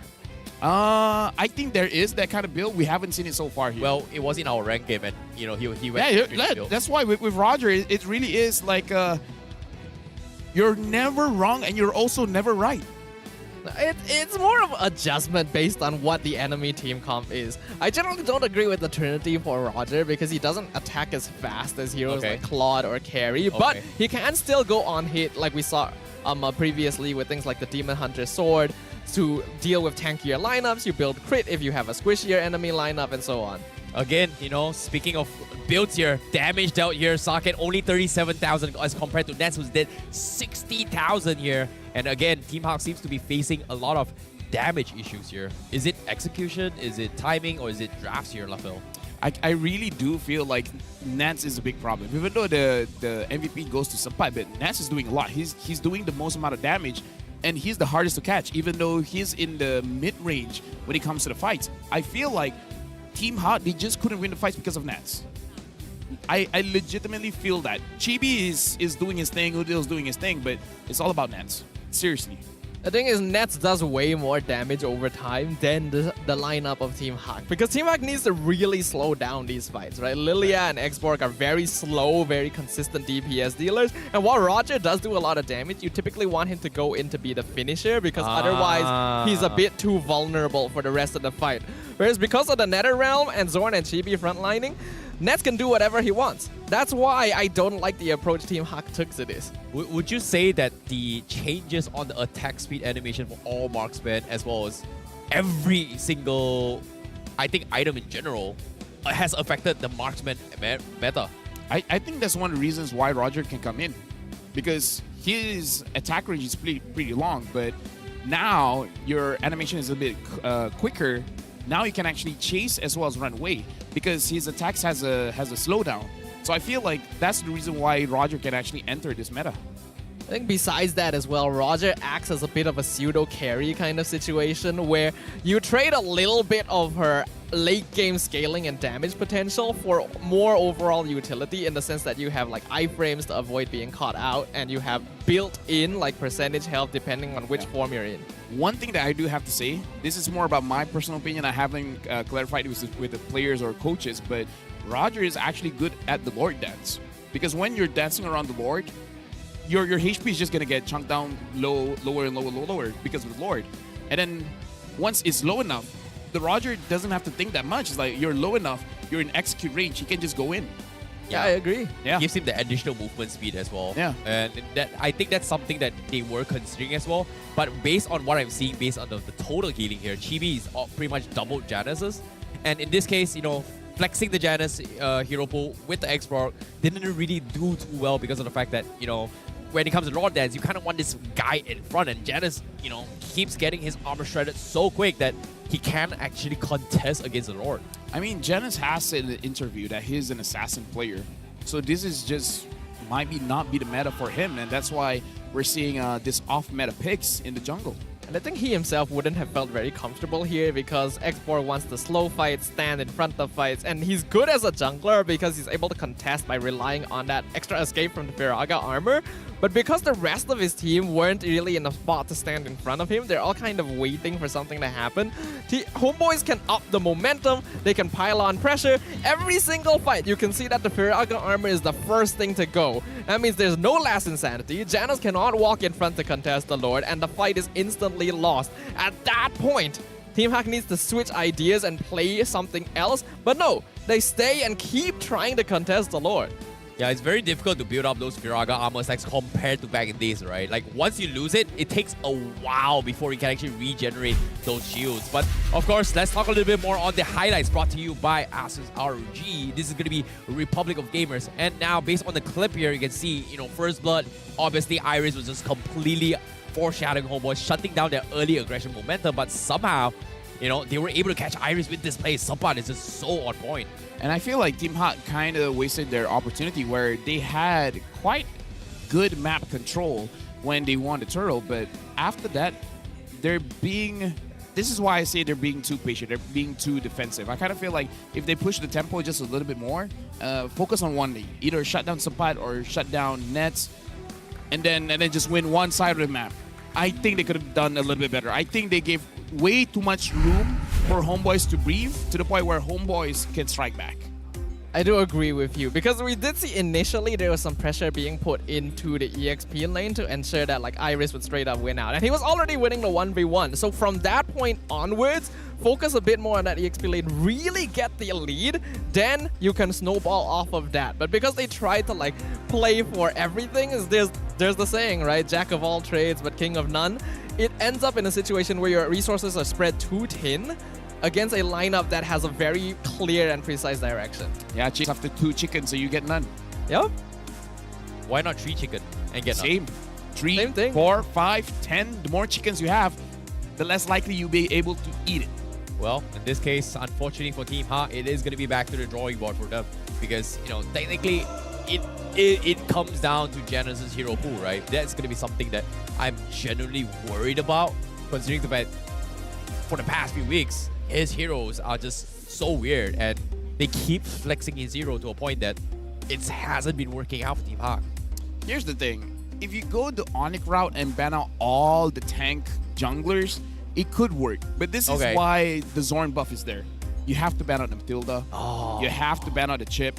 You have to ban out the Masha. And this makes it so that you cannot ban these tank junglers to really help out Janus. But speaking of helping out, I'm helping you guys out because Vexana's new high-ready, first ever Zenith skin, Twisted Fairy Tail, is now available. From the 25th of March all the way to the 30th of April, participate in the new Twisted Fairy Tail draw event and enjoy 30% off your first 10 times draw and 50% off your daily first draw. You may even stand a chance to win Vexana's battle emote, I'm the Queen, Elimination Effect, Apple of Doom, and other amazing skins. Come join in the draw now.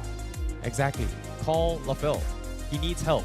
And of course, what? He can help you with the skins as well. To tell you how good it is. I have my own therapist, man. Oh. Aren't you going to be a therapist for somebody else? I'm not qualified. All right, Yeah. I understand.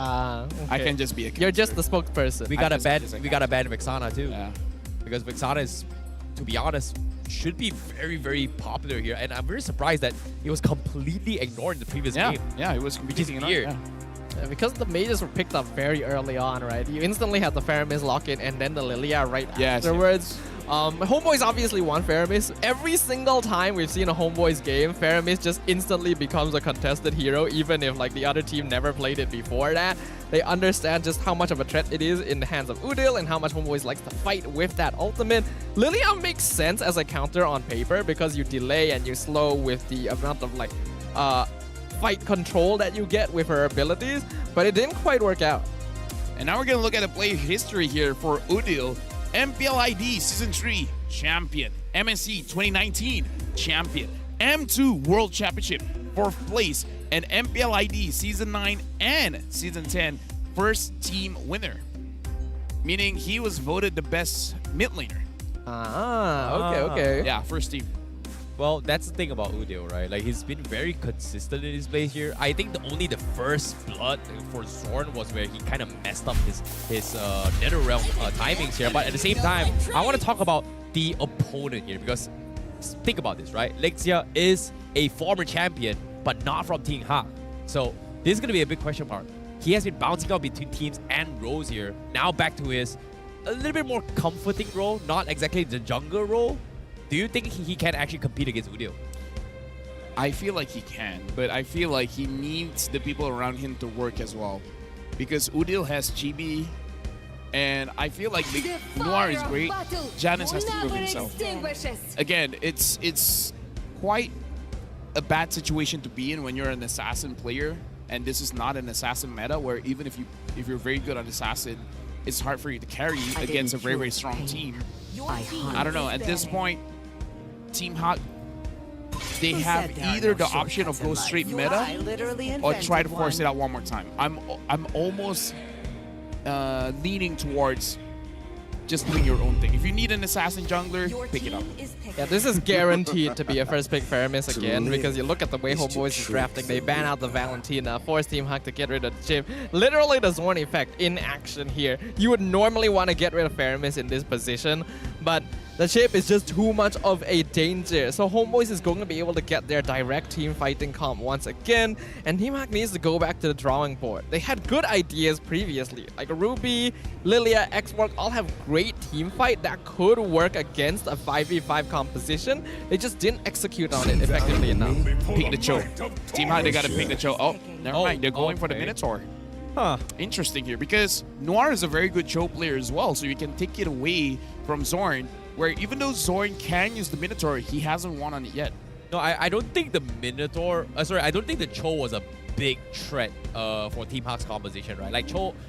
Yes, I agree. Zorn is really, really good on his Cho, but that game in Game 1, Cho wasn't the biggest problem. And I agree with you guys as well. Harif was the biggest problem as well. They just didn't have an answer to shut them down. And again, Arlot was just playing out of his mind. Like, Sapat was just getting up some very, very pixel-perfect kills. Now the thing is, this Fredrin can go to the jungle and to the EXP. We've seen it before. Ooh, I like the Grok here. It's very good. It just directly out-scouts and out-utilities the Minotaur here because it provides as well. Yeah, it provides a lot more vision. He's able to roam around the map a lot more easily and operate on his own without necessarily relying on his team behind him. The wild charge setups are going to be pretty clean. With the Roger now stolen away by the Homeboys as well, you can see how they're trying to really limit what Team Hak can bring to the table. Because now that they've locked in the Minotaur Fredrin, they really have to play around team fighting. I've been waiting for too long. Okay, they picked the carry here to deal with the tankiness. It does scare off Zorn a little bit more, but the question here is, what is Lexia going to play? Because from my experience of him playing mage roles, Farsight is something that he's very, very comfortable with. But now having the Grok here again, it means that Lexia has no choice but to whittle down to a comfort hero. In this case, having the Lilia, personally, not a big fan, but Vexana is something that I really like though. It's great with NetherRealm as well. Farsa will be a good pick to go up against Faramis as well as Roger, but the Grok is it's basically just because big of the Grok. no-no. Yeah, a big no-no there. So I do understand where you're coming from. One pick that I kind of don't like but could work is the Novaria. Lixia has shown that he can do it. It's just that doesn't fit the comp though, because they don't really have a burst. Like, if you think about it, Novaria is kind of like the finisher-ish, but who's going to be the ones chunking them down? I would say it works because the Astral... We've seen what the Novaria can do for the Guinevere. You can do more than that with the Minotaur and the Fredrin. Because Fredrin and Novaria are in a way best friends as well. Because when you have the Astral Echo, it makes it so much easier for the Fredrin to secure the turtles. So I still see that the Novaria can work here. It's just very difficult to go up against the front line of a Grok, because once the Grok has Twilight Armor, he can tank all the Star Shatters. So okay, yeah. Yeah, I'm trying to not Athena Shield, Twilight Armor. Twilight Armor. Okay. Twilight Armor is the defensive item to go up against the second skill, but the first skill you still need something like a Radiant Armor. Okay, fair enough. In terms of other mage picks, I'm trying to think as well. The Nana is still available. May not be a bad choice if we're kind of leaning into the more AoE style. Aurora, not really a hero that's been picked up often here. But with the Vexana now banned out, we can see that Homeboys is really trying to push Lexia into some of these more fringe mage picks. We'll see what they do decide to lock in. Well, Nana is pretty okay against the NetherRealm. You gotta aim it really, really right here, but again, with the Purify, you can just get out of safety, especially when Udio is gonna be playing it here. But I'm really surprised that Team Hawk does not want to flex a potential... What's that hero again that can dive and dump? Demonic Force? Phoveus. Yes, Phoveus, just because of the fact that Nolan. And I think they pretty much learned their lesson in the previous game. And yeah, Lafel, seems like you've got a good call here. Novaria is going to be the game here. Okay, Astral Echo will allow Team Hawk to delay the game out if they find themselves at a disadvantage, but that'll also depend on how well the team is able to keep themselves in the game up until that point. Homeboys now gonna look to finish off their draft with the jungler and EXP laner. Looks like the Paquito gonna come out, so the Paquito returns to the fray. Let me show you how it's done, Iris. And in this case, Paquito is gonna be the way to go, and we are gonna see a Chibi playing the Gwen on the jungle role, right? Yeah, jungle. Okay. Jungle. Okay. Looking very good here because the Novaria is gonna be having quite a hard time because 4 members of Team Hawk can dive onto the Novaria, so Lixia has to be very, very careful with his positioning. Same as Carry. When you have so many targets that you want to focus on, who do you prioritize? Because it's easier if it's a layered team fight, right? You got your jungle and your tank in the front, maybe your fighter in the second tier, and then your damage dealers in the back. But even if your damage dealers want to dive in front, then you're going to get overloaded. You don't know who do you want to aim for first. Yu Jong is in the pool, so I wouldn't be surprised if they decide to go Yu Jong for Iris. Is he gonna go for it? That's the Lapu. No, that's the Lapu. All right. I think Lapu is a safe pick here. What I will say is that Homeboys, their team fight is really, really scary with this composition, but their late game scaling is gonna fall way behind as long as Team Hawk themselves don't find themselves at too big a deficit once you reach that phase. You know, to be honest, I kind of like Homeboys drop a little bit more, so I wouldn't be surprised to see a clean 2-0 in this regards. Yeah, I am feeling that as well because Homeboys, I'm smelling river control. I'm seeing early game damage. I'm seeing momentum going straight to the mid game and then ending it out before 18 minutes. I feel like Homeboys, if they do it well, they can end it early. Well, it is going to be impossible here, or will we see the rise and comeback of Team Hawk? Because now the battle of the former champions here, in this case, we are heading into game number 2, and this is going to be Homeboys versus Team Hawk to fight for survival of who is the best in the land of Dawn. Homeboy is going to be very eager to get this clean sweep to make up for the points that they missed out on in week number 1. And right now, I would agree with y'all. I feel like they have a very good chance of doing so. Team Hawk definitely will have a comp that's a little bit harder to execute. But if they do it well, the late game scaling with Carry and Novaria may be difficult for Homeboys to deal with. Looks like the meta of the day is trying to gank EXP as much as you can. And Zorn, oh. Yeah. This is what you do. What? This is what you do. Shoutouts to Yaoi. This turn? Shoutouts to Yaoi. Oh boy, I hate this. Don't use your first skill.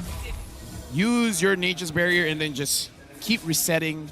like nobody's business. That is annoying. That is extremely annoying. Oh, this could be very bad. Oh my goodness, Jonas testing. Oh no, he doesn't even get it. Chibi actually steals the purple bomb. Level 4. And he's level 4. He got the kick. The Violent Record comes in. Noir is out of the equation. And Homeboys, oh boy. I mean, I feel like, yeah, they might be able to end it before 80 minutes if this continues on. Because level 4, wait, now is, level 4, level 3, it's kind of a big gap. This is like, that was so fast and like out of nowhere. Wait, Chibi's level 4? Oh, that was so fast. And that's literally the worst way you can start the game there for Team Hawk. We already knew that Zorn would be annoying on this Grok. The fact he got the reset and Chibi was able to use that reset time to come to the jungle, secure the buff, get a kill on top of it all before the first turtle, means that Homeboys have already gotten that lead that they were looking for. And if this continues to snowball, it'll be very bad. You know what's messed up? He actually got the level 4 after he got the purple buff. Instantly upped it up and got a kill. That's some fast fingers coming from Chibi though. But nevertheless, turtle contest comes in. Chibi level 5 and Janus not even level 4. And oh my goodness, he's just so deprived of supplies right now. Like there's no farm in the jungle at all. And look at Zorn, he's already here again. Oh my god, here we go again. Look at how he's gonna, he already used his wall. Here's the thing, resetting with that wall is much harder than it looks. I've been trying to duplicate it. Oh my goodness, Chibi just walked up, catch Noir. But it is gonna be the tank, he needs to get out. Noir, again, does not have the level 4. Udio pops the Netherrealm preemptively. But Janus, now he's going to try and chip away here. He is going to try and stall them out. He got the Brazen Wrath, forces a flicker. But that should be all. Homeboys gets away once again. Looking at a hand cam from Chibi as well. Looking at how the pro players play, they look at the map, they look at the items while fighting. So fast. So fast. So quick. It's something I've been trying to do myself. But while fighting, looking at the items. Yeah, it's not easy. You cannot do that. So it shows the difference in experience between these pro players and just us in our pubs. But we can see that because the wall was used a little bit too early by Zorn earlier, he wasn't able to get that reset, which means that Janus finally actually gets his buff for himself, making sure that he doesn't fall too far behind in EXP. Well, let me spell something out for you guys. Zorn is level 5, same as Janus. Oh. Yes. That is a very, very big problem for Team Hawk right now. Like, logically, Homeboys, 1.5k lead. It's not that big of a difference. But considering how early this game and how big the level gap is, it's actually not favoring Hawk at all. I would say 1.5 is the equivalent of almost one item. So at 3 minutes, whew, that's big. That is indeed big. But speaking of which here, now they are going to try and group up, and Lixia nowhere to be found. And interesting enough, he's opted to go for a Purify just so that he can walk out of Zorn's combo. And so far, Zorn has no intention of just shutting down. He's just making life miserable for Janus right now. And look at him. Now it's for Noir. Oh my, because right now, bottom lane, they make a dive on Iris. They take him out. Sabat gets a free lane, gets a couple chump change on the gold platings. Zorn has no intention of playing with his team.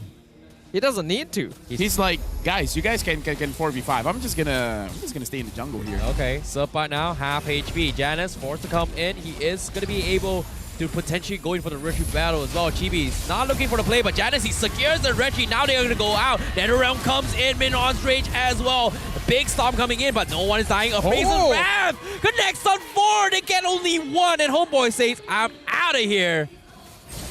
That was quite a reversal coming in here from Team Hawk. The fact that even with the knockout strike, that Janus was able to secure the turtle may have really rattled them somewhat. And then they all grouped up together to get hit by the Appraiser's Wrath and the Landshaker coming out from Iris. Oh no, he doesn't have turtle. Okay, he's got it, but now Zorn is gonna get pinned away. He does have the power of nature to walk out to safety. Also the flicker forces it, and that is gonna be him getting out, annoying Janus. But still, again, Team Hawk somehow finds a little bit of redemption with that turtle pit just now. Something tells me fighting against Zorn is not a good time.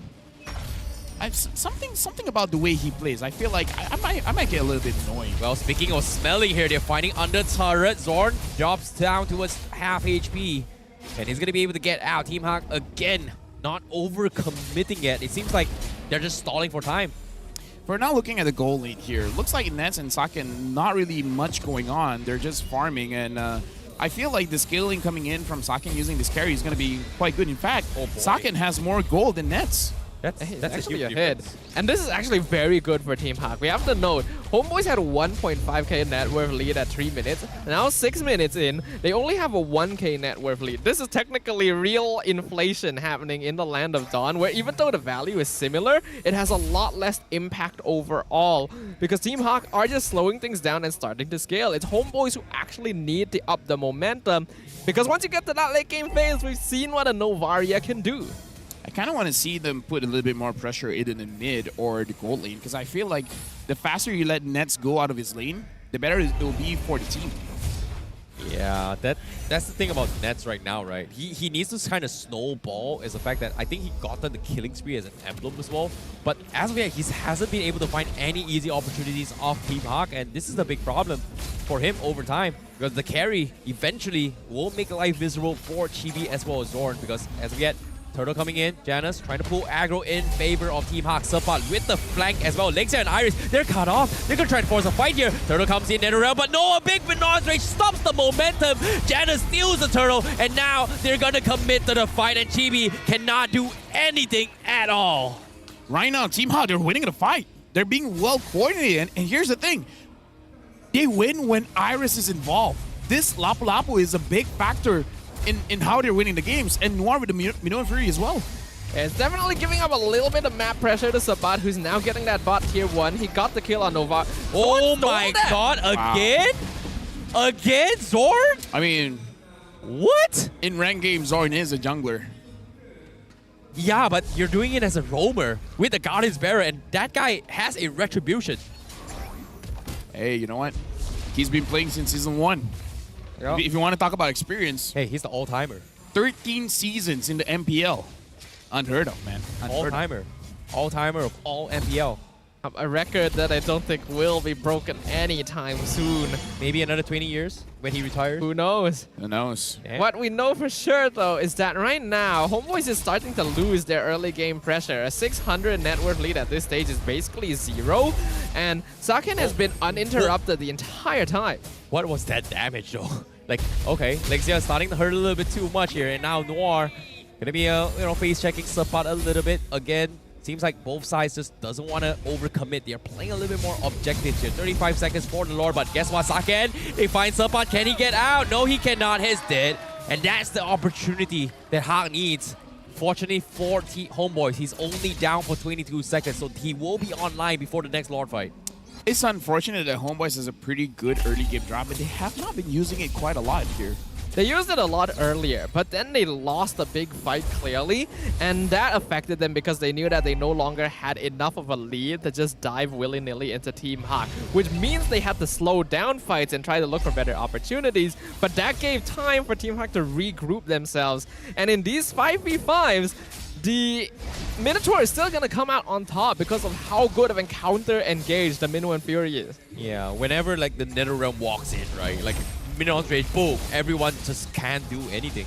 And that's going to be a big problem here because as of yet, Lord Dance coming in, Janus trying to get a little bit cheeky and aggressive. The Lord gets resetted, but Zorn, look at this, he's getting chipped so quickly here. That's going to be a problem unless Saban, he fights Saken! Oh my goodness, misses a second combo and Saken is going to be like, okay, I'm fine. But again, Homeboys, they lost their surprise element. And now they're shifting their focus down towards the mid lane instead. And Lexia and Iris is quick to respond against this. My goodness, what a game. I thought that Saken used his Purify there, but no, he actually didn't. He still has it available. That means that the timer is really starting to lock down for the Homeboys right now. Team Hawk regaining full control. The Astral Echo proving to be a big issue along with the sniping and whittling down. And Saken, I don't know how many items he has, but by now he is able to just straight up 1v1 most of the Homeboys. Yeah, things are not looking too good here for our defending champs. I agree, and Zor now is afraid to send himself up front, but we do see again Saken, Thunderbelt, Corrosive Scythe, as well as the Golden Staff. And it seems like they do try to want to catch Nance. Ooh, close call indeed. And again, the Lord Dance continues. And right now, while all of this is going on, Chibi's just like, okay, I'm losing way too much farm. He's getting his own farm for now, hoping for Zon to continue resetting, and as we see here, he can. It's a big advantage here for Team Hawk. They have a few advantages here. Number one, they can play this Lord Dance. They have a heal. That heal matters a lot. They can snipe from afar, so without risking taking a lot of damage, they can dish out the damage. And Homeboys, their front line is not going to survive against Saken. A 3-item carry hurts a lot. Oh my goodness, they got Noir. He cannot pop the Minor range. The NetherRealm comes in. They are going to try and drop Janus before he can, but now the Pre-Reserve Draft comes in. Saken turns the fight. Noir goes down, and now Team Ha, they're losing a little bit too much member, but so is Homeboy. They're trading 50-50s. Chibi now gonna try and trade off Saken. He is gonna try a little bit cheeky as well. Janus, he does not have the appraisals route, but he is gonna be annoying Chibi as much as he can, as Nets and Zorn is slowly withering down. But here he comes, the Violent Reckoning. They find him, and he is down. And Alexia, he finds Nets. Ooh, what? Ooh, these fights are turning really, really messy right here. Both teams kind of staying in their team fights a little bit longer than they really should be. I think Homeboys definitely went into the wrong situation. They're being caught out in a big mid-wind spirit into the Appraiser's Wrath, but then Team Hawk weren't quite able to follow up on the damage afterwards. I feel like I have to give Homeboys the same advice I gave Team Hawk in game number 1. It's time to split Sapat up and delay these Lord Dances. One thing is a bit troubling here. Now the Flash of the Oasis has just been completed by Noir. The Divine Glaive has just been completed by Lixia. In terms of item power spike, this is a huge spike coming in from Team Hawk. They have the damage, they have the survivability. Now Janus having that Guardian Helmet as well, he can do this all day. The Lord Dance does not matter to him now. Yeah, at the same time, Zorn just got his Dominance Eyes as well to deal with the Flash, and DHS on Nets as well. Seems like they're just buying items here, and now with the next item power spike, they are going to try to make it another attempt.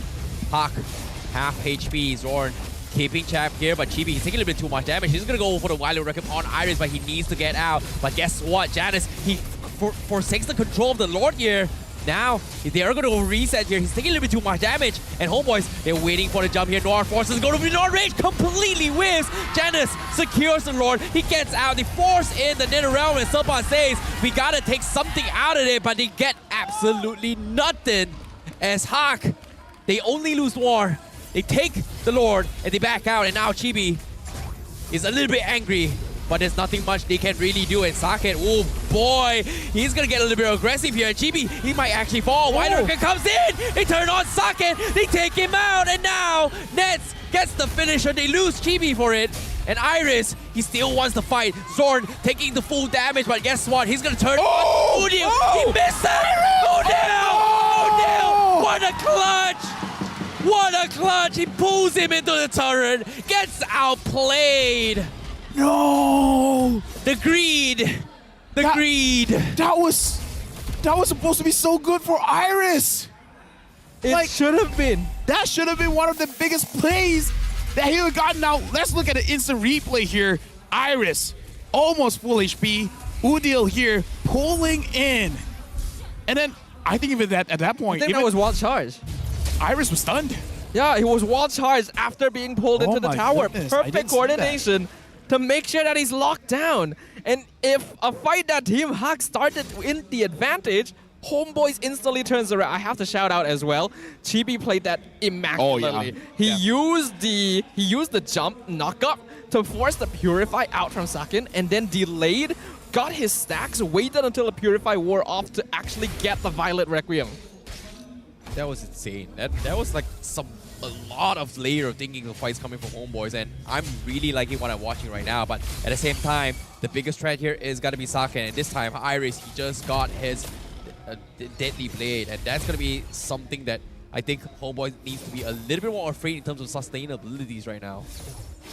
They need to consistently find Sakin. If they're able to take the carry out of these team fights, Team Hawk honestly doesn't have a lot of burst damage overall. And I'm sure that Team Hawk themselves knows this. It's again going to be a little bit of a chase for those gold laners, but for Team Hawk, carry plays a much bigger role than the Roger. Yeah, at this point, I feel like Team Hawk, they're kind of getting a little bit over themselves. They should understand how much damage that both Lixia as well as Sakin is dealing. So let Lixia be by himself. Give everything that you can give over to Saken. Give him space, set something up for him, because if Saken gets to kill 3 people, I think that's the go signal for Saken to let loose. Because at this point, Saken is still hesitating with good reason, because if he oversteps his boundaries, he's gonna get caught, he's gonna get punished, and then his team will lose. Well, speaking of losing here, because Team Hawk, they may have gotten a little bit more control, but this time, they're not taking any unnecessary risk right now, and this is eventually going to be a big problem, because as of yet, all hands and lies on Chibi, making that exact same play onto a Saken once again. It's going to be very difficult now, considering how Hawk understands that right now, keeping him alive is going to be priority. Yeah, at this point, the spatial migration is something that everyone from Team Hot has to watch out for, because I feel like even if Noir gets caught, Noir's going to get taken down. Because at this point, Nets and Senpai can deal quite a lot of damage. So if Noir is out, then their sustained team fight is going to suffer a huge loss. No more healing and no more huge AoE setup. I will say right now that Team Hawk definitely has an easier lineup to play going into this with the Minuan Fury, with the Novaria, whittling down the homeboys, but they have to be very patient. They gotta wait for resources, they gotta find the opportunities. Oh boy, speaking of resources as well, they force the Nether Realm, the chain stunning Chibi. Can he get out? He's got the help available, and now again they continue to do so, but he finally gets out, and now Saban! He tries to make a play, he gets taken down, he takes Iris with him, and now Udil trying to kill off Saken, but he does not die, and homeboys, they keep him alive. But Team Hawk again seems to be in a little bit of trouble here. Chibi, half HP, survived the onslaught, but can he make the steal of the game? But no! Walked right into the Lexia. And now Chibi somehow survives 1 HP. Chibi, get out of there. He's got it run. Get out of there. It's over. Oh, it's over. Dude, okay. A lot to talk about. Team Hot playing around Saken, beautiful. And Lexia's been hitting those shots, man. The Novarias this season have been terrifying. I did mention that Team Hawk needed to be a bit more patient, but they got a really good catch out there, and by keeping Saken alive, they were able to just threaten homeboys back. I will say that the cut off from Sabat was good, and I actually think Udil might have fed himself on purpose so that he could get a free respawn back to base and defend without needing to recall, so that he could rejoin the fight sooner. Unfortunately, it didn't make enough of an impact here because the Netherrealm was already gone. Now, homeboys are going to need to defend against this Lord here. Team Hawk looking pretty comfortable. Well, here we go again. They're making an attempt onto his Chibi. And again, it took almost everything from inside Team Hawk, and they still couldn't get Chibi. And they will settle the score with someone else. And this time with the Lord escorting here, it is going to be huge. However, based on the minimap, we do see Iris trying to make a play, but is it too late though? Lord crashing in on the inhibitor. They take the top one. They are looking for the second one as well. And as of yet, homeboys making no plays yet. And they have to back out Sapat. They need him. Chibi is going to get caught out. They're luring them to the bottom side as well. They finally clear the Lord up top side. And as they're going to try and compete the fight. And Sapat from behind, he's ignoring Iris. He's focusing on Lexia. They take down the Novaria instead. Seems like Saken is not the problem. It is going to be Lexia. I mean, like, here's the thing. Lexia's been treating the skill shots like a point and click, man. He's been hitting it. The fact that Sapat actually found it in the back line, a huge shout out for Sapat. That's not easy to do. Going up against a Novaria, Novaria is a very slippery, man. Yep, it definitely took him a while though, and that is all time that he wasn't able to participate in terms of damage in the main team fight. So homeboys did end up having to lose a lot of inhibitors in exchange for that play. But with Lexia down for another 10 seconds, and actually using that Purify in that last play, homeboys are set up for potential engage. Well, seems like the fight is beginning as well. Chibi is going to get bursted out. Dennis extends his catch, but Chibi taking a little bit too long to die here, but eventually falls. Sake picks him up, and Zord is going to be next here. Iris takes him out, and now homeboys have to back out. And Sapat trying to make a play from behind, but is forced to go in for the split push. But guess what? Hawk, they have the minions. They want to close the game. They want to drag this game number 3. And it is very, very possible. They're clearing the minions. That's so much damage. No, he got caught. He's dead. And now the crystal falls. We are going to game number 3. I mean, like, we kind of called it. I don't see this this game going to 2-0. A lot happened, but I gotta say, Lexia stepped up. That was a good Novaria game. That was a good carry game as well. We talked about the growth of the homeboys, but Team Hack don't want to allow themselves to be left behind here either. Really well played in this game, despite the deficit they found themselves in during the early to mid-game phase. I'm impressed, honestly. Even that final push into the base, Janus dedicated himself to taunting the Faramis so that he couldn't clear the minions, and they just rushed the crystal down. Dude, I love the progression coming in from both teams here because they are slowly studying each other. They're just starting to understand what position you're gonna take during the Lord Dance, because I feel like that's part of the reasons why Lexia snipes have been hitting, because it's like, I know you're in this push, I know you're in that push. I'm gonna get the advantage for my team by dishing out the damage. You know, it's interesting to see how things have kind of escalated to a stage where, like, hey, game one, it was a little bit one-sided, but Team Hawk, they kept pushing, they understood their timings, and eventually it just took everything out of them to actually take down Chibi, which is insane. Like, how did Chibi survive all that, if you think about it? You know what I'm curious about? Who's the MVP for this game? So we're gonna look at the MVP coming in from Team Hawk, where it could have gone to anyone, but this time it's going over to Saken, dealing way too much damage. No one from Homeboys can stand against it. Honestly, I'm very surprised. Like, with the amount of pick-off, with the early game composition that Homeboys have, you would think that once they've secured a pretty good lane for Sapat, they'd instantly shift their focus over to Saken, right? Like, the Roger clearly wasn't winning his lane, he was still even, and that's not what you want against a carry. Well, in towards the ultra lane game here, he's got all full items, and to top it off as well, his itemizations, I don't know if this is right, because is this fighter emblem with tank and it's the meta now. Master Assassin as well as Brave Smite. Yeah, it's the meta. Well, sustainability is on carry. Yeah. Yeah. This is the current build for carry. I would say the only thing that is different here is firmness. Usually the first slot, either Thrill, either Swift, a lot of different combinations. Yeah. So for this time, going up against the Roger, getting the firmness to make sure that he has additional armor going up against the Roger, that's good innovation coming from him. I think it's a smart idea as well, because instead of going for like tenacity, he went for a more mixed kind of emblem build so that he could deal with different forms of catch, because he knows that both Chibi and Sapat are probably going to be gunning for him a lot of the game. Fortunately, Homeboys didn't really manage to do that, because Sapat kind of had to be dedicated to Novaria finding duty. And Chibi, because he was forced to kind of be the front line here, because Zorn is not going to be tanky enough to stand out there too long, was in a similar situation to Janus the last game, where a lot of his health is being chunked out before he can actually contest objectives.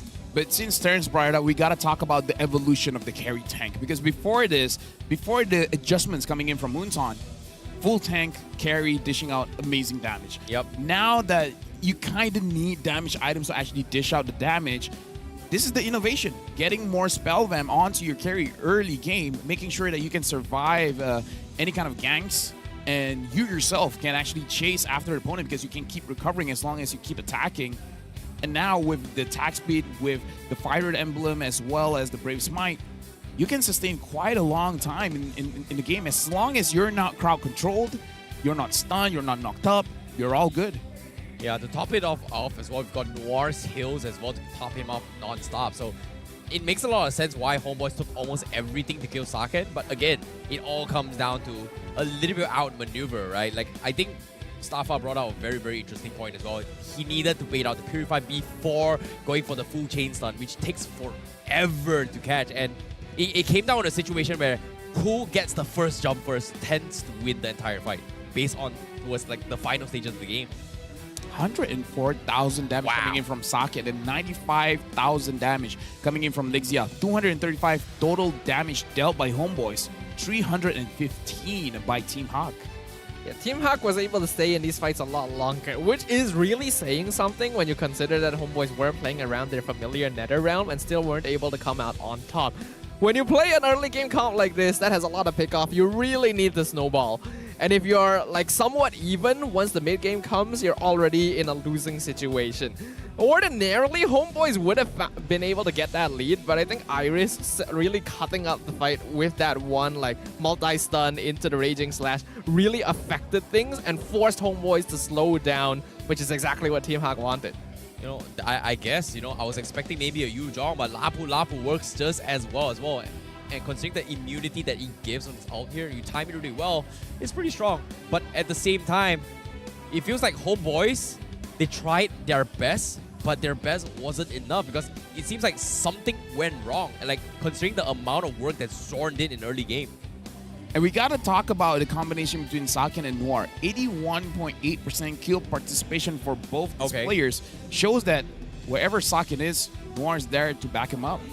The thing is, it's quite funny because Saken was basically left in this gold lane for most of the game, and Noir was actually roaming around to try and secure fights with the rest of the team. So the fact that they both ended with 81% win rate is kind of strange because they honestly weren't playing together all that much.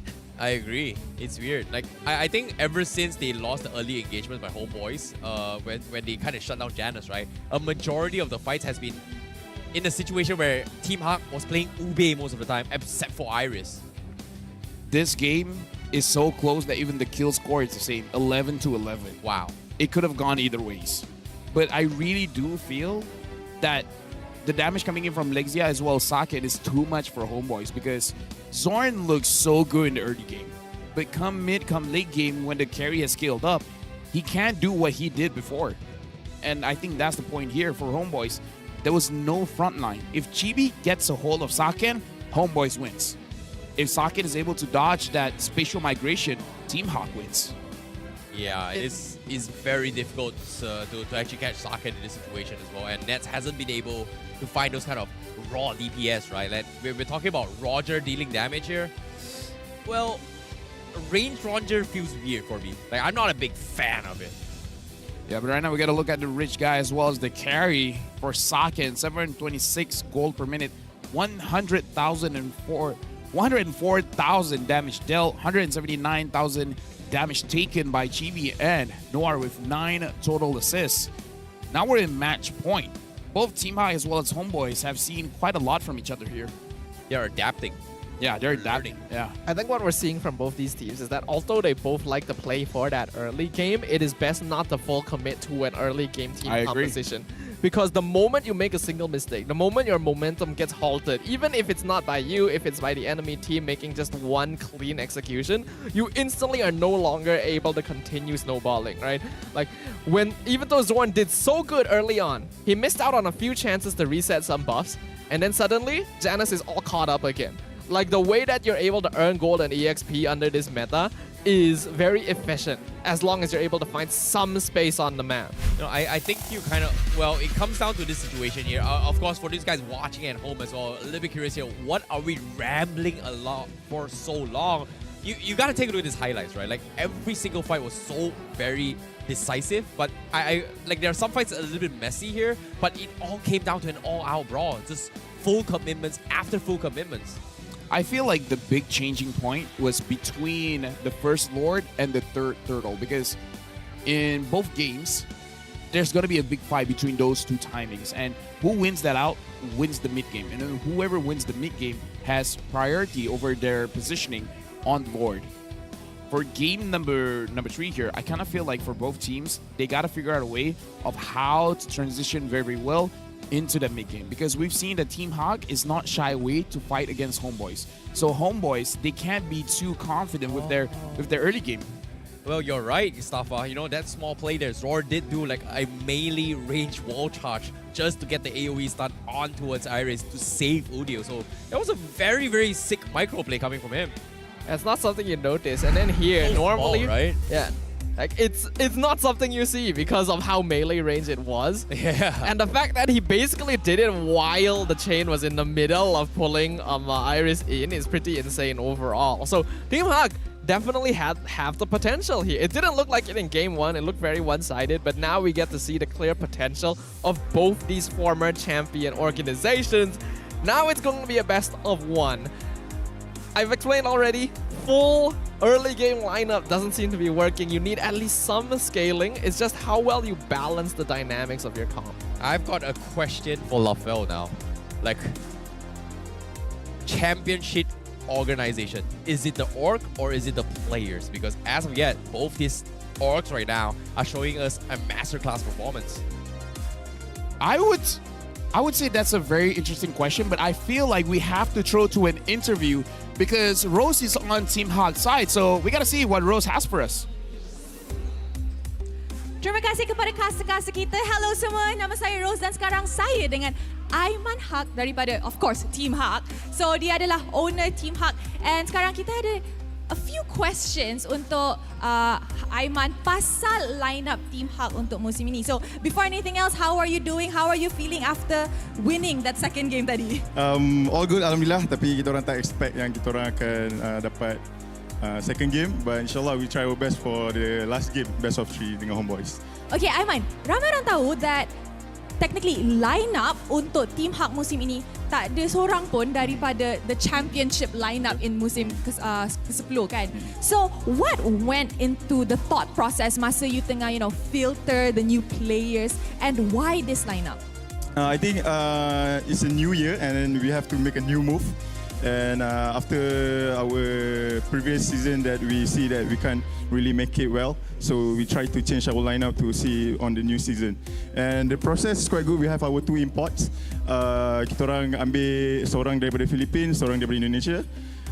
The reason why sebab kita bukan nak cakap kat Malaysia ni dah ketandusan player, tapi banyak lagi player talent di Malaysia cuma belum polish lagi. So that's the reason why MLBB pun ditubuhkan untuk kita polish talent-talent local talent untuk main kat MLBB.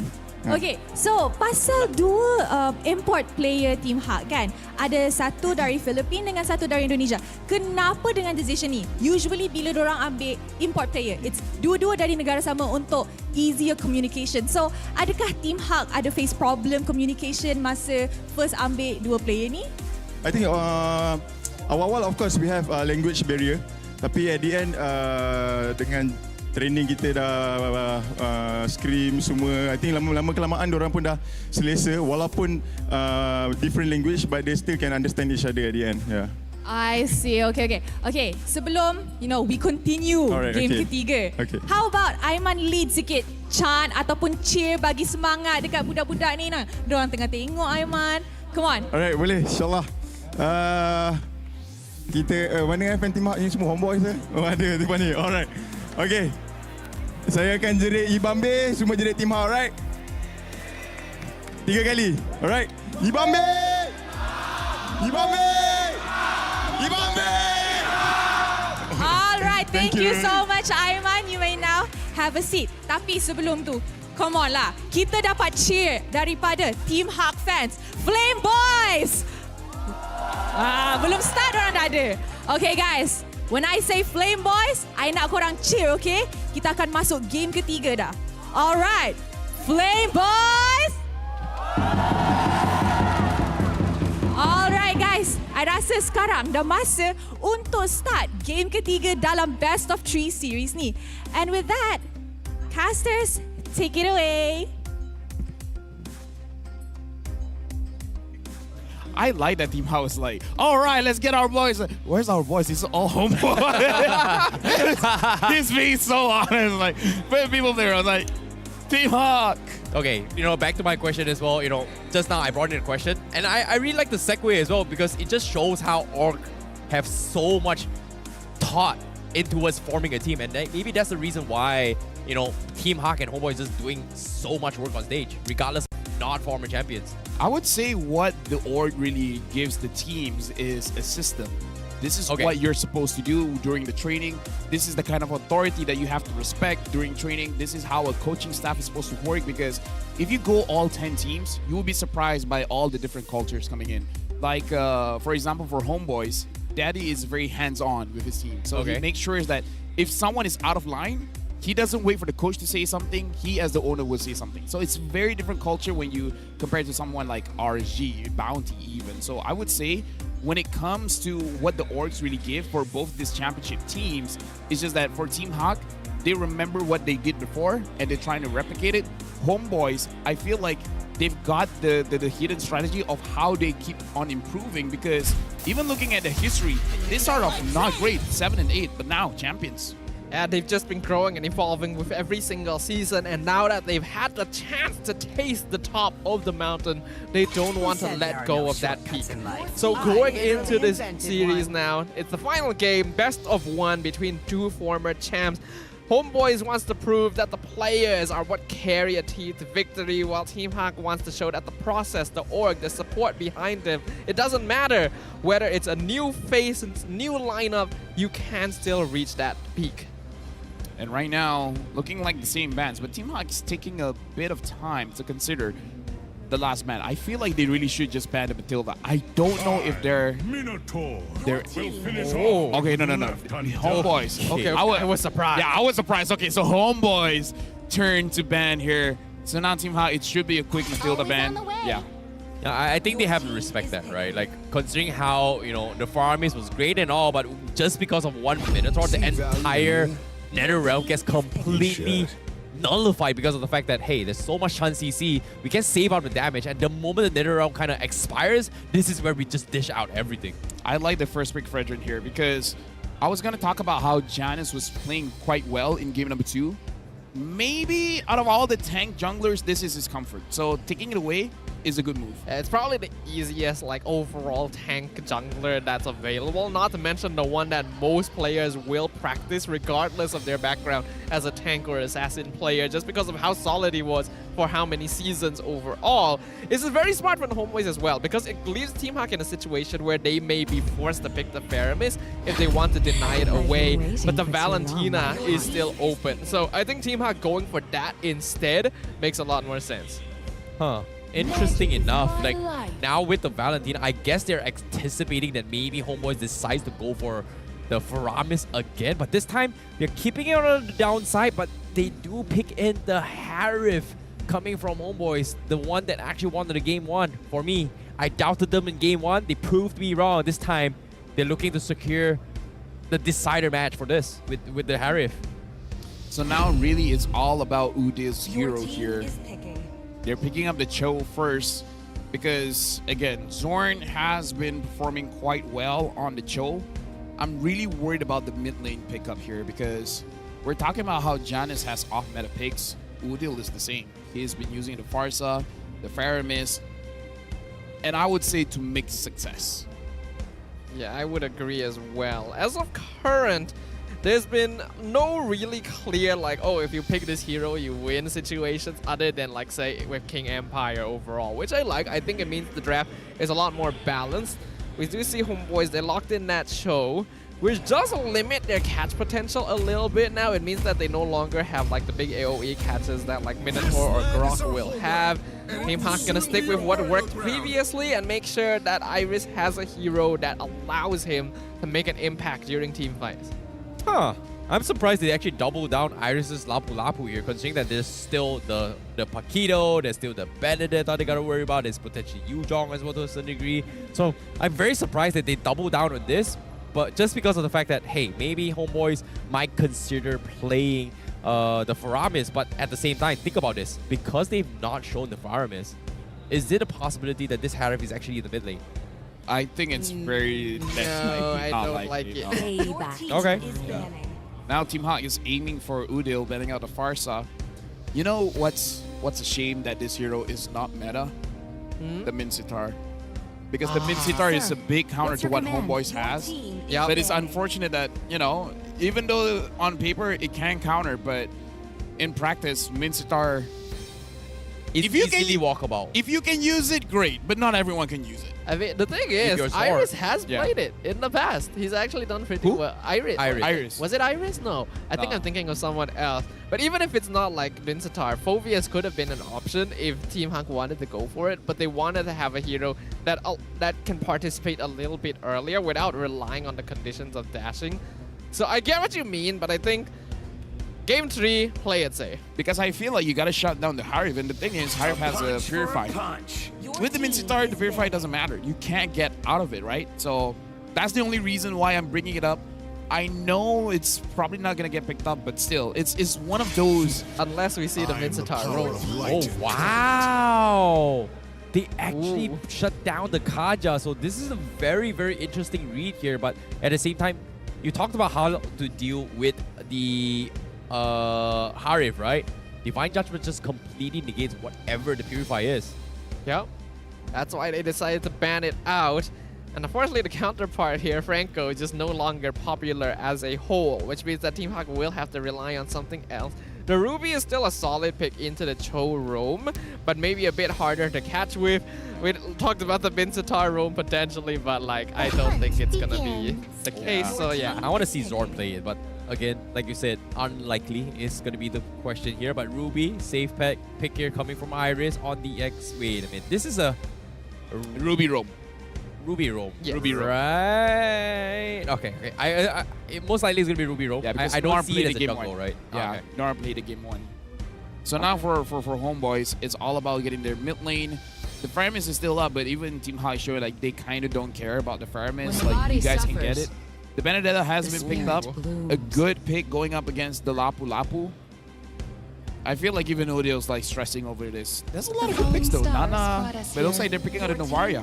Okay, they double down. They secure the Novaria away from Lixia, which it's kind of surprising. But again, Valentina already secured for Lixia instead. So I'm very surprised that Lixia has been doing good on the Novaria. Like I said, but you know, doesn't want to go for it. Novaria is best friends with Fredrin. And now adding the Cho as well is going to be a little bit easier for Zorn to get those pickoffs. Yeah, I like this a lot. And the fact they lock in the Benedetta along with it as well basically denies a lot of ways that Team Hack could jump that backline to find her.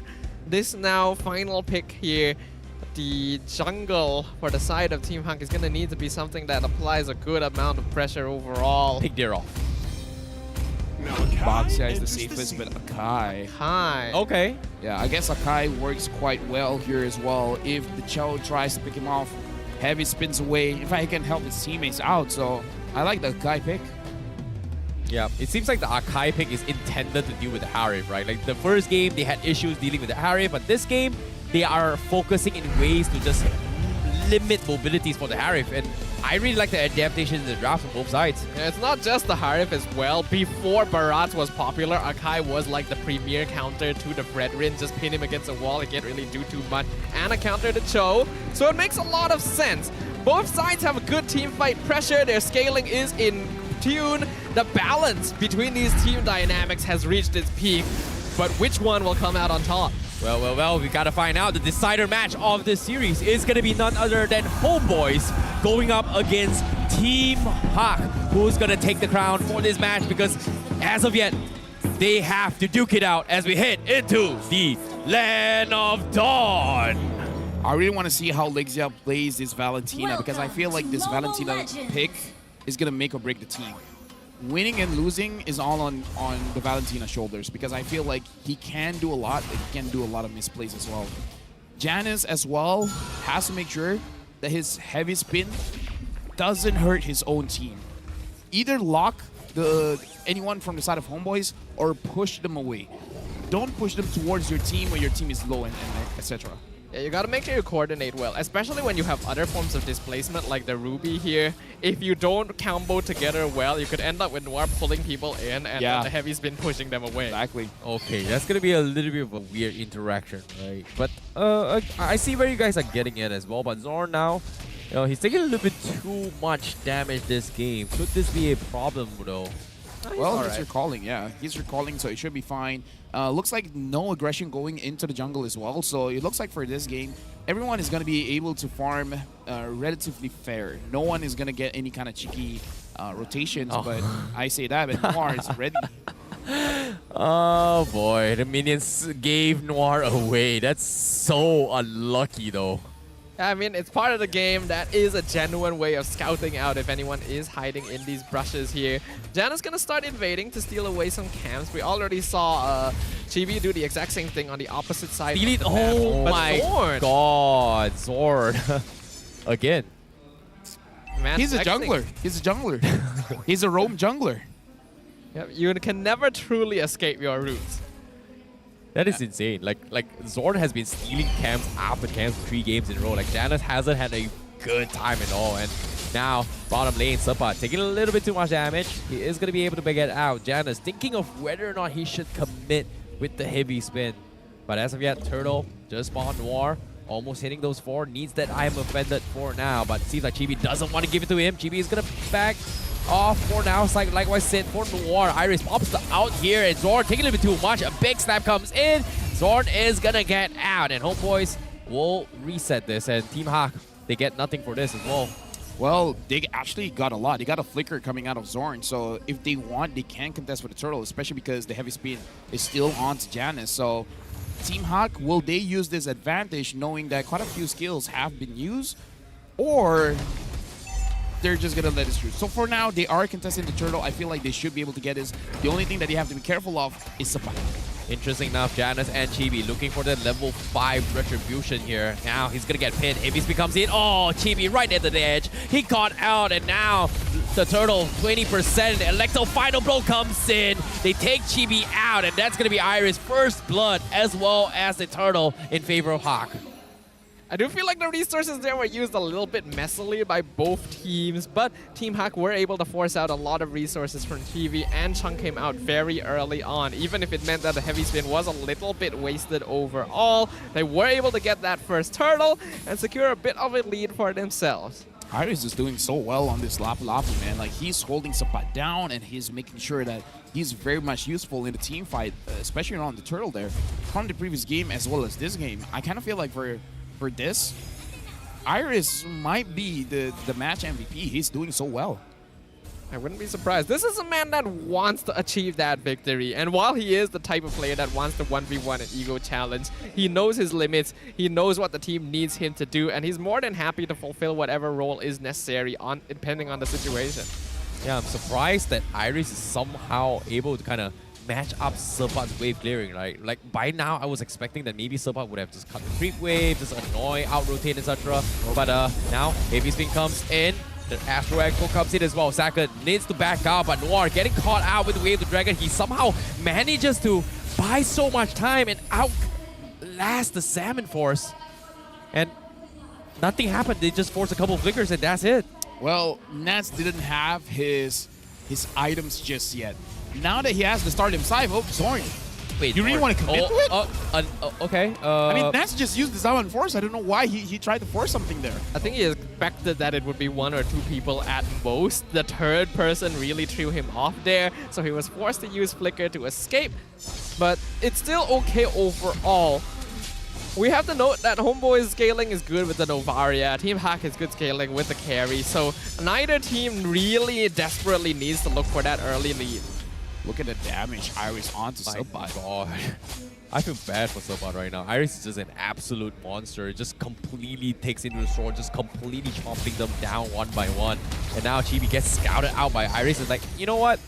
Chibi, I can handle you. I'm level 8, you're level 7. I'm just gonna stun lock you to a point that you don't even make it to the turtle. And he might actually get killed there. Almost getting killed. Wait, Udyr got it? What? Udyr got it? What? How?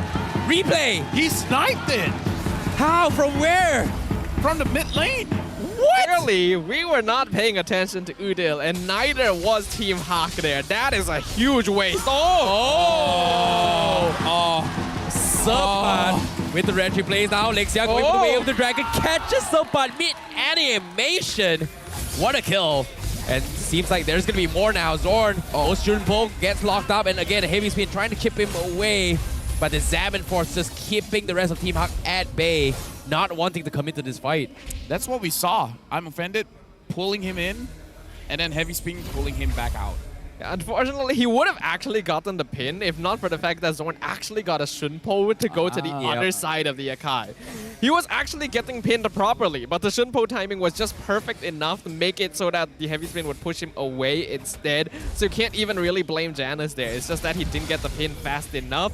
But with a single snipe onto that turtle, we can see that Homeboys have regained some momentum here. And now with the kick coming in as well. The flicker! The counter flick to make sure he gets caught. But now he won't trade his life. Sakin, half HP. And the Abrasions Wrath! 1 HP. Sakin makes it out alive. But Janus now looking for the pin, but do they have the... Oh, the damage not good enough. Spin comes in, tries to catch Udil. He needs to run. Iris is there. They're going to go chomp. Udil is trying to run, but he cannot. And Lexia getting bullied by Chibi.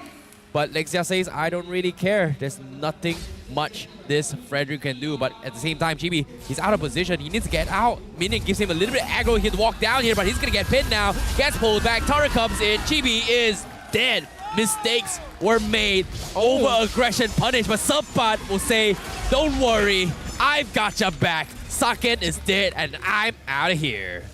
The entire map is a battlefield right now. Oh, yeah. I'm not really sure why Chibi was that far in. He tried to dive in to get a kill on the Lexia or something, but there's not really much a reason to do that. Now, without the jungler, can Team Hack secure this? Well, Wave of the Dragon used on Janus, Salmon Force as well. They're going to try and chip away, but Nets gets pulled away. Janus lives for now, but again, Zorn is trying to set up for a couple of fights, but the Terrifying from Lexia is just extremely annoying right now. Janus secures the turtle, and they won't get out. At this point, who wins, really? Because at one point, it's like, okay, Homeboys got it, and then wait, no. Team Hawk, they got it. They've been jumping back and forth. Okay, he's going to find the... Oh, no, the Stumpo. Well timed. Sword. What a... Like, is that like Ultra Instinct by him again? Yeah, Insane. that's probably about there. We are definitely seeing a much more balanced team fight in this game in particular. Both sides, their team compositions make a lot more sense logically as compared to the previous two games we saw. And the team fights are basically reflecting that here because resources have become so much more important overall. At this point, 3 bans isn't enough for Homeboys. I'm pretty sure someone wants to ban the Cho. I'm pretty sure that's what people want to do. How many is ideal then? 5 just for Zorn. Okay. Means basically every roamer out there. Exactly. So every team needs like their usual bans and then like exclusive Zorn bans. Exactly. Yeah. So you need a total of 10 bans. This is what happens when you're 13 seasons in the league. Okay. And now the Harif coming in from Nats already has 2 items, the Starlim Scythe as well as the Feather Event. And now the Holy Crystal is... The Holy Crystal is going to deal quite a lot of burst damage here. So I feel like Team Hawk, they will be quite punished if anyone is caught off guard. Now, seeing how Chibi is getting a little bit angsty here. Janus only level on, gets 2 men stunned here. Noir taking too much damage, gets chased easy, but he gets out! The flicker is good! And the Salmon Force expended. Nets losing a majority of his damage is going to be a big problem for this next fight. I mean, that initial damage almost killed Noir, so I would say it's worth it. Yeah, it's pretty scary. Unfortunately, Noir could have gotten a hook, but he expected Chibi to walk backwards. Instead, Chibi just kept going, so he missed out on that I'm offended and couldn't continue the fight.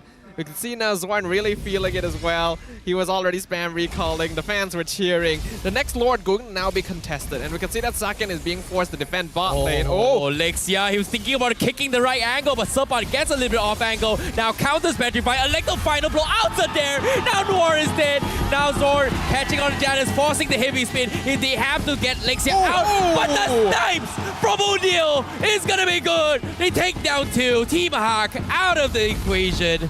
Homeboys, what an outplay. That's a mistake. Again, Team Hack, their main source of DPS is nowhere near. And yes, while Lexia has some damage and catch, I think Subpat is probably the last person they should go for because of how many ways he has of getting out. So because of all the resources they used just to not kill the Benedetta, that fight was already lost. Now, Homeboys, they're taking every standing objective there is. Almost 5,000 gold lead here.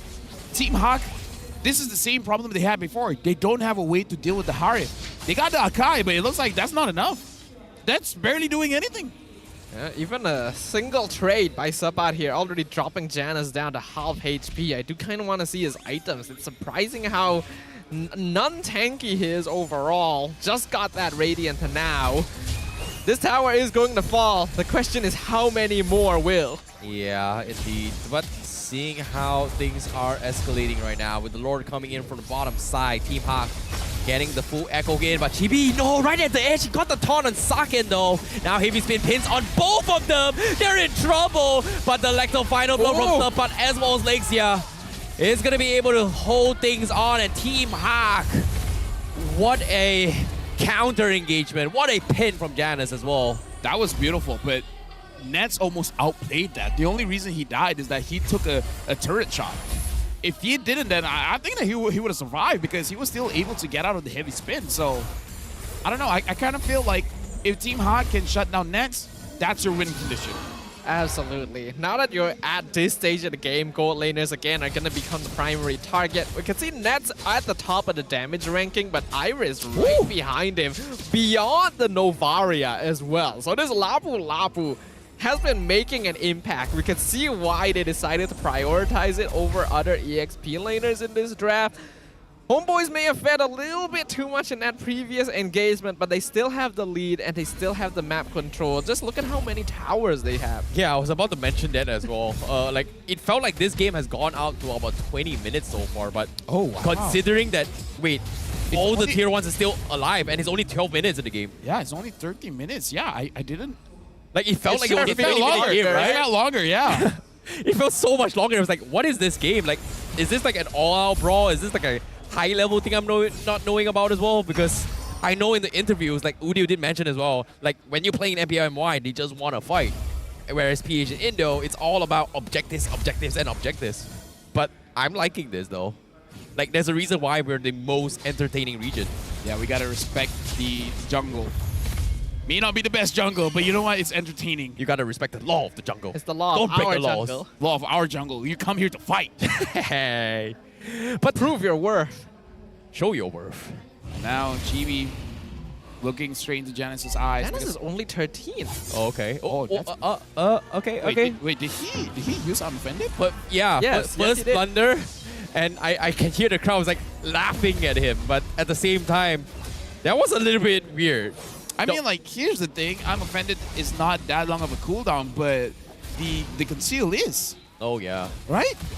Big problem. Meanwhile, Iris now going to be forced to defend against the bottom lane. Sapat already setting up the lane to be shoved on the bottom. Meanwhile, Homeboys still at a stalemate, slowly whittling down the Lord. Half HP by now, but a shot from Udil Saken, dropping half, and Chibi. Ooh, Appraisal's Wrath. Not sure what's that about though. Reset comes in again. Zor now with the kick. Janus down half HP. Forces the heavy speed. Needs to get out. Noir getting taunted out. Not getting I'm offended. Finally catches on GB. They're gonna burst him down. No jungler. No Lordo. And Iris! What a stomp! And Homeboys, they get completely wiped. What a play! But the minions are coming. Lexia needs to defend. And Team Hawk, what a decisive counter engagement. Okay. Oh my goodness. You were saying the crowd was laughing? Well, laugh at that, man. He was able to catch Chibi with the flicker as well. That was literally an anime protagonist moment. Oh yeah. Out from Team Hawk. Noir getting the flicker hook into two-man stun from Iris. That was sick. That was insane. But now, with no Chibi in the pool, he's just got up on his ball. And it seems like the Lord will be in the hands as well. Noir trying to zone off Udil unless Udil goes for the snipe. He's thinking about it as well. Last two bars, Noir giving the information. Chibi walking his way up. Can he just walk up? Iris looking for the stun as well. Lexia going for the kick. They're going to buy him one more time. Janus going for the heavy. Who's going to get red tree? It's gonna be Chibi! But, oh boys, they need to get out. Chibi down half HP, but Nets, he gets the kill. He fights the shutdown. That's two down. Suck is still alive. Sapat trying to take him out, but Team Hawk will have to back out. And the Astral Snipe Meteor does not connect. What a game. This is a game. I don't know what I'm watching here. I'm loving it. This is MPL MY. If you're depressed, come watch here. Seek help. Call of help. Helpla. The Lord now going to be pushing down bottom lane. Sapat still 15 seconds away. Lexia and Iris will be back for this defense. But it's a 4v3 right now. Homeboys looking to get as many structures as they can find. Storm with the kick. They found one. He's not getting out. Iris Socket back in action. They have to clear the minions. The Lord crashing in. Homeboys slowly waiting for the right moment here again. Zorn, he's gonna go for setup as well. Lexia with the stolen way of the dragon. And Homeboys, they've got to respect Lexia's kick. They've got to respect the heavy spin. Janice still holding it on. And Homeboys has no choice but to say it's not worth it. Yeah, at this point, Homeboys, they don't want to make a mistake because they know Team Hawk is capable of getting a comeback here. With the orange buff up on nets, maybe things will be a little bit changed here. If hitter will fall, seems like objective is going to be the idea from Homeboys as they go in for the reset. These teams have basically just been trading in these team fights just enough to keep themselves in the game. Every single time they face off, if they had gotten like literally one less kill, then the game would have already ended in one way or another, showing just how close the situation has become. Team Hack unfortunately now no longer has any towers defending their crystal, and that is the worst situation you can find yourself in when you're up against something like a Benedetta. Tough news here is that Nets now has the Oracle, so if he's hard to be taken down before, it's going to be tougher now. Conceal play finds Noir. Okay, Astro Echo comes in. Zorn, no, he tried to get for the kick, but he gets pulled instead. He's going to get bursted down, and now the Purifier on the Nets, the Salmon Force is left completely useless in the hands of the heavy spin from Janus. How are you going to stop Nets? How are you going to stop Nets? Pin him on the wall. They did that. They did that. And they still couldn't do it. No, but they actually forced out the Purify. They got the Purify. They actually almost stunned him again with the Landshaker. If he didn't dash away in time, he may have actually died there. But Team Hawk are still defending. The concealed play by Zorn a little bit overextended here. And the Way of the Dragons, stolen by Lexia this game, have been doing work. I mean, Lexia has cojones. Out of all the ults, I'm not gonna lie. Take the Way of the Dragon? This is the best Lexia I've seen in a while since Season 7. It's been a long time, think about it. You know, against like Chibi, right? Sabat, like, right? Way of Dragon honestly is a good choice here. That single target lockdown, it's insane. But nevertheless here, Lord Dance comes in. Minions, they have to be quick as well. Team Hawk needs to be a little bit more decisive now.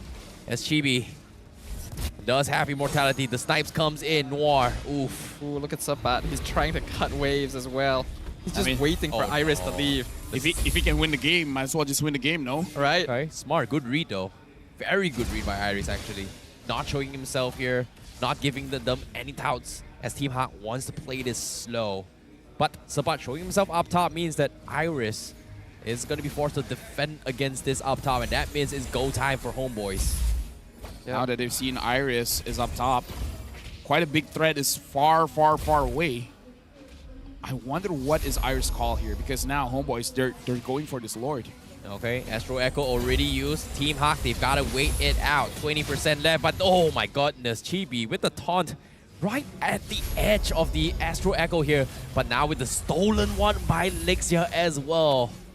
He's going to get a shot from the face by Udil. Lord again. Zord with the kick. And now with the saves as well. But the snipes, oh my goodness. Socket and Noir survive that. They are going to be backing out to reset this. Not worth it. And the Lord will be secured by Chibi. Tactical plays. Tactical objectives by Homeboys.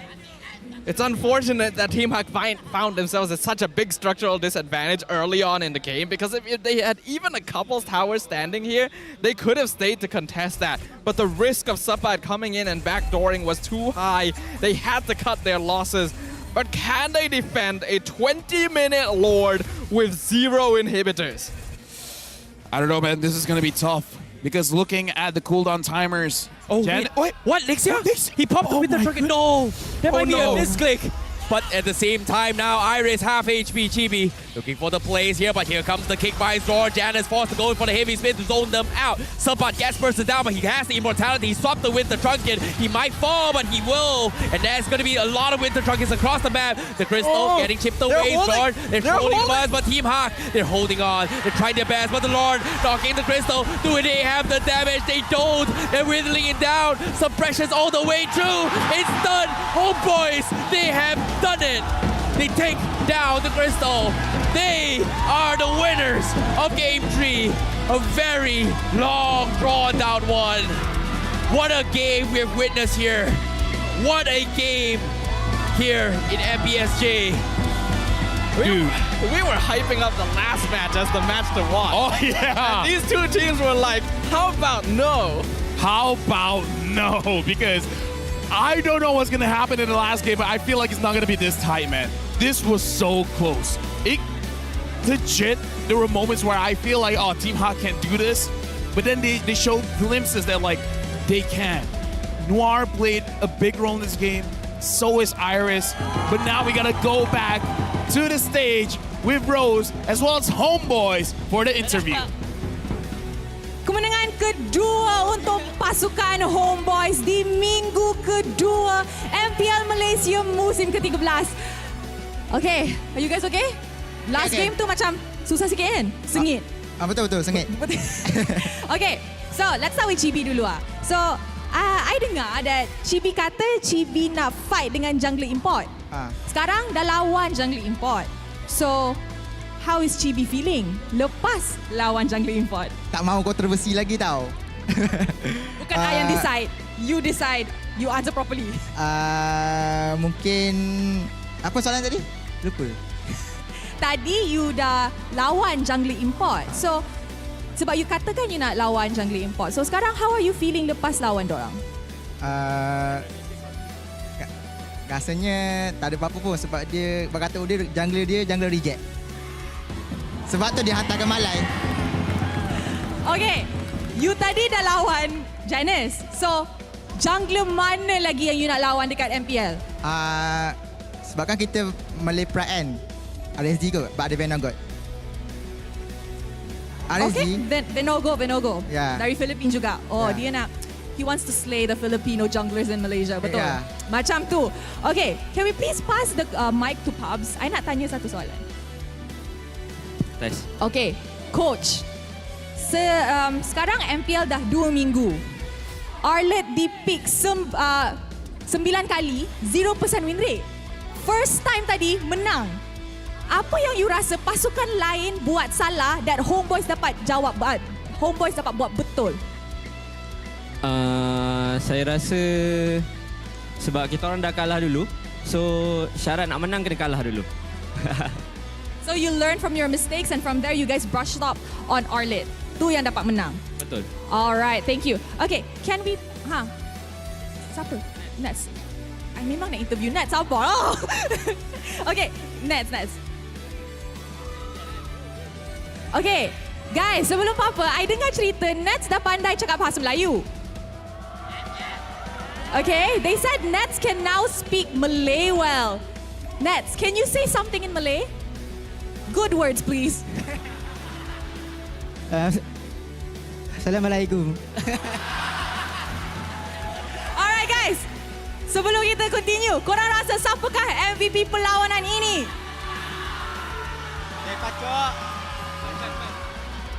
Okay, MVP in 3, 2, 1.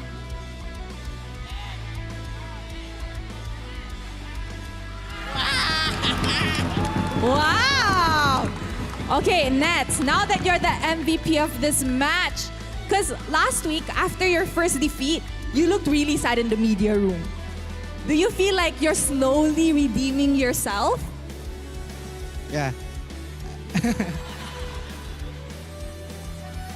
Anong masasabi mo sa laro mo ngayon? Tingin mo ba gumagaling na kayo? Tingin mo ba na parang mas malakas na kayo at kaya nyo ulit mag-back-to-back champion kagaya na palagi sinasabi ni Daddy? Sorang suruh dia jawab Melayu, sorang suruh jawab Tagalog. Member dah stress. Pwede ka mag-Tagalog, it's okay. Para sa akin po, marami pa po kaming mga mali nagagawa. So feeling mo ba na nare-redeem nyo na yung sarili nyo? Meron pa pong mga problema na di naayos sa laro. Okay. Sebab I tanya dia, minggu lepas dorang kalah kan, dekat media room, dia yang paling sedih actually. Muka dia macam kecewa sangat. Lepas tu ada satu media tanya kenapa muka dia paling kecewa walaupun baru first game. Dan dia cakap dia actually kecewa dengan diri sendiri, tu yang dia tak nak cakap. So I tanya, dengan kemenangan ni dapat MVP lagi, adakah dia rasa that Homeboys dah slowly redeeming themselves musim ni sebab slow start kan, rough start. Dia cakap actually banyak lagi problems yang boleh solve internally dengan playstyle dorang, tapi dia yakin dorang boleh pergi jauh. Gitu. Alright. Udil. Tak, sabar Cibi. Udil nak balik raya dah. Cuba cakap ucapan hari raya dekat semua orang yang datang ataupun tengah tengok dekat rumah. Wish raya Kak? Ya, wish raya. Jujur aku alergik ke mic ini Kak. Sebab terlalu kontroversi, too hot lah ketika aku handle nih mic. Tapi aku pun nak raya dan aku tanah bikin kontroversi. So cakap yang baik-baik saja tak apa kan? Yes, I memang nak you cakap baik-baik. For the production team, bila kalian nak reimburse, kontak saya lah. Kami dari keluarga Homeboys mengucapkan selamat Hari Raya Idul Fitri 1445 Hijriah. Minal aizin wal faizin. Mohon maaf lahir dan batin. Alright. Wow, mantap. Oh, wow. Alright, terima kasih kepada pasukan Homeboys. You guys may now celebrate your victory. Aduh, interview Homeboys ni memang tak pernah fail mengecewakan I.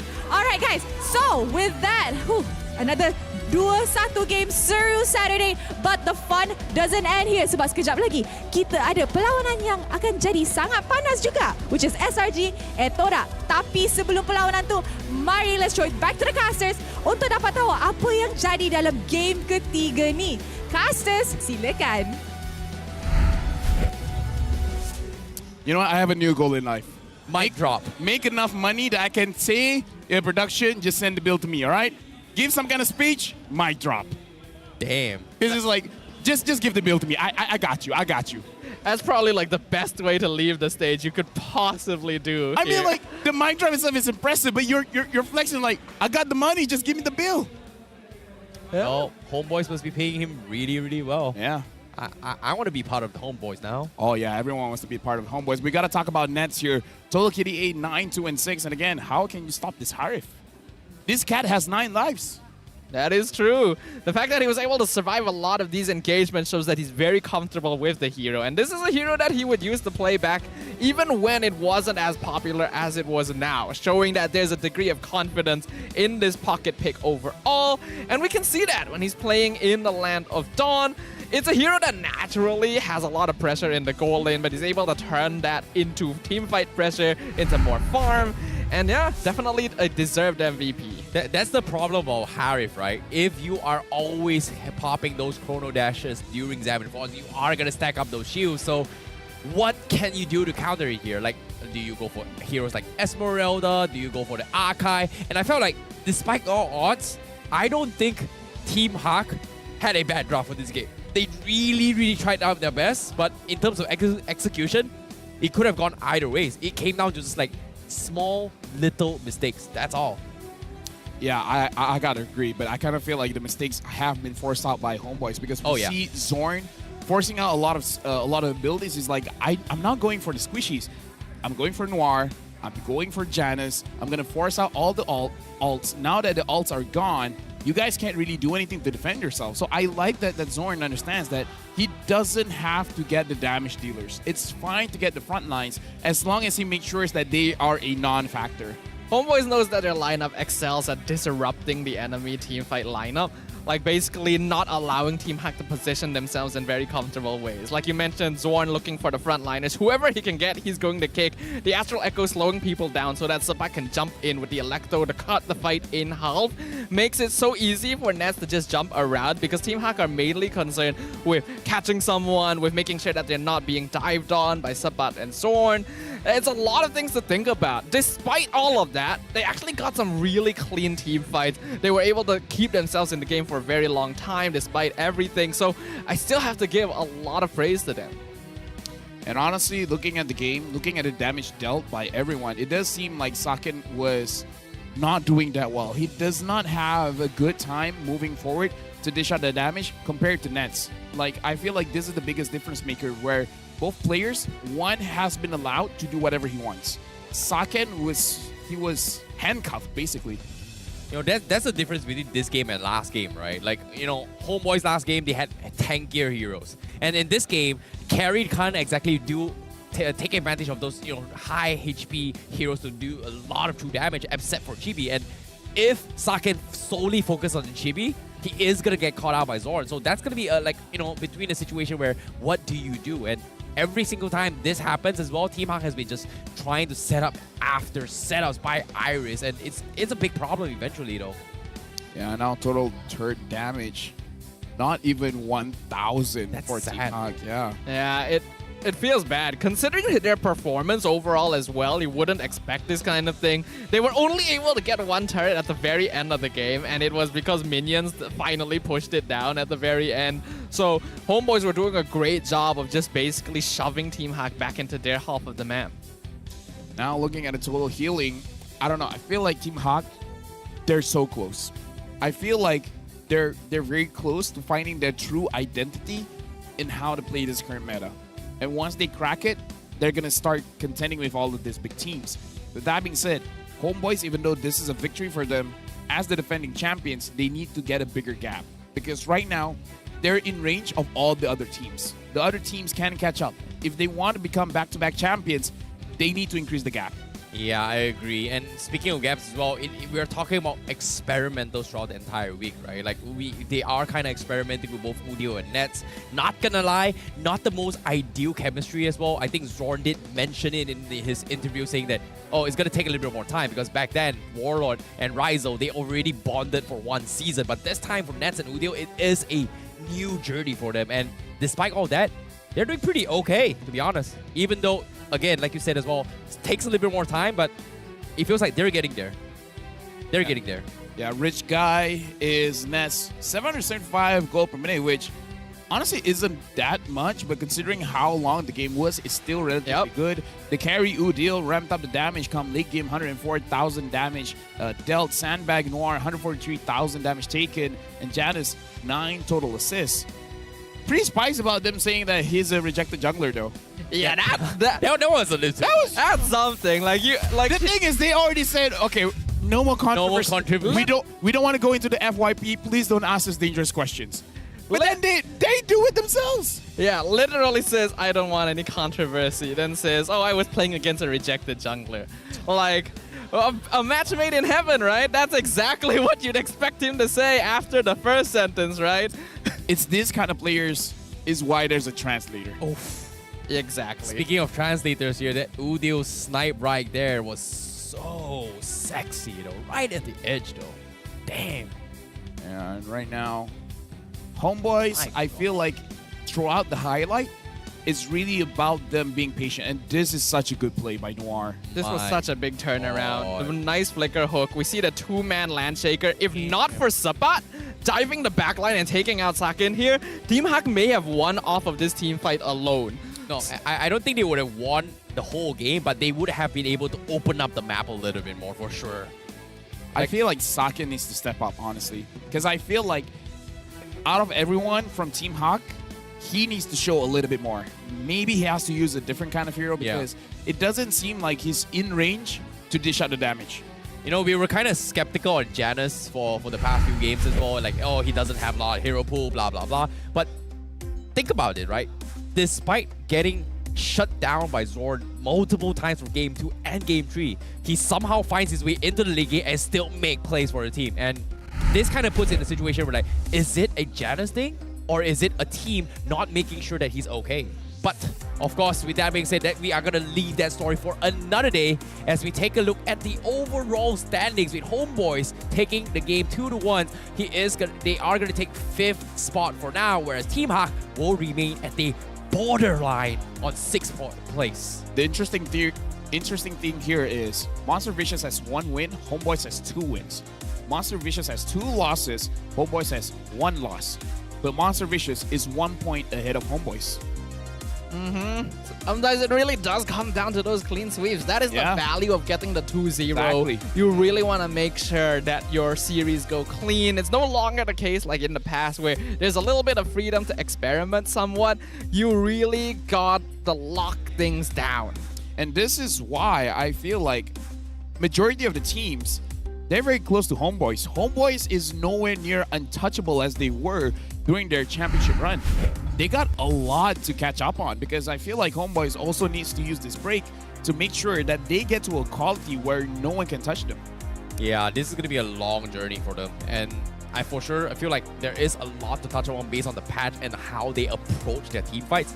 But not gonna lie, that game itself, even though it was a little bit messy, it is still a work of art. Like, you've got to trust the process of just taking step by step, one by one to make it to the journey, especially if their goal is going to be, by the end of the year, M6.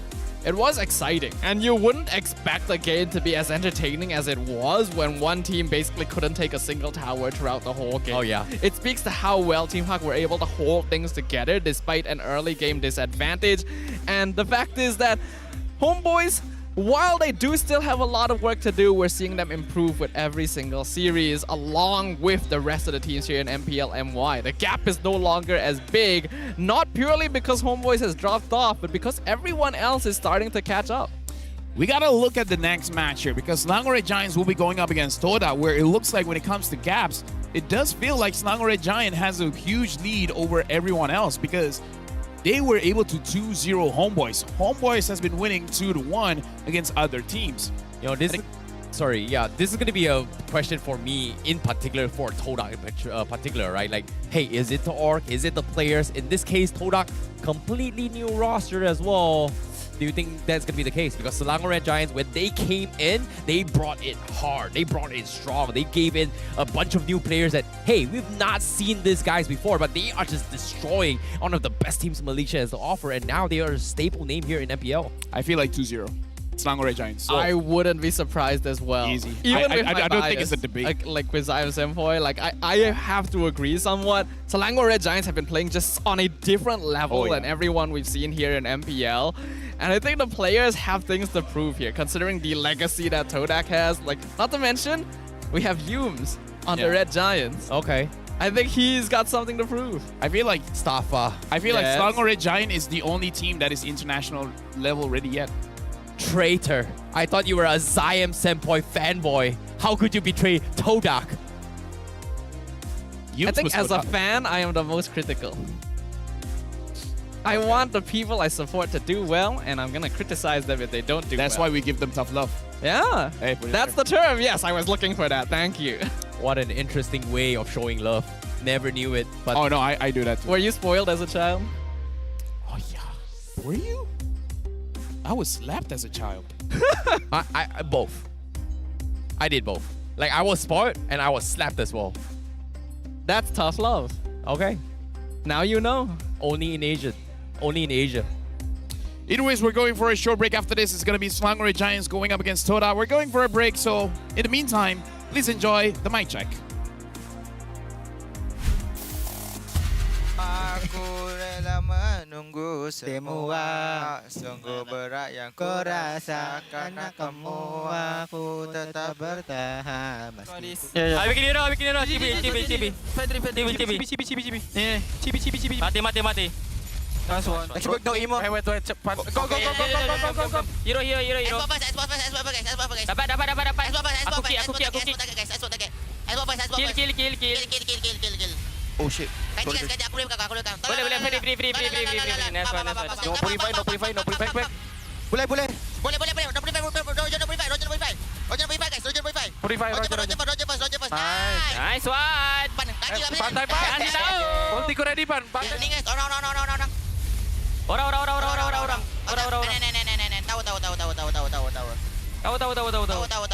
Tahu. Nice one. Alhamdulillah. Amadil. Nice jump. Nice shot. Nice pass. Nice one.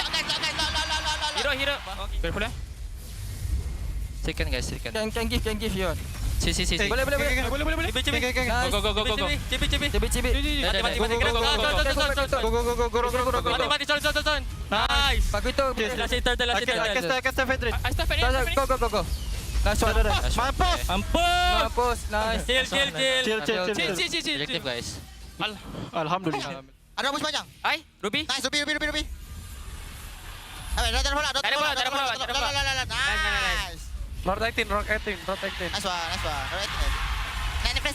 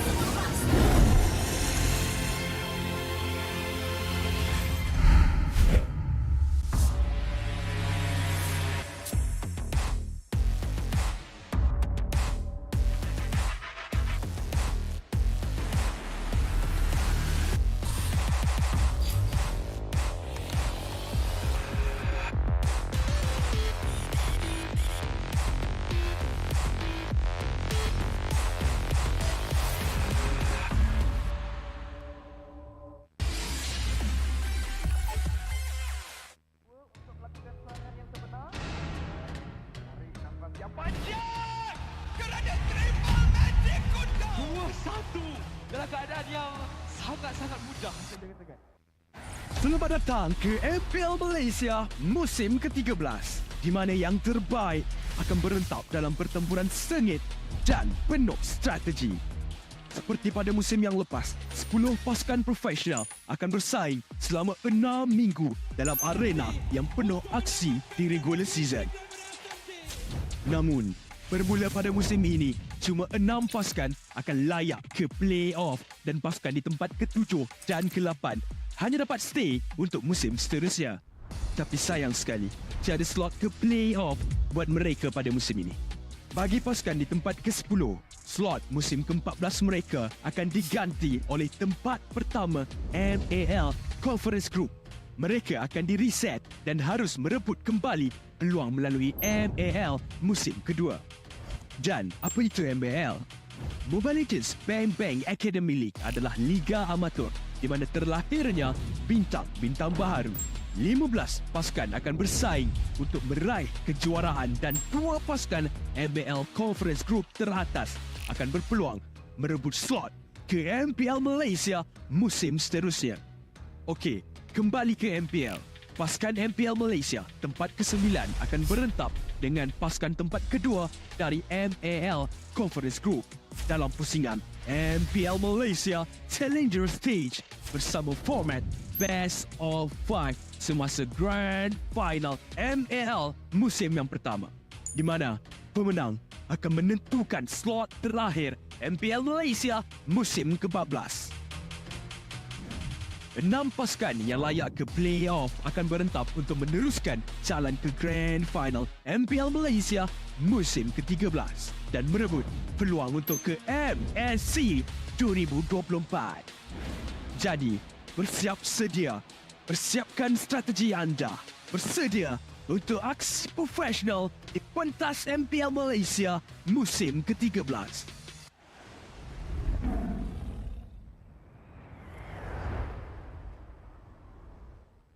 Bahagian team fight, tapi sekarang ni Lexia telah pun dipaksa. Zon lakukan sepakan. Oh, cantik. Cuba untuk mendapat Noah telah pun ditumpang oleh Ness sampai ada second. Dia cuba untuk menakkan hadapan tapi second dominate macam cukup besar melarikan diri tapi tak boleh nak larikan diri Udil. Terus melangkah second. Kali ini nampak lebih yakin untuk mereka lakukan sebarang tindakan. Udil dah buka nether realm cuba untuk mendapatkan nyawa pasukan Homeboys tapi tim Hak cuba untuk memaksa lagi keadaan bergerak ke depan. Tapi untuk bagaimana barang belakang sempat cuba untuk datang tapi Udil telah pun ditantuk oleh Sakian. Noir juga dah tak ada. Ini mereka cuba untuk macam bangsa untuk melarikan diri pada genggaman pasukan Homeboys. Noir melakukan tarikan ke atas Chibi untuk melarikan diri tapi Chibi dijatuhkan oleh Sakian. Zon bergerak ke hadapan. Adanya Net yang akan menarik sekali damage tapi sempat tiba-tiba saja pada belakang cuba untuk macam bangsa ada Sakian hilang. Tapi sempat ditumbang oleh Sakian pula.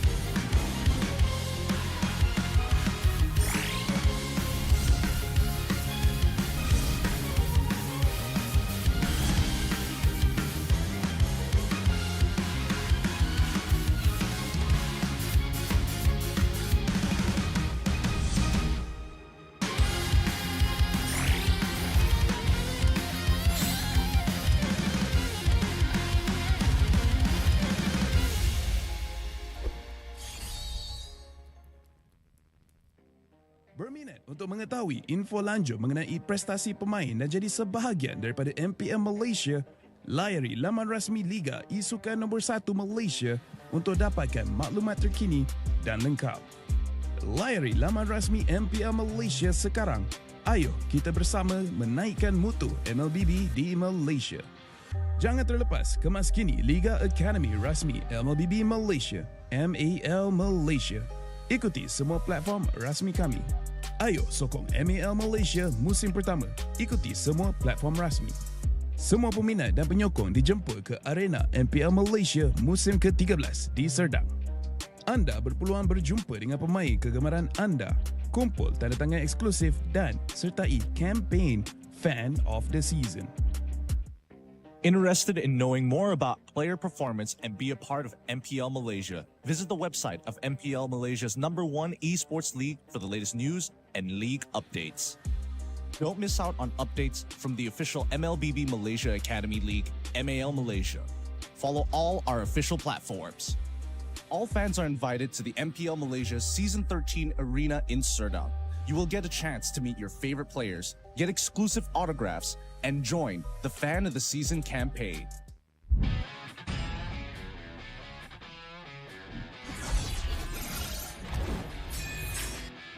Versus satu Skylar can you do it dan Albert di sana ternyata harus hilang.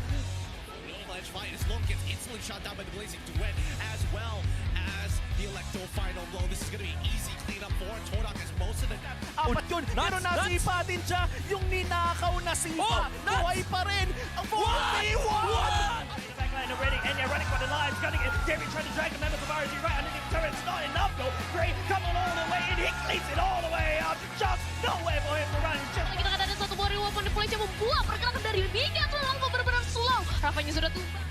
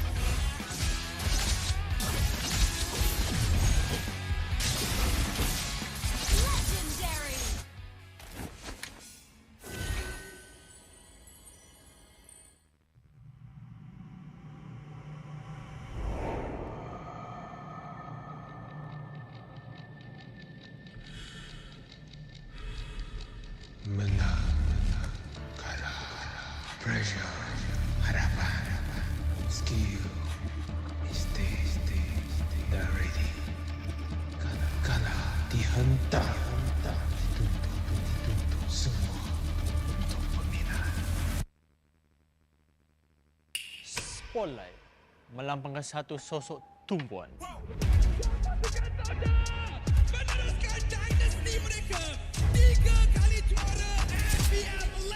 Tumpuan untuk melakukan yang terbaik. Tumpuan untuk menjadi seorang role model. Pelaburan, pengorbanan, semuanya. Sorotan itu penting. Ia membuatkan kita percaya. The supporters we witness our fights and our struggles. Memikul harapan untuk mempertahankan kemenangan. Menjadi cabaran terbesar untuk mencapai matlamat kami. Pastikan kemenangan dan kebanggaan dikecap di rumah kita. Harapan masih terpahat di hati. Untuk menjadi juara. Kembali merampas tahta. Meneruskan legasi kami. Di bawah cahaya, semuanya menjadi lebih jelas. Underdog, kuda hitam. No, kami adalah Monster Vicious. Cahaya impian telah menerangi pentas ini. Kejayaan bukan lagi dongeng. Not just a dream. Ia arti harapan yang sebenar. Mungkin ada yang sangka bahawa harapan ini akan hilang. Tapi bukan kami.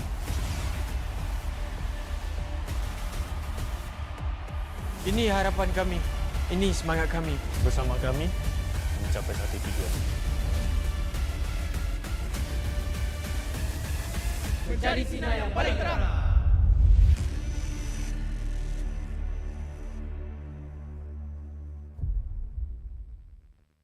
I know sadly to hear because well, I know that I can be stronger with you.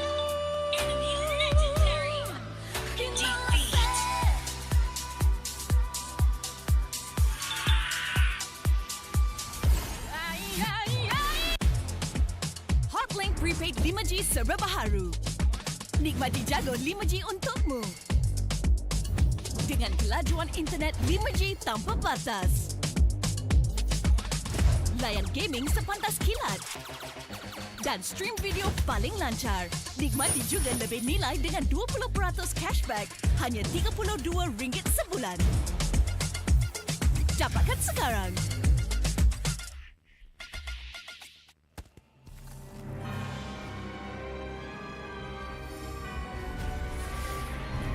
This fairy tale ended with a poisoned apple, and my tale began.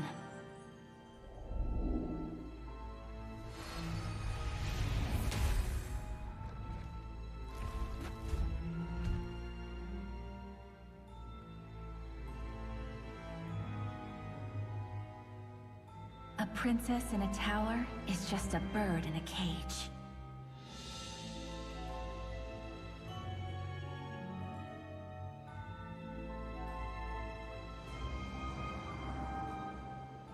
Curse it! Take my vengeance! Protect your queen!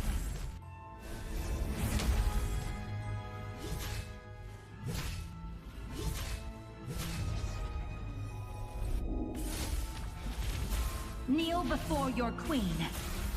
It won't take long, I promise.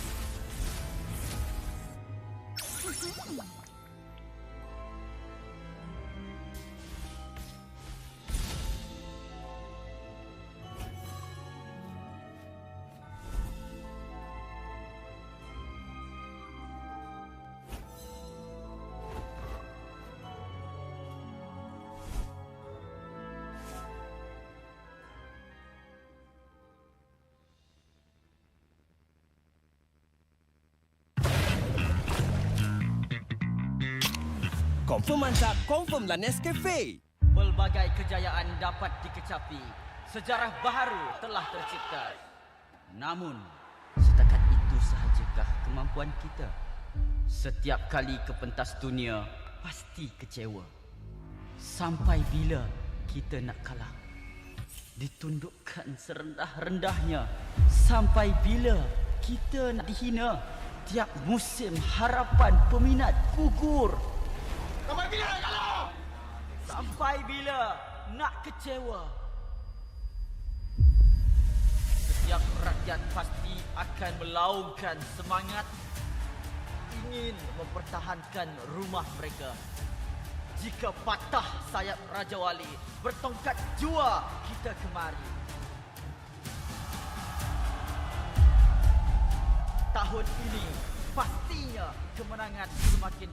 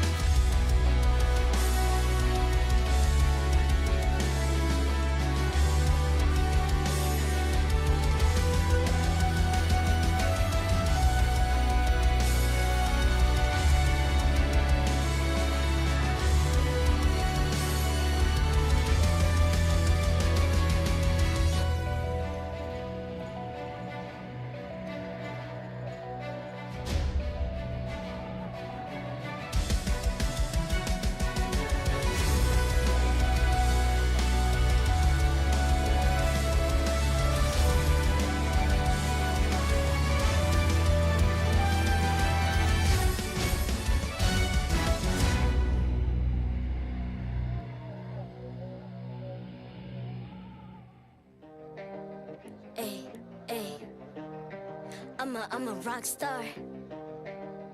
Yeah, rock star. Ay, ay, ay. I'm a rock star, baby. I'm a rock star. I'm a rock star. I'm a rock star. I'm a rock star. Panggil aku rock star. Ini kejohanan kita semua orang rock star. Kita rock star, kita buat saja gaya kita. Makin panas apinya sudah membara. Macam mana pun kau menempuh segala. Demi negara kau buat semua bangga. Step into my world, you know I'm always in my zone. You know I got my team, no I'm never alone. Bring out my best, buat yang terbaik. Jadi juara perlahan kita naik. Aku nak push, naik-naik jadi lebih bagus. Jadi hero, ku ada skill. Berapa banyak musuh aku dah kill. Ramai cuba mencapai, cause they envy me. Tiap game aku pasti jadi MVP. I'm a rock star, baby, I'm a rock star. I'm a rock star, I'm a rock star.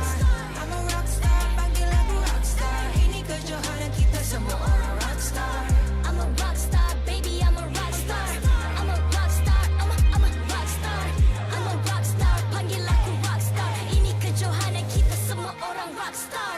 Tengok nanti siapa yang juara. Ni peluang kita bawa pulang piala. This is my game, this is my time. Menang semua, everything will be mine. Kalau jatuh kau pasti kembali. Bangun balik ku tegak berdiri. Kuatkanlah tenaga, ganjaran diperoleh. Ni kejohanan kita, Malaysia memang boleh. Rise up to the top, kita buat bersama. Semangat kita kuat di bawah satu bendera. Ay. I'ma go hard for the win. Win. On the battlefield till the end. I'm trying to be the greatest anyone has ever seen. Stand by, I'm coming in for the win. I'm a rock star, baby, I'm a rock star. I'm a rock star, I'm a rock star. I'm a rock star, panggil aku rock star. Ini kejohanan kita semua orang rock star. I'm a rock star, baby, I'm a rock star. I'm a rock star, I'm a rock star. I'm a rock star,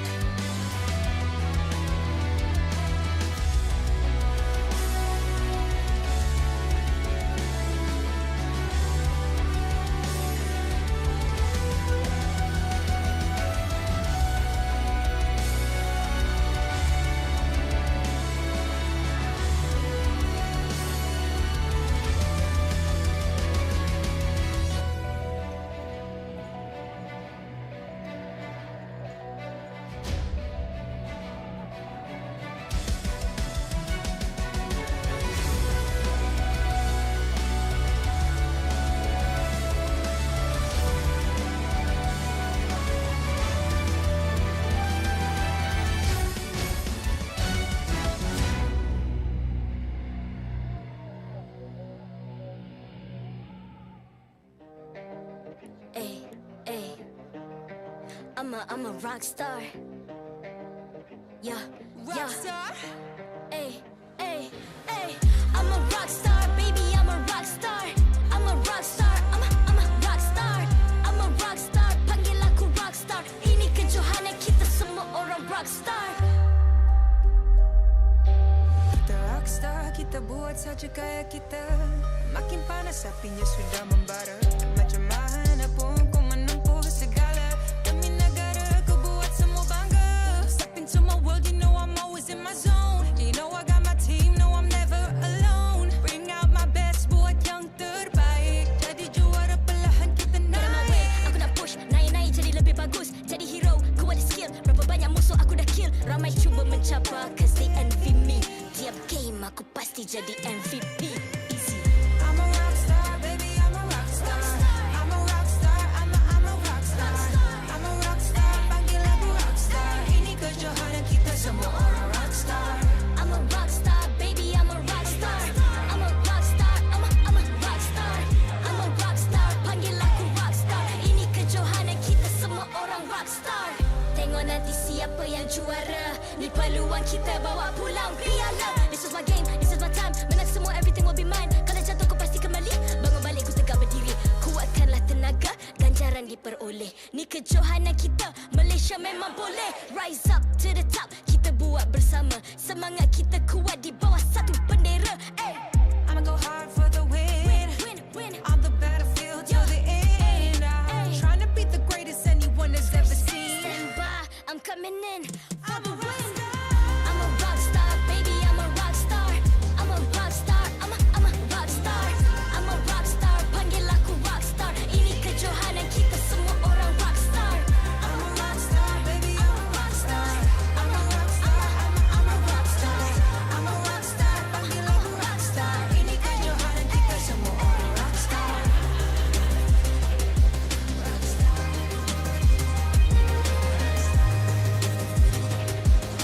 Ini kejohanan kita semua orang rockstar. I'm a rockstar.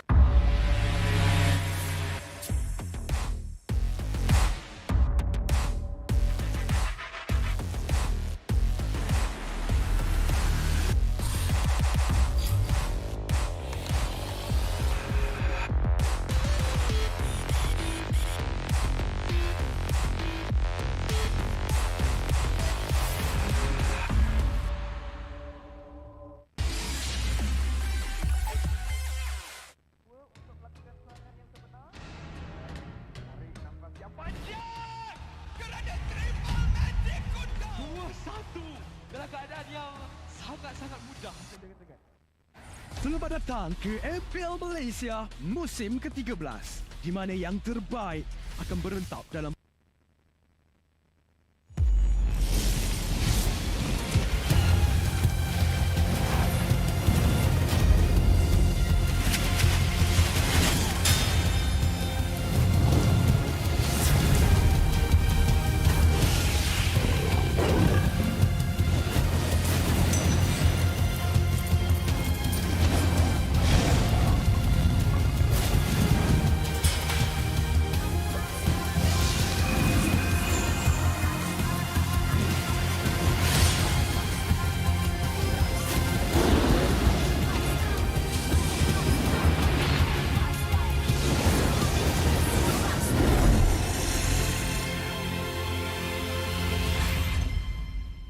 MPL Malaysia Season 13 is powered by Moontalk.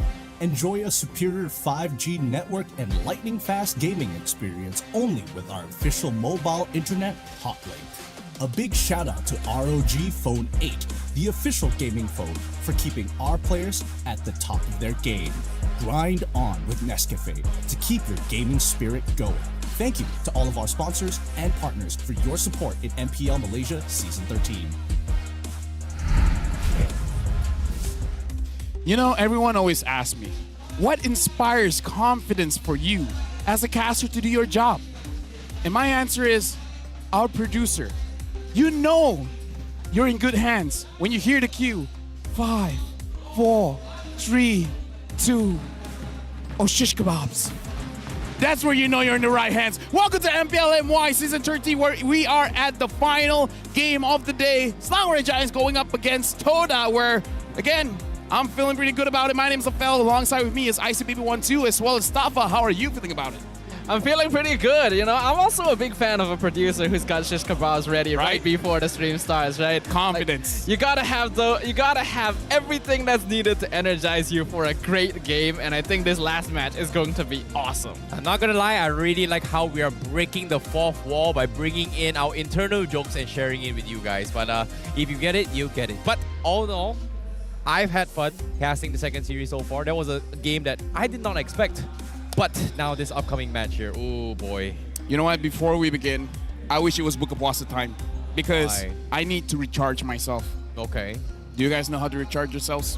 No, how would you recharge yourself? Well, number one is shish kebabs. Okay. That's pretty good, That's a pretty good meal to have. Yeah, but I can't have it right now. But there's something else.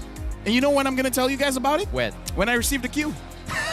Ah, yes. The producers need to finish their shish kebabs first. But then they'll tell us when it's time to share with the audience. Great job. You know, but you think a great game is gonna happen? I think a fantastic game is gonna happen because of the amount of crowd and support we have. You know what recharges me? Recharge yourself with superior taste and quality Arabica beans. Grind on with Nescafe. And God knows, I need my coffee. Yeah. In a few hours. No, I'm looking forward to when you get that. What? I think you're gonna want that. What? Would you have Nescafe during your Buka Puasa? That's what I had last week. Okay. Yeah, because seriously, the day is so long. You guys have no idea. Like, being a caster, it uses a lot of energy. Nescafe helps a lot because after that, I feel like I just started my day again. No, I think the right way to put it is that being Lafel is hard because even his casting finish, by the time he gets home, he needs to prep up like videos, edit everything. He needs Nescafe to recharge himself. Yeah, that's his life is hard. No wonder you're so good. Yeah. No wonder you're best talent. Life is hard, but if it's hard for you guys, it's okay. The first step is always loving yourself. And if you need help, Lafel is here. I can't love you, but you can love yourself. If you need help, ask him for help. Helpla. Helpla. Helpla. I can't hear what he said. Helpla! Oh, dynamic content. I wasn't talking to you. Oh. Yums, sweet reunion. Or revenge. Can Yums win against the former team? Or will Toda be humbled by the Giants? It's a good question. For those of you who may not be aware, Yums was previously one of Todak's main roster. Those were definitely some of their glory days, with Yums setting up amazing kills as a roamer for the rest of his squad. But ever since then, he's found a new home here with the Selangor Red Giants. And now that he's going up against his old organization, there's gonna be sparks flying. For a second, I thought Terrorblade ascended from the bottom of the world. What's that? Explain. A demon. Who's the demon, Yums? Terrorblade. No, it was like revenge, you know? I was like, wait a minute, where's the demon coming from? Like, who's that? Oh, the noise, the voice. The noise, yeah. Revenge. Oh, no. Okay. I thought it was like, where did that come from? Nah, that was I mean, we've heard that from Lafel plenty of times. You know, not gonna lie, forgive us for being having a little bit of confusion here. Not gonna lie, it's pretty loud, isn't it? We're like pretty much side by side and we're kind of shouting against each other. We got the Patriots, we got the Giants over here. You see flags flying around. Like, seriously, if the camera can pan, you guys can see that the fans, even though it's Puasa time, it's fasting. People can't drink, people can't eat. They're still energetic. Yeah, I think we should give them some Nescafe after this. There is a Nescafe booth outside. Yeah. Yeah. Oh, I didn't know that. I should go check that out. I actually did not know that as well. Well, we have Nescafe in the room. New. Either way, though, I think it's about time for us to get back in the game. I've heard that the player is going to be walking up very soon. You know what? You heard it right. You know how long it will take for them to walk in? In 3 seconds. So, let's invite them in. Selangor Red Giants.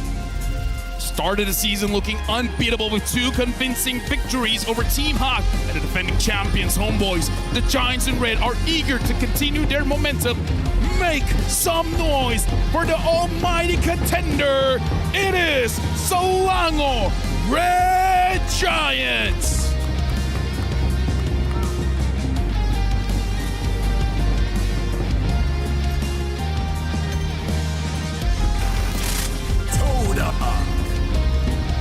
a fresh squad undergoing almost a complete overhaul. The three-time MPL Malaysia champions are truly entering a new era. Can the revitalized Swordfish bring down the dominant giants? Let's rally behind Todak!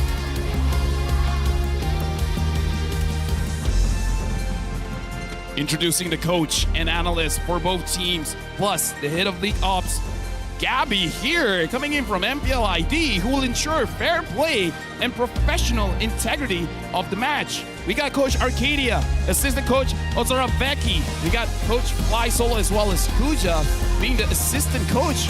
Wow, all the way from MPL ID. We need to reimburse that. Oh, you guys are gonna leave me hanging?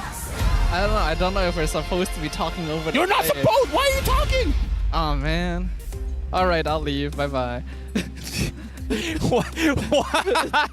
Lafel, you're very indecisive, aren't you? Now here's the thing: if you do what is expected, you're bound to fail.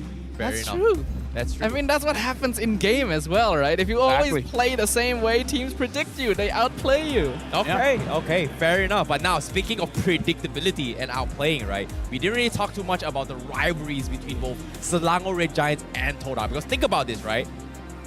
Yums played for 5 seasons for Todak. And likewise can be said for Zyme Senpoi.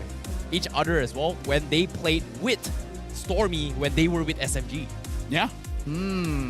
This feels like a reunion, or is it gonna be their first big split? And this is gonna be their first time saying that I'm done with you guys. I want to beat you guys. I love negative energy. I think it's revenge.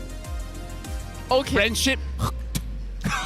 I mean, I think MLBB kind of goes in that direction, right? We have a battle spell and a hero spell, both named Vengeance. Yeah. So I think that's a clear indication of the path we want to take forward.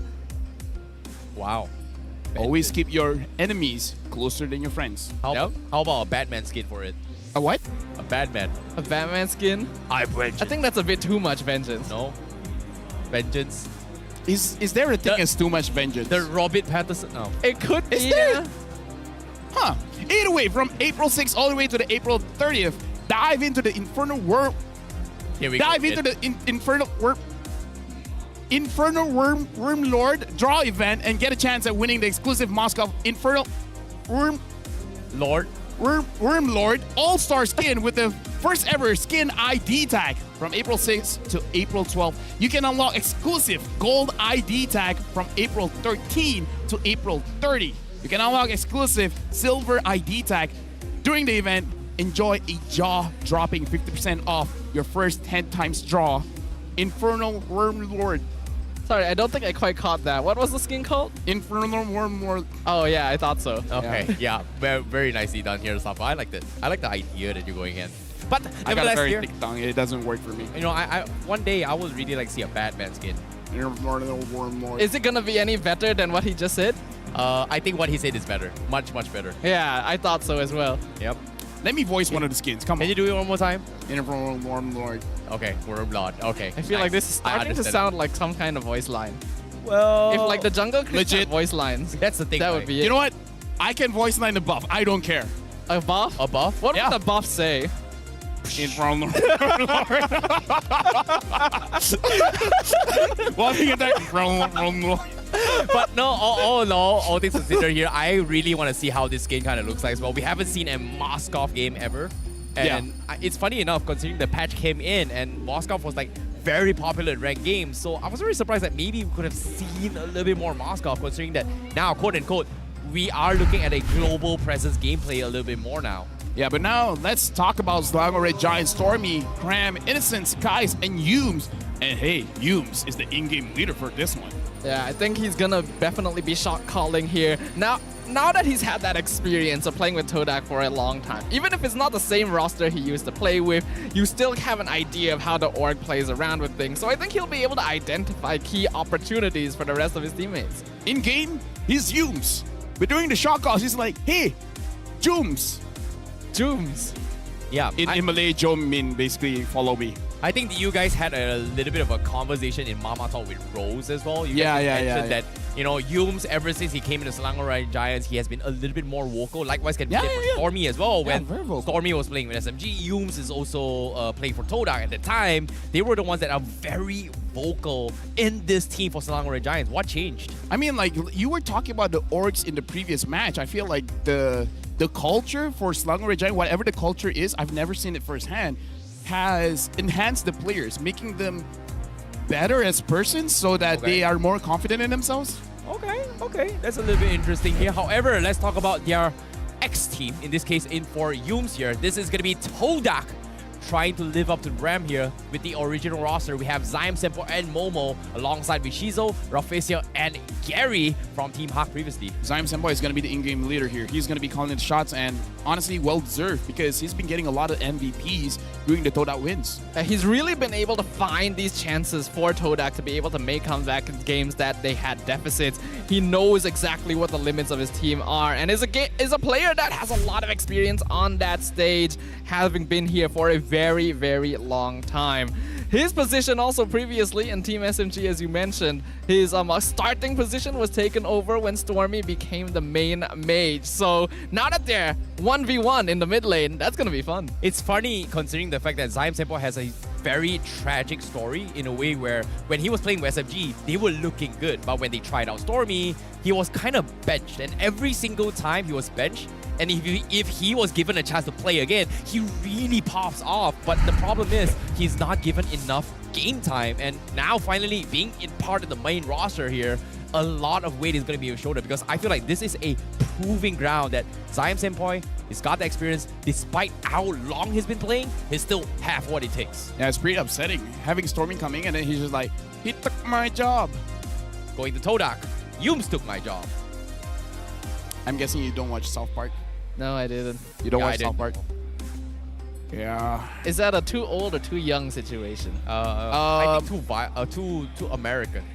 American, yes. Okay. And old. American. And old. And old, okay. Yeah. South Park is like a... It is pretty old, right? Yeah. You know what? I'm not that disappointed. You're young. Thank you. I think so. I hope so. You're not that young. So, okay, you're not old enough. You're not American enough. Fair enough. Right. I'm Asian. We'll accept that. I'm Asian. I watch Asian shows. I watch Michelle Yeoh when she grows up and teach about Chinese culture and the Chinese household. Let's go watch the interview. Hello guys, I'm Rose. Hi guys, I'm Stormy. Hi, saya Gojes. Chemistry korang on stage memang sangat-sangat hebat. Tapi bukan pasal chemistry je, nampak pun friendship korang memang close-knitted. What's the secret? Korang macam mana korang buat activity ke, macam mana korang bond? Oh, kita orang play other games also and kita orang usually keluar juga. Contoh kita orang pergi keluar makan, pergi keluar beli barang dapur sama-sama. And macam lain-lain. And plus we are also under 20 also, so we really bond really well. I see. So nampaknya dorang memang banyak activities together. And on top of that, dorang punya age plays a big factor in their bonding session. Alright, question, especially for you, me. How confident are you to jumpa Todak minggu ke depan? 2-0. Sebab apa? Sebab apa? Todak without me?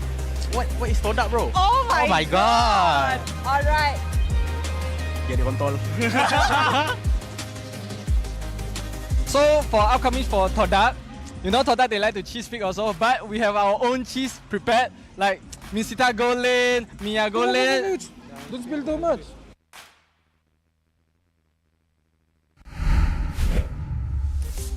No wonder we don't work well. Different age groups. Yeah. You know, that's true. Right? You're too young. You're not old enough. Okay. Wait, what?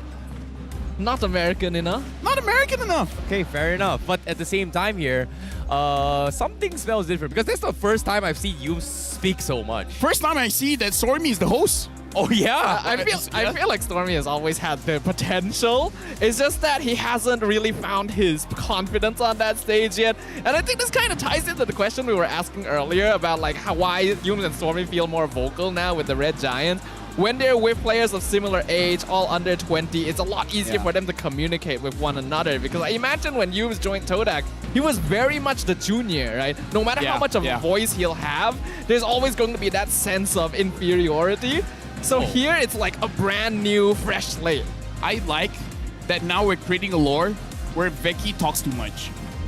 You know, I kind of like that. You know, it's like, oh, we got the Minstar goalie, we got, and then it's like, yo, too much. Because here's the thing, You can't trust him with secrets. during interviews, even Coach Arcadia goes to the players like, don't answer too technically. And then you see Becky just spouting everything. I was like, Becky, no! Yeah. Bad Becky! Bad! It's basically, he'll go to the players and be like, players, you need to talk more during interviews. Veki, you need to talk less. Exactly. Now we're into the pick and bans. Selangor Giants will be having first pick. Toda will be having second pick. Well, we got to talk about the coaches. You know, they are going to talk the talk right now with this draft. Coach Arcadia for SRG, Angela Minotaur as well as the Joy being banned, and for Flysolo with his brand new fresh red hair, going to be banning for Todak, Barat, and Matilda banned off. This leaves things like the Nolan open. I'm trying to think of where. Like, the chip has so far only been played. But, oh, that's true as well. Yeah. Ooh. So I think Toda is really considering here. If I was them, I would let both of those roamers go. At least you can get one of them. Is Masha really played as a roamer now? Like, I know about the new, like, Burst Masha with her multi-thunderclap, but is it played as a roamer? Yeah. Roamer and jungler. We've seen both. Ah, okay. Looks like we won't get to see Masha. Now the question is, can you play Chip?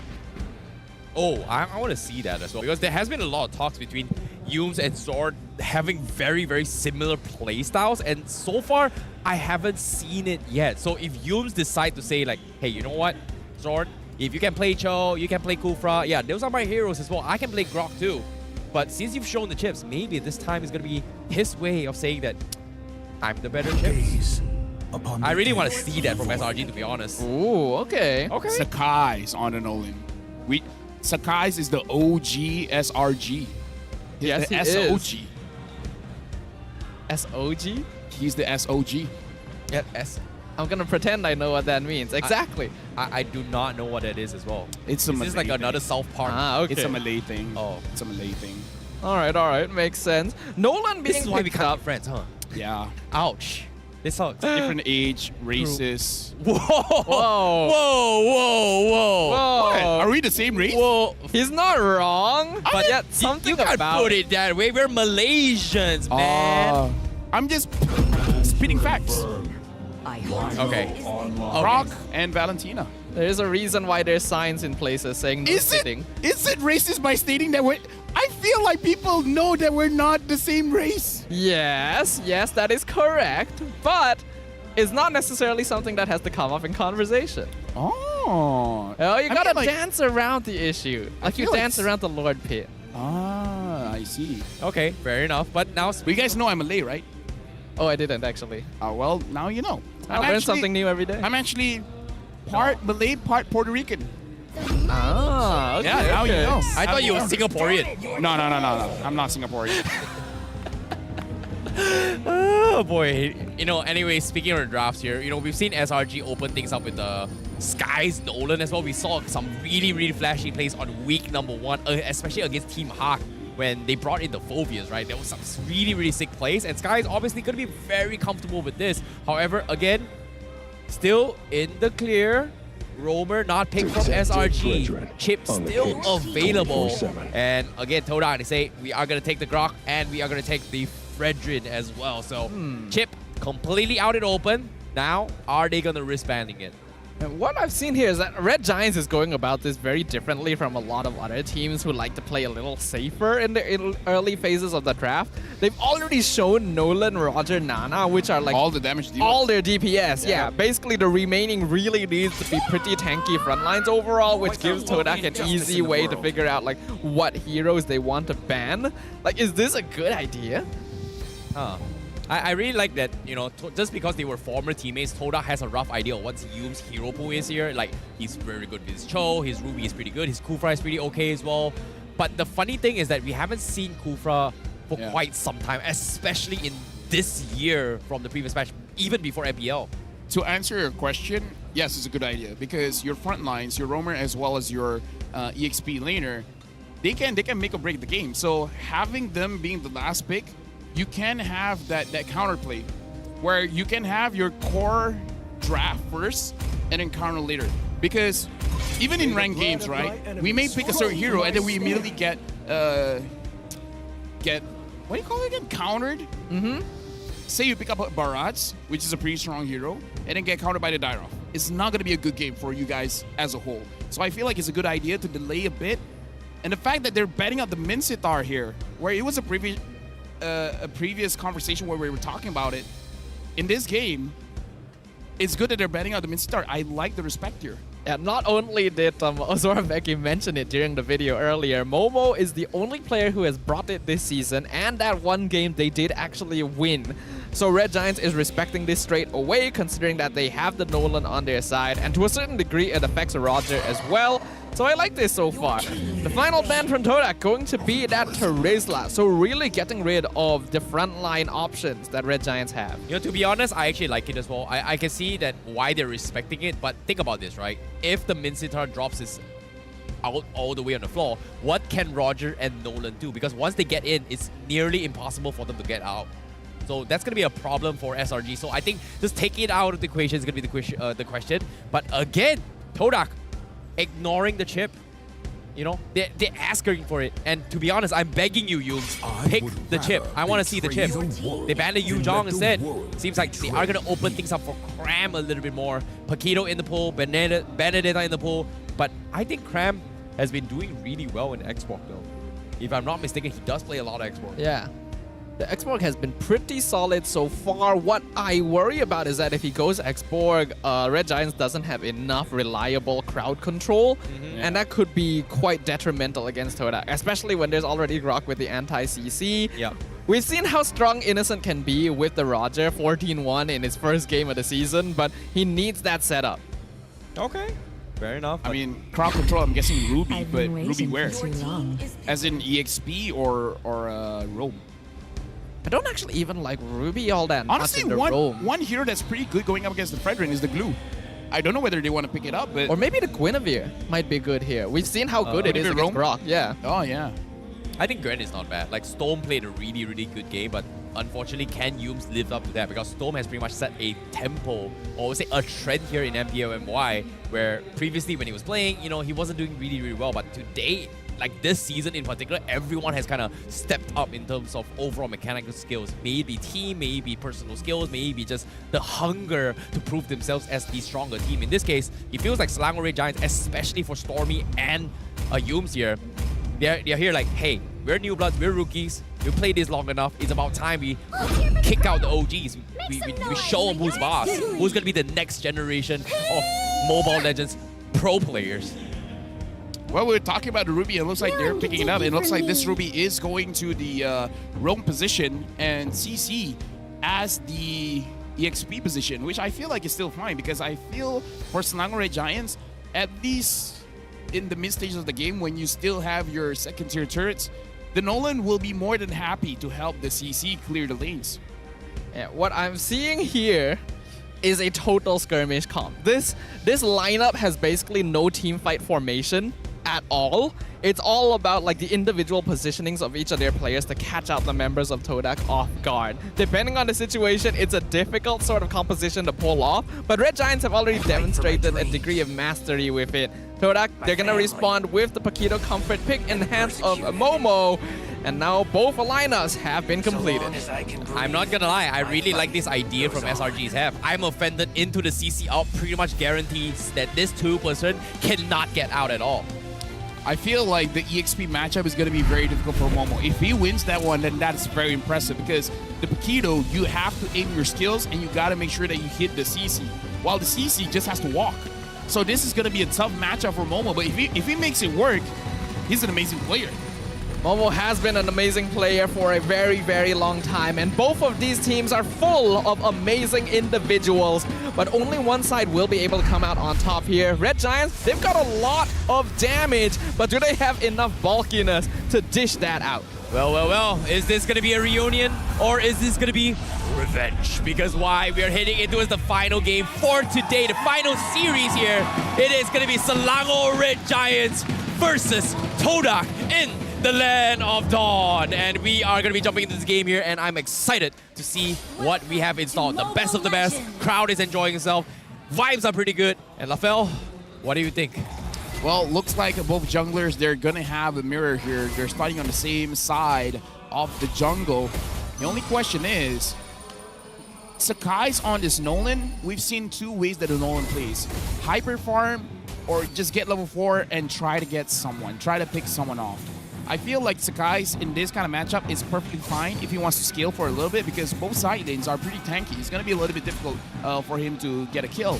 Unless the proper setup has been, well, set up by Yunes. Yeah, speaking of setups here, opening into this game, it feels like Malaysia is trying to kind of annoy the jungler, but at the same time, he just wants to make sure that Zaim Senpai gets his easy rotation. They're going for just pure objectives rather than just annoying the respective junglers. But top side, Graham and Momo, wow. These two have a little bit low. Brawling it out up here. The EXP lane is always a 1v1 plateau, and we're really seeing it between these two players. Skies, though, he's coming in. Okay, Skies going for the bait. Momo is gone. He even forced a retreat out of Skies as well. And the good thing about it as well, he used it right before the turtle timer hits 30 seconds. That means by the time the turtle spawns in, he won't have his retribution available. I would say that's a big mistake by Momo because we talked about how Nolan, there's two types of ways that you can play him. Hyper farm or just get level 4 and then gank a side lane. He knows that there's a Nolan and he overextended way too far, trading too much HP. So I know he wants to get that 1v1 kill, but you gotta check out the jungler, man. You're at a disadvantage. Unfortunately, when you have a Nolan and Nana, it's very difficult for Rafflesia on the Grok to actually try and open up the map because of how weak he is, the magic damage. But we can see here. Well, speaking of the fights here, Turtle getting kited out, Rafflesia trying to hold the Skies as much as they can, but it seems like they're going to burst down Gary first. Skies just doesn't care, but he needs to get out here because right now Cram is slowly picking off everyone one by one. Zaim Senpai is going to be next as well. Yules now somehow holding on to Rafflesia as well as Momo. Turtle gets resetted, and Momo, what are you doing in this jungle? He's got the shields, he's somehow sustaining, but he will eventually fall. Twice now Momo has died, and 4-0 in favor of Selangor Red Giants. I've made the mistake before of giving a CC and early 2 kills. I did not have a great game. The entire lane was unwinnable. Yeah, and we are literally seeing that exact situation here. Momo has already been put so far behind, and that turtle fight was executed perfectly by the Red Giant. Oh my goodness. Oh my goodness. What is this damage? Zaim Senpai could not live to tell another day. Instantly got melted as well. And this is a 203 CC in 3 minutes of the game. That means that is 5 stacks into the Festival of Blood, 3 minutes of the game. When we see early compositions, this is what I imagine it to be. And this is why I feel like only Selangor Red Giants for now has the capability to compete internationally. I will agree with you. Like, even in all the tier lists, all the rankings I've done, Selangor Red Giants sits very comfortably at the top. Gary's still gonna be contesting in position over the turtle. Oh my goodness, they got the catch. Gary gonna be securing Turtle. He needs to get out. Brace's Drive connects on Yumes, but he needs to get out. Krams with the vengeance, he's trying to hold on. He's able to buy a little bit more time. Yumes progressing the fight, but Skies, he's not even bothered. He's securing his purple buff. A little bit too late, a little bit miscommunication, and Todak was able to skirmish away with a couple of kills. In this case, only Cram. Staffa, you know what I have to do? Yeah? I need to take some glue and then put it between my lips. You know, I'm sorry. Oh! Right. Hold on. Whoa, Skies, he's gonna get caught out. Mistakes were made, and in this case, yeah, LaFell. Yeah, I need to shut up. You need a little more glue in that. Yeah, the caster's curse is not going well. I see where you're getting at. But that was a wonderfully set up ambush by Todak. They understood the possible rotation that Skies would be looking for. They baited him in, not expecting 3 players in the brush, and then instantly picked him off. That early lead that the Red Giants got is starting to falter already, and Momo has actually surpassed Cram in EXP just like that. What was the thing you said in VM again? Like, teams tak boleh dipuji, right? Yeah. It means that you can't praise the teams. Yeah, you cannot praise the team. Well, in this case, SRG, I hope it's not enough because right now, they may be in the lead in goal. They may be in lead in the kill department, but it seems like they are still indecisive on what's next right now because Todak, they're going full-on aggression, invading, and it seems like Innocent might be the objective here for Todak. Yeah, so I refuse to talk. Understandable. Cram in trouble. Okay, Cram now getting a little bit of harassment. He still has the vengeance. He might consider baiting this out. 20 seconds left before this next turtle. Humes looking for the play. I'm Offender connects. Here comes the wombo combos. I'm Senpoi barely makes it out alive, but Sky is getting completely dove on by Todak. Doesn't want him in the game. Purple buff stolen. Turtle secured. SRG cannot do anything at all. This is the timing now to talk about the dynamics between these team compositions, because Todak is playing a more classic front-to-back, while Red Giants is playing full skirmish. Basically, like I mentioned, there's no team fight formation. It's up to each player to really hold their own in the team fight and to get pickoffs as quickly as possible with damage. Unfortunately, it means that they're particularly weak to full dives from Todak's side, because they're very bulky. This is so awkward that Stormy even tried for it as well. Like, that angle was just impossible to get the full tree, especially when it's going to be off the map there. But still, very, very good attempt. But again, Selangor Red Giants, after one wrong fight, everything seems to be at a standstill now. And Todak feeling a little bit more confident than before, despite losing out in terms of kills. I feel like it's good that Stormy tried. It really doesn't matter whether you get it or not. The fact that you create pressure is good. But now, Toda, they want to fight back. They want to give back pressure. Because look at the goal lane. Now Innocent is in a tight spot. Well, in this case, I guess not tight enough. Agreed. You know what? I'll shut up. There is a lot of holes through the wall. It's going to be fine for now. Todak not going to be committing here. And it's weird that this is not the traditional Todak Langa that I'm used for. Maybe because of the fact that Felicia as well as Shizo is in the pool, that they're playing very objective based. They don't take fights unless it is for objectives. In this case, Turtle now spawn. You can see they're trying to zone this. Oh, big catch coming in. Todak not expecting Cram with that catch, and now they have to get out. Momo tried to go for a trade. Unfortunately, a little bit too far off. Meanwhile, Shizo knows it was a lost cause. Tier 1 will go down in the bottom lane instead. A beautiful total collapse there from the Red Giants, from a nice catch from Stormy once again. But because all of them were together, they end up losing the Tier 1 bottom. They'll trade for Tier 1 up top, but it means that they're not quite getting the snowball lead on Todak that they are looking for. They're not quite as vulnerable to mid to late game scaling as compared to some drafts we've seen in previous matches, but still something they need to worry about. Yeah. Thunderbelt start by both gold laners, ensuring they have the mana regeneration as well as the slow whenever a team fight is initiated. Selangor Giants still has the gold lead, but Toda, they have a lot of beefy boys here. They're a bruiser kind of comp. Even though the draft even though they don't play this Toda Langar style, but they have the tools to do it. They have a way to hammer home. I want to go in and I want to go in hard. Okay, Momo now getting trapped up. Stormy getting a kill on the bottom lane. They killed off the carry. And now SRG, they are going to look for a little bit more. And Todak seems like they don't really know what to do, because top side, they're getting completely shut down. Both on the side lanes just got picked off. Honestly, I feel like the way that Innocent and Yunes were positioning on Momo there is basically the same as a Lord Dance. They were basically just going in and out, juggling aggro. Oh boy. Conceal. Now Conceal plays Todak. What were you thinking? Like, you're 2 men down. Why are you still here? Raphasia, he's buying a little bit more time. He's taking a little bit too much. He's using the wall charge to kiss the gate, but it doesn't matter. Cram does have the additional boost. We'll take him out. And now, Toda. How do I phrase this? Praise SRG. No, phrase. Oh, phrase, okay. Yeah. They look lost. Oops. No. Miscommunicated. Toda is still fine. Okay. I think they are still in an okay state. Like, 2k net worth difference at this stage is notable, but not to the degree that you can't come back from. And Shizo, although having 1 death, is still farming pretty safely for now. Todak wants to look for that scaling. Red Giants needs to up that momentum to make sure they don't get it. Yeah, and in this case, you know, Gary just getting his Athena shoe as well is going to be good against Stormy, but I don't know, it feels like Selangor Red Giants, they just have so much physical damage. So I can see where you're getting and why they're going for the Thunderbelt for Shizo in particular as well. Yeah, Stormy being 4-0 and 3, I think the Athena shield is probably a good idea. Very necessary. It's very recommended.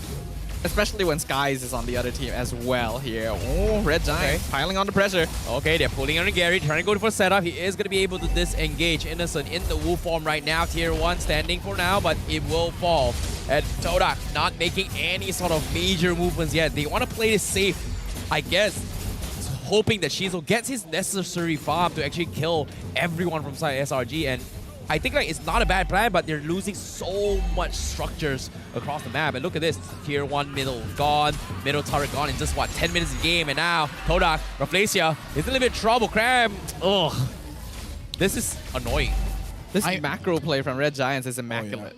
I feel like this is one of those games where other teams have to watch for like 2 or 3 hours to figure out all the micro movements coming in to understand why are they doing this, why are they doing that, what is it that they're doing different from us. Oh my goodness, for me, he got a little bit of game sense there. Now Rafflesia needs to make a run for it, but 3-man start coming in. They're going for the full combo, but they missed the combo. Momo will find Stormy, but in the back lines as well, Gary survives all the tankiness, and Shizo is getting free hits after free hits. And SRG, they might lose their life here. Cram pops the Vengeance, trying to out-sustain Shizo, and Shizo is duking out here. Can he get the last take here? No, Senpai will finish off the back lines. One small placement mistake, and Todak pounces on the Giant. Dude, Slangoray Giants, they have impressive micro, man. It's insane. Like, how does Sky survive that? Right? How does Innocent stay so long to do out damage? We have to give props first to Todak. Even though they missed out the engage initially with the wild charge, Senpai positioned himself perfectly to ambush Red Giants in a funnel with the stolen Nana ultimate. Despite all that, Red Giants does not get completely decimated like you would normally expect a team like this to be in that sort of circumstance. You know what? I know what to call Slangoray Giants draft now. Yeah? It's the 1v1 team fight. You know, you are correct, right? I call it skirmish, but that's basically what it is. Well, Yums gets the I'm Offender. Gary getting bursted down. Cannot drop the Appraiser's Wrath. They need to back off. They got one pick off, and they have to back out. And Slangoray Giants will respect this. They're happy. I mean, if I was Slangoray Giants, I'd be pretty happy too, because now the Lord is up, and now they can establish map control. To be fair, Slangoray Giants, they don't have a lot of BP tank frontlines here, but they just out-damage it. One first kill from the CC. Grok drops below 50%. That is some serious damage that Cram has kind of sorted out as well. Now with the Lord in the hands of Slangoray Giants and a Divine Glaive from Senpai, do you think Todak is able to hold on again? Todak can hold on if they're smart about things, because with the stolen Nana ult, they do a lot of damage, but they gotta keep Shizo safe in the backline. Right now, the way I'm seeing Red Giants move, not just in teamfights, but across the map, is as if there's no wasted movement. They are always doing something. You know what's the problem for Shizo? Is actually Cram with that Vengeance. Because Carry will have a hard time to burst someone down when they have the Vengeance. Everyone else, you know what? Sure, I can do that. But if the CC comes in and Vengeance is popped, I can't be in the team fight. I can't join. I will take too much damage, and I promise you I will die. I guess that's why the CC was drafted as well, right? Just precisely to act as that annoying front line that stops Shizo from being able to DPS safely. Now the inhibitor is going to be the target of the Selangor Red Giants. Can Todak defend? Now Rafflesia, very, very nice wall block. Gets a little bit of value defense down middle, but the Lord and the top side is not going to do him any good here, because this inhibitor will fall. Great I'm Offender from Yums. Catches on towards Rafflesia. Stormy with the burst on the out. And now second one is going to fall, as well as Innocent slowly chips away. Great bind with the CC. Senpai and Momo is stuck, but they will be able to hold on. But somehow this inhibitor down mid survives with a fraction of HP. Sometimes a fraction is all you need, and Slangoray Giants, I feel like they're in between whether they want to force it out or they want to play it safe. Because with their comp, they kind of do want to force it out. Well, SRG going to make another attempt again. This thing is going to fall. Todak will give it away. And they know they need to catch SRG out of position. Yums trying to go in for the bait. And Skies making an attempt. Senpai drops half, but Momo again missing the combos. But SRG just taking structures after structures after structures. They're not even committing to the fight at all. Todak looks like a book now, because SRG is reading, oh, he's gonna punch us. Let's move back just a few inches, and then we're fine. It's like, Slangoray Giants, they're anticipating what Todak is gonna do before they do it. This is a lineup that doesn't work unless every single player has absolute faith in not just their own, but all of their teammates' abilities. The idea that subconsciously everything will work like clockwork the moment you get a single gear turning. And that's exactly how it's happening, right? This is some of the cleanest MLBB I have ever seen. I feel like the conversation is, say I'm innocent, and like, coach, what happens if I get caught? Who's gonna protect me? Good luck. You're on your own. You're on your own. Good luck. Good luck. That's the best advice I can give. A little bit, right? And not just for innocent, everyone else like, but coach, what will happen if I get caught? Well, good luck. Why do you get caught? Isn't that your fault? It's a little bit like if you went to boot camp and the drill sergeant starts yelling at you, expecting you to stand up for yourself, and then after you've learned to love yourself, you love everyone else. Well, speaking of which, the Lord will fall. Roughly starting things off with the wall charge. He gets bursted down by Innocent. Immortality keeps him alive, and Innocent, he's getting chain CC. Boom! Bada bing, bada boom! They wipe the floor, and Stormy gets a double kill. Perfect setup. And Cram stealing it away, but they were all clumped up, and Stormy reaped the rewards. 10k lead. Very convincing, Crystal. Momo is back to defend, but it's over. The taunts are coming in. Crystal's gone. Selangor Red Giants tramples on the Swordfish and gobbles it down for game 1. Give it up to Selangor Red Giants to make a game look unfair. That game went by so fast that the only thing that went faster was how quickly Todak disappeared in that team fight. That was insane. The damage output, the coordination. We put this team very high in our ratings. We literally talked about how they are the only international ready team, and they are proving it time and time again. They have not dropped a single game, if you think about it, so far. So far, they have not dropped a single game. And you know what's really interesting about this match? The previous series, Homeboys and Team Hawk, it was 12 minutes. Wait, it felt longer. Yeah, this one felt quick. This one is 16 minutes, but that was so quick. What happened? The theory of relativity. Like, what's the difference here? Like, I don't get it. Is it just me as a viewer trying to enjoy the show? Like, why does the previous game feel longer when it was so short, and this game feels so short, but it's longer? You were talking about the theory of relativity? Yeah, I think that's what explains it. I can't explain it though. I just know that it is it. I was hoping for you to do that. No, that was explained a long time ago by someone much smarter than I am. Who? You. Einstein. Me? What? I don't know. Oh, Einstein. Okay, fair enough. You could have deflected that, but you were so shocked. I feel like you subconsciously thought, did I say that? Yeah, that's what I was like, did I say that? How do you choose the MVP for this one? How do you choose the MVP for this one? We're gonna see the MVP is going over to Innocent, and he's shouting out the ROG Phone 8. Let's go! He loves the phone.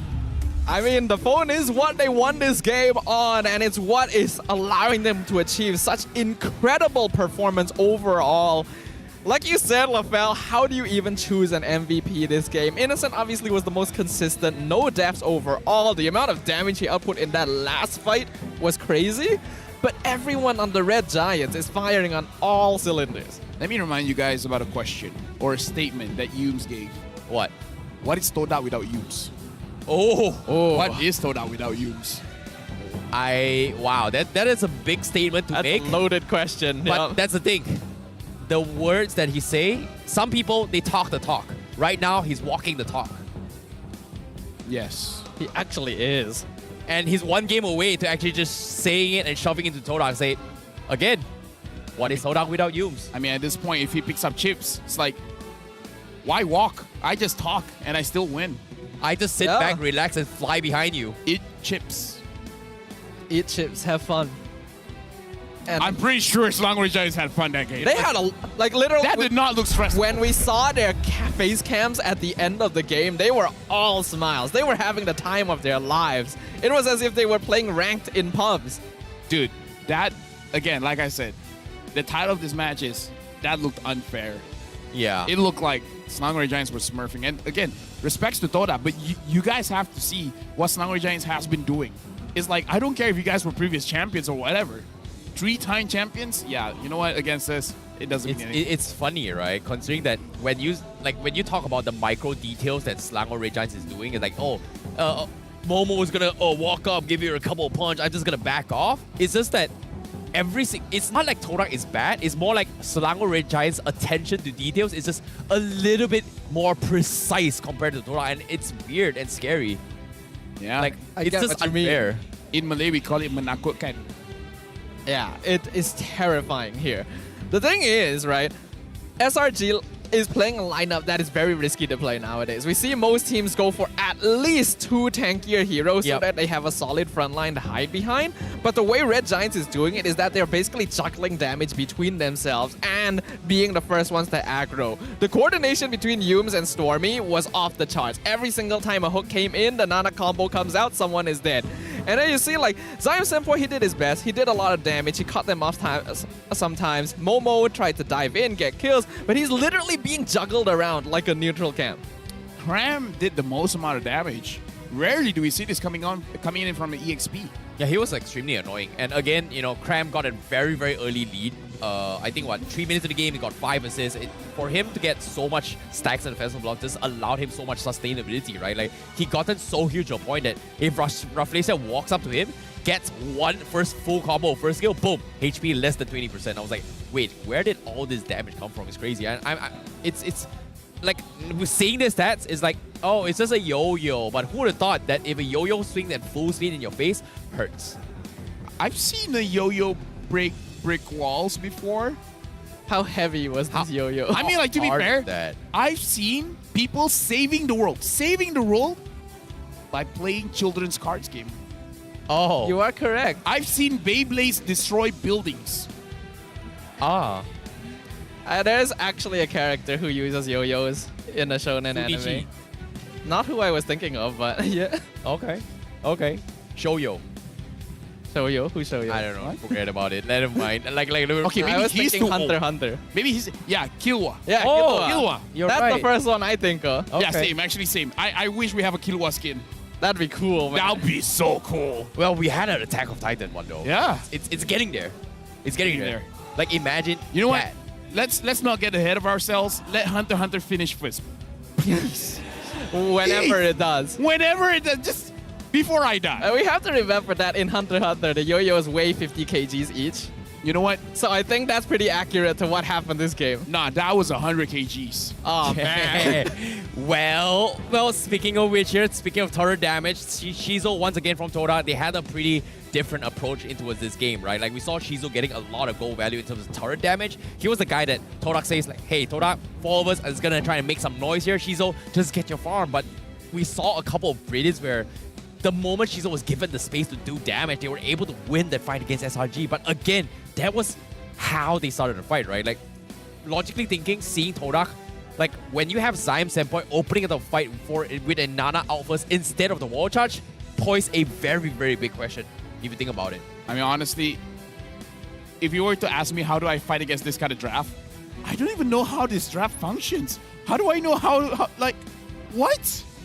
It's not supposed to work, is it? Like, asking how do you deal with this draft is an overloaded question. The way to deal with skirmish drafts is with pick-off drafts. Basically, if you have a lineup that works well in like 2-man units, it's very easy for you to catch them when they are like split up across the map. But pick-off strats are very, very rarely seen now because they're particularly weak to teamfight strats, which is the more common lineup nowadays. Okay, fair enough. But speaking of which here, damage dealt here the most is going to be Cram, gold per min is going to be Innocent, total damage taken is going to be Felicia, but total assist is used. But again, you know, I think where you're coming off in terms of pick-off as well as skirmishes, right? Like, whenever Yum starts a fight, I think I did talk about this. The I'm Offender setup into Cram's out, pretty much whoever gets, like, whichever 2 heroes gets caught in, pretty much cannot escape death because they're pretty much linked together. There's no way out until the full duration of the CC's out is finished, or the broken link. We're gonna look at the highlights after this, and we gotta start talking. What is the next plan for Toda? What can they do come game number 2? Because I feel like if you target ban someone, it's not gonna go well. We're gonna look at the highlights brought to us by Republic of Gamers, where in Ursa's game, again, I do feel like this is Momo's mistake. Having a Nolan on the opposite side, and then you being so far in front in the lane is asking for trouble. You know, it's funny how Cram was just left uncontested throughout this entire fight, right? Like, even in this couple of fight as well, this was an interesting one. A very, very sick catch coming from Stormy, chaining up with 2 men, and then just get completely wiped. And even here as well, where things got a little bit mistake. I think prior to this as well, Selangor Red Giants, they made a little bit of mistake. They overcommitted, and Todak just completely gobbled them up. And even then, Cram was able to kind of clutch this through. But Yums, oh my god, that was a sick flicker hook. And Rafflesia's wall charge only connecting on 2 though. Huh. Like, it's insane because every single player on the side of Red Giants is operating with like 100% confidence in themselves. It doesn't matter how bad the fight might be going. The focus is on what can I get right now with my abilities. And they just go for it. Like, it's almost as if they have no regards for their own well-being, and yet they know exactly the limits that they're able to push. You know what happened just now reminded me of? What? Old school Todak. Where they overload the senses of the opposing side, Langa all the way, to the point they don't know what to do. That's what Selangor Red Giants did. Right, this is They just Langar. overload everything. It's like, you got to deal with the Nana, you got to deal with the CC, you got to deal with the Nolan, you got to deal with the Roger. We have 4 people that can dish out damage. Who are you going to prioritize?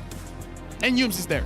Well, Yums was part of the Langar era. In this case, he's brought the Langar over to Selangor Red Giants. In this case, it's not just a Langar anymore. They are going to storm their way through the competition. And that was a complete outclass stomp. That was a stampede. And the funny thing is, Momo has been known for his Paquito for a very, very long time. Likewise coming from Benedetta as well. And even in the highlights themselves, multiple attempts from Momo trying to dive the backlines. Everyone says that if Momo comes, run. Kite him enough and kite him long enough where we can finish up the fight in front, and then we focus on Momo. Selangor Red Giants heard that. When you see Momo, run. But you didn't say which direction. Yep. All right? Run circles around him. Why not?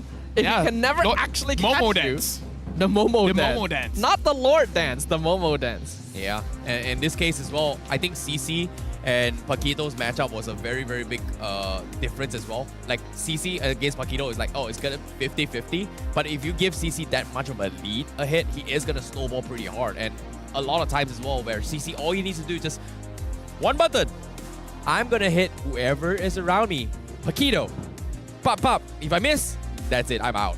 Nothing I can do. And I think that's exactly what happened to Momo multiple times now. He hasn't been able to hit his shots, and that's a big problem. So what can Todak do? Oh, what can they do? Like, pick-up strats is probably a bit too risky here. In the end, you do kind of have to play your own game. I think what is ideal now is you observe what the draft is going to be for game number 2. You understand whether or not they're going to go for a similar style of skirmish with multiple sources of damage. After that, determine whether or not you can draft the correct tanks against their lineup, and if not, you may be forced to fight fire with fire. 4 damage against 4 damage, but the only S tier right now is Nolan as well as Joy. We don't see the Hayabusas anymore. We don't see the Lancelots anymore. And now we got a WhatsApp coming in where MPL asks Gary, who do you think is in Todak that can be the leader as good as Moon? And he said, I think Rafflezia can do it to replace someone like Moon.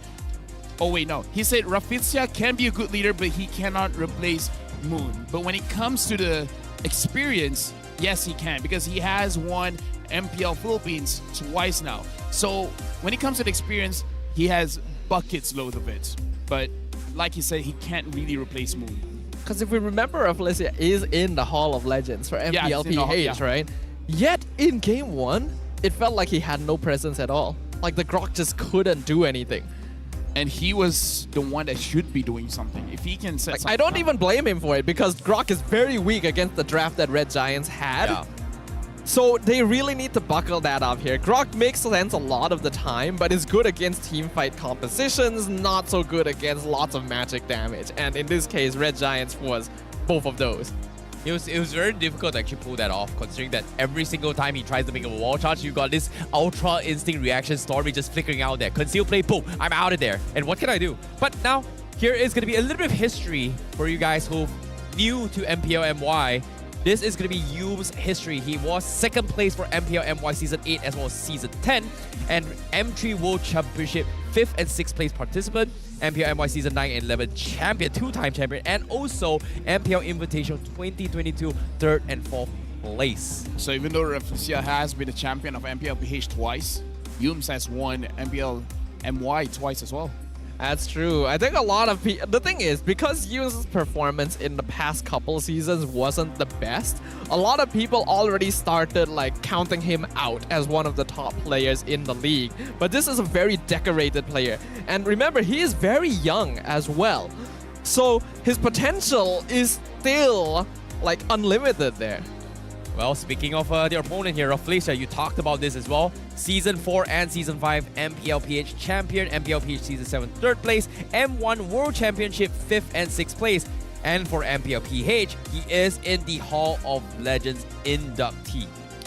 So, do you think Yums has a better stats or Rafflesia has a better stats? I feel like it's a different stat because we look at Rafflesia, he's working at a different era. Season 4, Season 5, and then Yums, Season 9 and Season 11, that's worlds apart. Yeah. The meta is so different. I guess here comes to the question where I made a statement early on. I guess it's the time for the rookies to become the pros and make way for the rookies. It's always like that, era, right? When the meta... That's why you have children. You should. Whoa. So they can eventually replace you.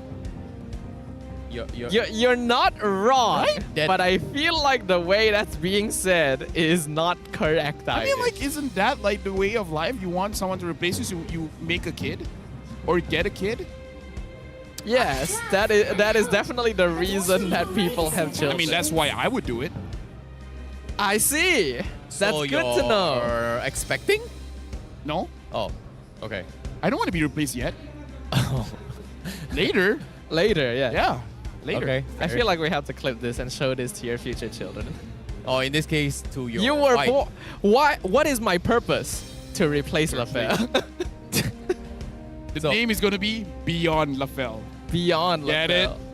it? Beyond. You get it? I get it. I get it. Okay. If it's a male, Beyond LaFell. If it's a female, It's a Hunter Insight. It is a reference. Yeah, it's a reference. It's a reference. Yeah. Well, back to the question here. Now, enough of that. Enough of LaFell's history. Let's talk a little bit more on the drafts here. This is going to be game number 2. SRG this time on the red side and Todak on the blue side. So they have kind of switched up their first picks priority. Baxia, Fredrin, and Masha banned, and Harif, Angela, and Matilda banned. Again, Chip completely ignored. They're challenging Gary. Yo, the Nolan's up. Do you want Nolan? We can take the joy. I think his Nolan's pretty good. I think it's kind of funny that Todak bans all these big, beefy people and SRG bans all the small, dainty people. Yeah. Yeah. We see the concerns here, and I feel like Todak, they're really thinking about this. This Nolan feels too good to be true. You know, A little bit, yes. Yeah. I think the Nolan's something they have to definitely take it all away, but at the same time, SRG can take the joy. Right? And the Joy skills better than the Nolan. I'm not a big fan of Joy these days. Like, Joy Jungle isn't as great as before, but Todak, They're not gonna bite the bait. Oh, you choose first. You choose first, and then we'll answer afterwards. They're basically allowing Red Giants to pick the Nolan again. The question is whether or not Red Giants wants to go for it. That's the Because I will say that now that they are on the red side, that final non-counterable pick leaves some options open. Yeah, again, I feel like Toda, they want to see what... Toda is playing first pick like second pick, right? They want to see what's going on and then make a decision. So for now, take a comfort pick for Zyme Senpai. If they pick Nolan, we have a different strat. If they pick Joy, we have a different strat. Yeah, this is weird considering that, you know, this is something that Todak should have kind of anticipated here. But I guess they're more comfortable than saying like, hey, if you pick Nolan again... Up, Joy. Wow. See, the Nolan was a bait. Yo, what the...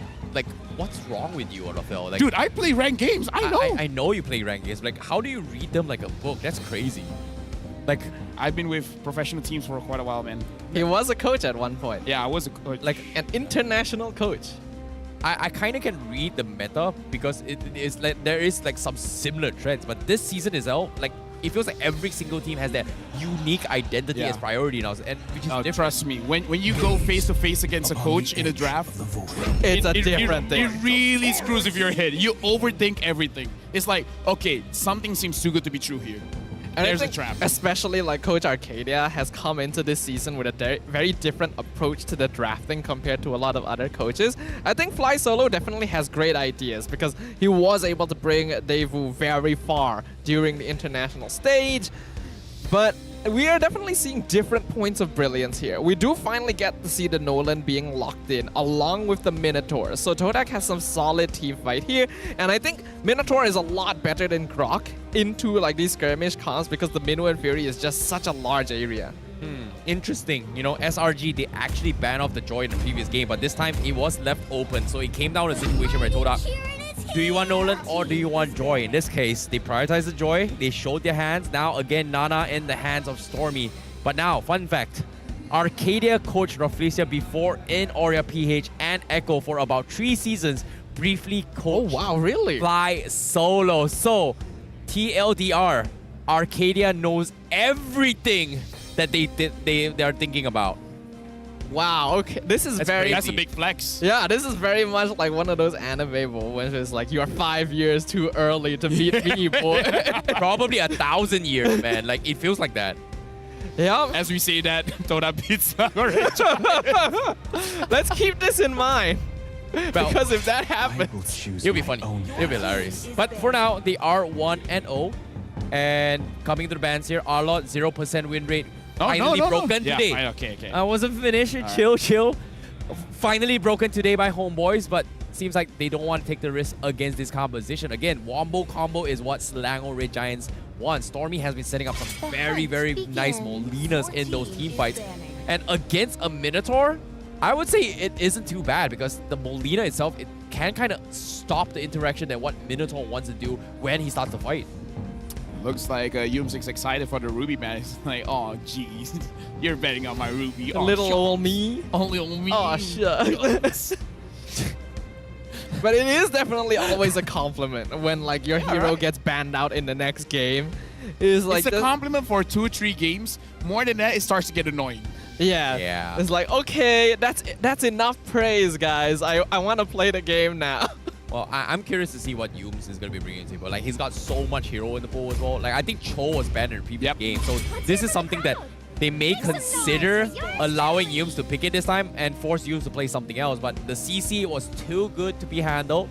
Don't really want to face it this time. And I like how Selangor Red Giants, they're adapting and evolving here. The thing is, Selangor Red Giants, they're going to have first pick, so they could have picked up the Chi-Chi. So something about the Minotaur or the Valentina made them feel like this is a bad idea. I think it's more of the fact that they might want to pick their room first in the second phase. Like, yes, there's no reason for them not to go for the CC first pick since they are on the red side. So the fact that they ban it means that they might want to go for known matchups here. In this case, they know Todak's roamer. They don't know Todak's EXP lane. So maybe they want to leave Cram's hero for last. Go for a pick flex. Pick the Paquito. Show Momo how it's done. No? Okay. Cho was banned in previous game. This time, Yums was like, it's okay. It gets annoying, but it's fine. I'll get the Cho for himself. So that's gonna be something that Selangor Giants is gonna be looking out for as well. But again, I'm worried this time. Like, compared to the previous game, at least a Ruby can kind of stall for time. But a Cho, you don't really stall time. You are looking for a burst composition. What about the Vincitar? It's not banned. Oh yeah, the Vincitar could be good here for Selangor Giants, and Momo has shown he can use it. And Todak, against Joy, Roger, Cho.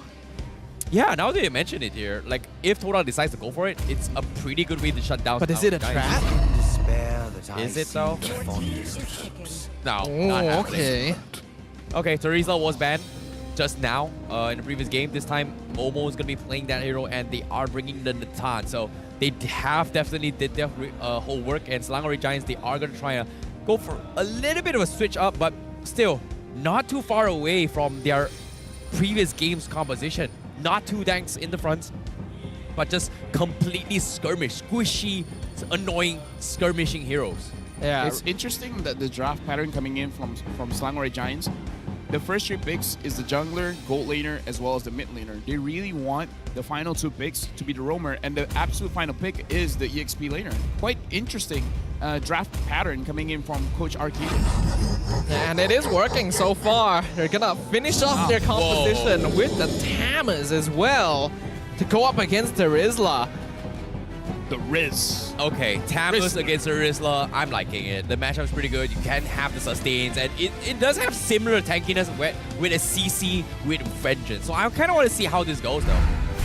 Yeah, the Vengeance is going to be pretty annoying. It was the reason why game number 1, Shizo had a difficult time, but I feel like Nathan can handle the Vengeance a little bit better. Yeah, the kickback from the Vengeance is a little lower on Nathan because of the magic damage output. But it does look like Red Giants once again going for a skirmish composition against Todak, who now have many more sources of DPS overall. Which team will come out on top? Yeah, well, we have to find out. Will the Swordfishes manage to strike against the Giants, or with the Giants completely shutting them down as the undefeateds right now, the Immortals? Ladies and gentlemen, this is game number 2. Selangor Red Giants versus Todak. All right. This is going to be an interesting one here because as we know, Red Giants are already 1 game up and their performance last game was absolutely dominating. Now they're going to be playing in the Joy, which is a hero we basically have not gotten to see for most of the season due to its being frequently banned and its difficulty level. I mean, like, the fact that Radiant Armor has been changed made Joy as a optimum pick because it's hard to itemize against this Joy. So come late game, you just need to proc your ult, and then you just need to walk around, and then all of a sudden you get triple kills.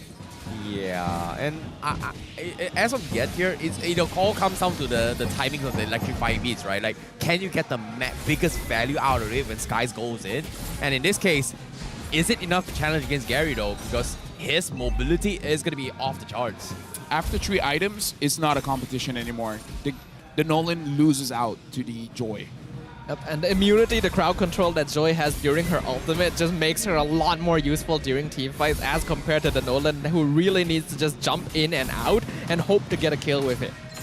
Yeah, the fact that the Nolan doesn't have CC immunity anymore on his Fracture is actually quite big because most of these assassin players uses it as an emergency escape button if anything goes wrong.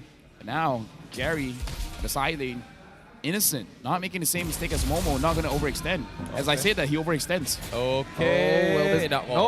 His positioning is clean. He knows exactly. And he even jumps back in to do a bit of poke as well. Like, he knows exactly how far he is from Gary. Not gonna lie, Todak's fans kind of gave it away, you know. It was like, they had this build up with like, and interesting enough, the players can somewhat hear the fans. So now, at the top lane. Still getting dived in, Innocent.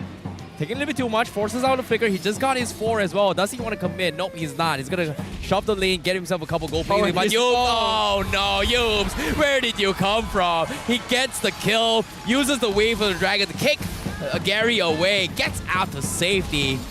What a play from Selangor Red Giants. Not the start that Toda wants, probably. Having your gold laner almost losing a 1v1 and then letting the roamer finish it off. Now Yumes has the wave of dragon, even though it is on cooldown, but still low 4 on Yumes. Well, Turtle stolen from inside of Gary. Roughfacer with a big Minon's Rage connects on SRG, but he somehow survives. They do get a couple of damage in. They lose only Cram though, which is interesting considering the amount of damage that Toda brings to the table.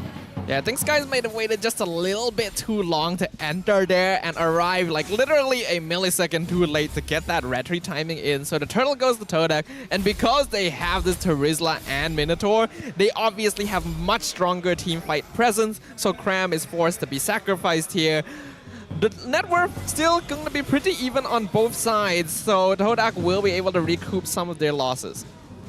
Looking like what Shizo is doing, having the tenacity going up against the Master Assassin, it's not working well enough. Innocent is still using the emblem quite well. Oh, and they find Yumes. Entropy being used. Yumes gets the kick. He is going to get out though. Again, this is what I'm talking about. You make one mistake on this show, it's over for Todak. They've got so much damage.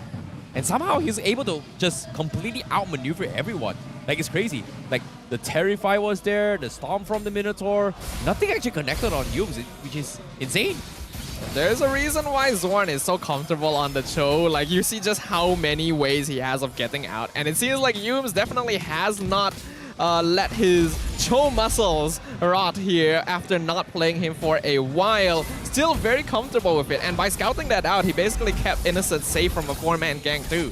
I would say Cho is the assassin equivalent in the roam position. Yes, right? that is correct. Because he's the one that can actually make outplays. Not a lot of tanks can make outplays nowadays. I mean, like, they can set up pretty well, but they can't bob and weave. And then like, booyah, surprise ya, I caught ya. Yeah. Speaking of the kick here, Felicia in a bit of trouble here. Stormy going for the side step. No, he outplays Gary. He forces the red division. He gets the Molina! And double kill for Innocent, but Gary! No, Zion Senpai, he wanted to help, but it's like, what can I do? There was a Stormy moment, a mage prodigy. Innocent botched that flicker, but he still got that triple kill. I mean, you can botch whatever you want when your team is making outplays like this. Stormy at the last second, just looking Gary straight in the face and saying, no you, reverse Uno card, deletes him from existence. We talk about pixel perfect movements. That was pixel perfect positioning from Stormy. Again, it's not fair. And now Yumes gets the kicked. Raffinacia not able to do anything at all. And again, they're just smurfing right now. So this is why they banned the Cho. Yep. You thought that the Ruby hook into the Nana setup was good. Well, now you see the Cho setup into the Nana combo here.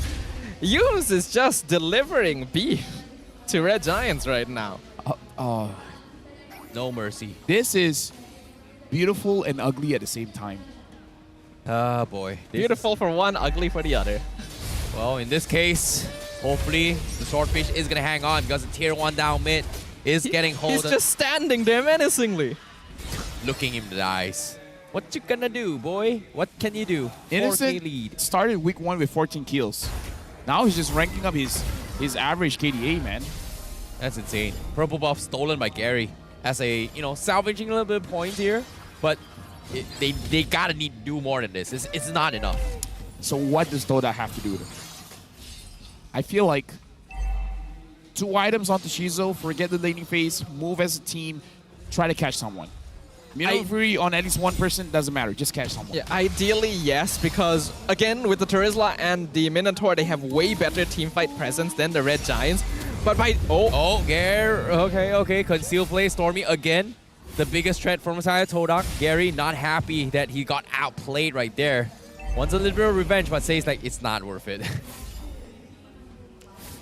All he has to do here is just stand there, and Gary has no way of contesting his own buff. And Skies is already on the turtle as well. Red Giants playing the map perfectly. Yep, Cram now going to be zoning them out with the vengeance. Skies goes in, penalty zone from Momo, connects on Stormy. He's going to try and finish him off. He flickers out, he's got the passive. Gary getting caught off with a Minon's rage. He is going to try and back out. Momo, however, try and run for his dear lives here. No backup whatsoever. He is going to die. Shizo almost losing his life, but they will get a kill onto his Cram. I'm speechless. Yeah, I'm speechless as well. There are no words to describe what is happening on the land of Dawn here. Because I feel like what Selangor Red Giants is doing, they should not be able to get away with it. And yet they are, right? They're getting away with it. They're making out like bandits every single time. You think, oh, there's no way they can steal something else on top of what they already got. But yes, they will. Todak just doesn't seem to be able to respawn. Like, you got a really nice catch with the penalty zone. You got the Minwu and Fury out. Despite everything, Red Giants is just in your face 100% of the time. Ideally, you want to feed kills onto your goal laner. But we don't see it happening this consistently. It's always on Innocent. Well, Shizo now trying to make an attempt here. Skies reviews his position. Finally, he swaps back. Skies waited for it. Goes for the electrifying beast. He actually sidesteps a couple shots, and they shut him down as well. They were just completely toying with food. Felicia also going to be falling as well. Stormy now finally getting bursted up, but it doesn't matter. He finally takes Stormy, but they lose 3. And Selangor Red Giant says, what now, Todak? What now? We are 5 mechanically gifted players, and they're showing the old boys, the veterans, that your time is over. This is a new era. And the Giants are just completely stomping onto the dreams of Todak right now. As a role player, it hurts me to see how fast Minotaur went down. Yes. That was a tank. That is ridiculous. We know that Minotaur as a tank is not quite as bulky as some other heroes, but he still usually survives a lot more than that. But when you are 9k behind in 9 minutes, you are effectively a large minion to the side of the Selangor Red Giants. They are making their presence known. They are cementing their position as the team to beat in Season 13. He just stood there. He took the fracture. He took the free shots coming in from Shizo. Oh, this... You know what? I feel bad for Todak. I feel bad for every team that has to go up against Selangor Red Giants. Like, we were talking about how Homeboys got stomped.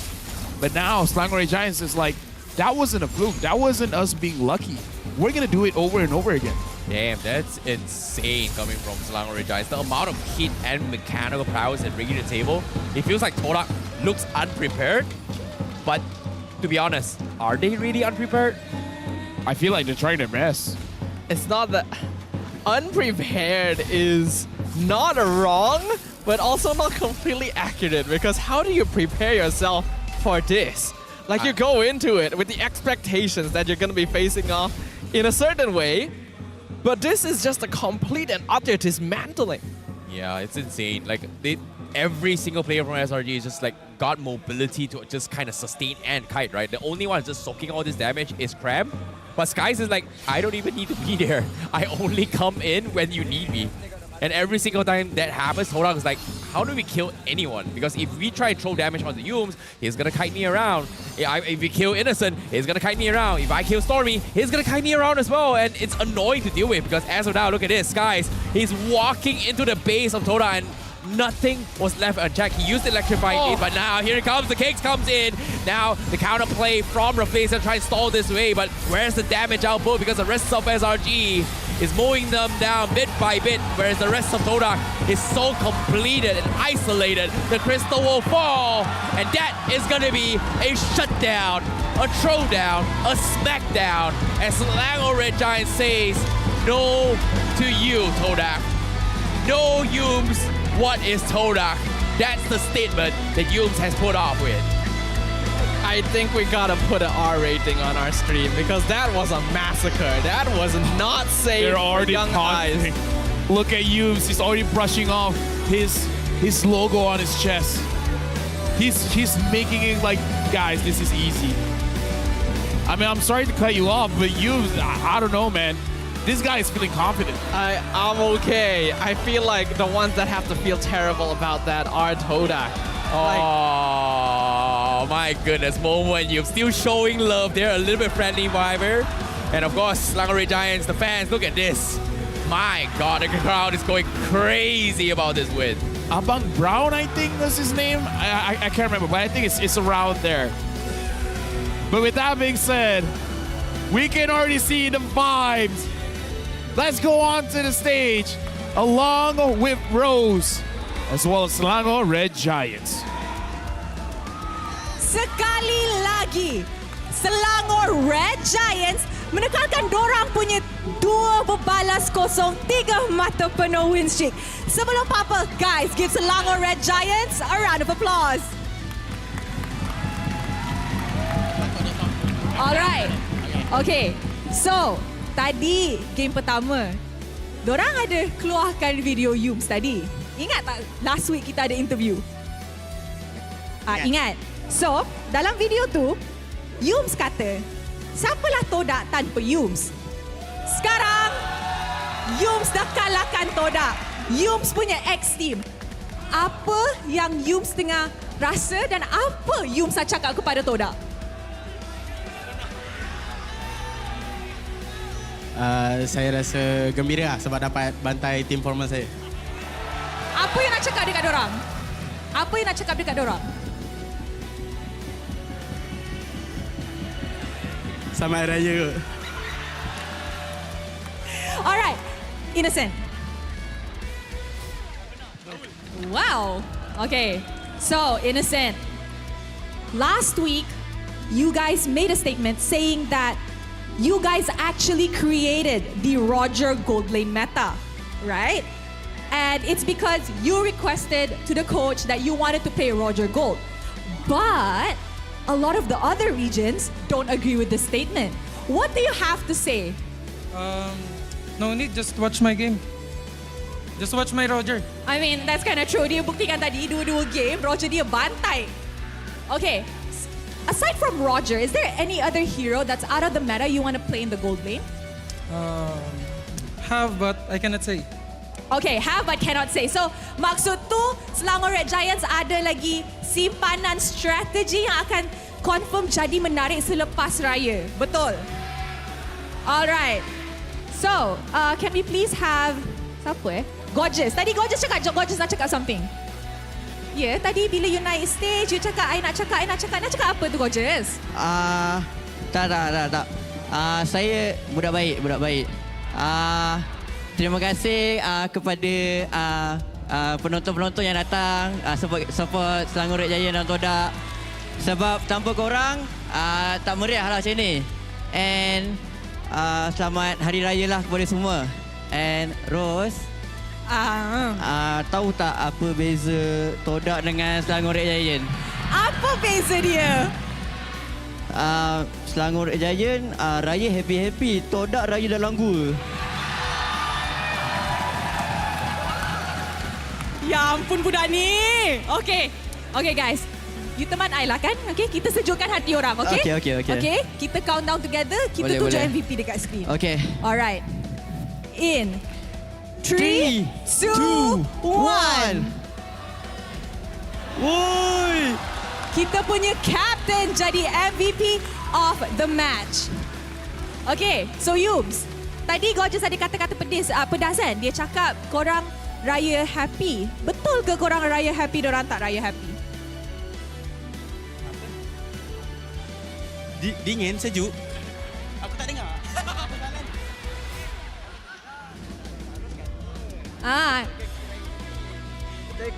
Happy lah, kita orang tengah sejuk ni. Oh, happy sebab kita orang sejuk sangat. Okay, sebelum I send you guys off, okay, I nak tanya. Sekarang you guys are at the top of the leaderboard. 3 match yang korang main, 2 berbalas kosong, 3 mata penuh, making you guys number 1 this regular season. Sebelum kita pergi Raya break, pasukan mana yang korang nak jumpa, yang sangat-sangat nak jumpa selepas Raya break kita? Jujur ni, alright. Season ni semua tim MPL Malaysia tak kuat. Kita nak sangat jumpa King lah sekarang sebab orang yang tim Stormy kan. So kita menang bukan sekadar tim lemah, tapi kita yang kuat. So tutorial easy game kat SRG ya guys. Okay, now I think we need to pass this to Stormy because the last time Sasa said that you're noob, right? And now Coach Becky wants to meet KGE. What do you want to say to Sasa? Let's wait and see the results. Okay, I like that. Okay, so sebelum I send you guys off actually, korang punya fans actually nak nyanyi untuk Raya. Okay, dorang ada ucapan Raya. So, where are the Selangor Red Giants fans? Sana, alright. Can we please have the camera on them? Okay, the cam is on you guys whenever you're ready.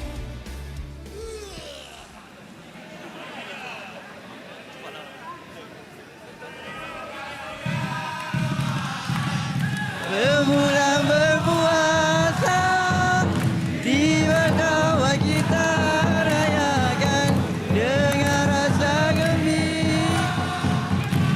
Anak muda di rantauan, semuanya pulang ke desa. Ibu dan ayah teriakan, bersyukur tak terkira.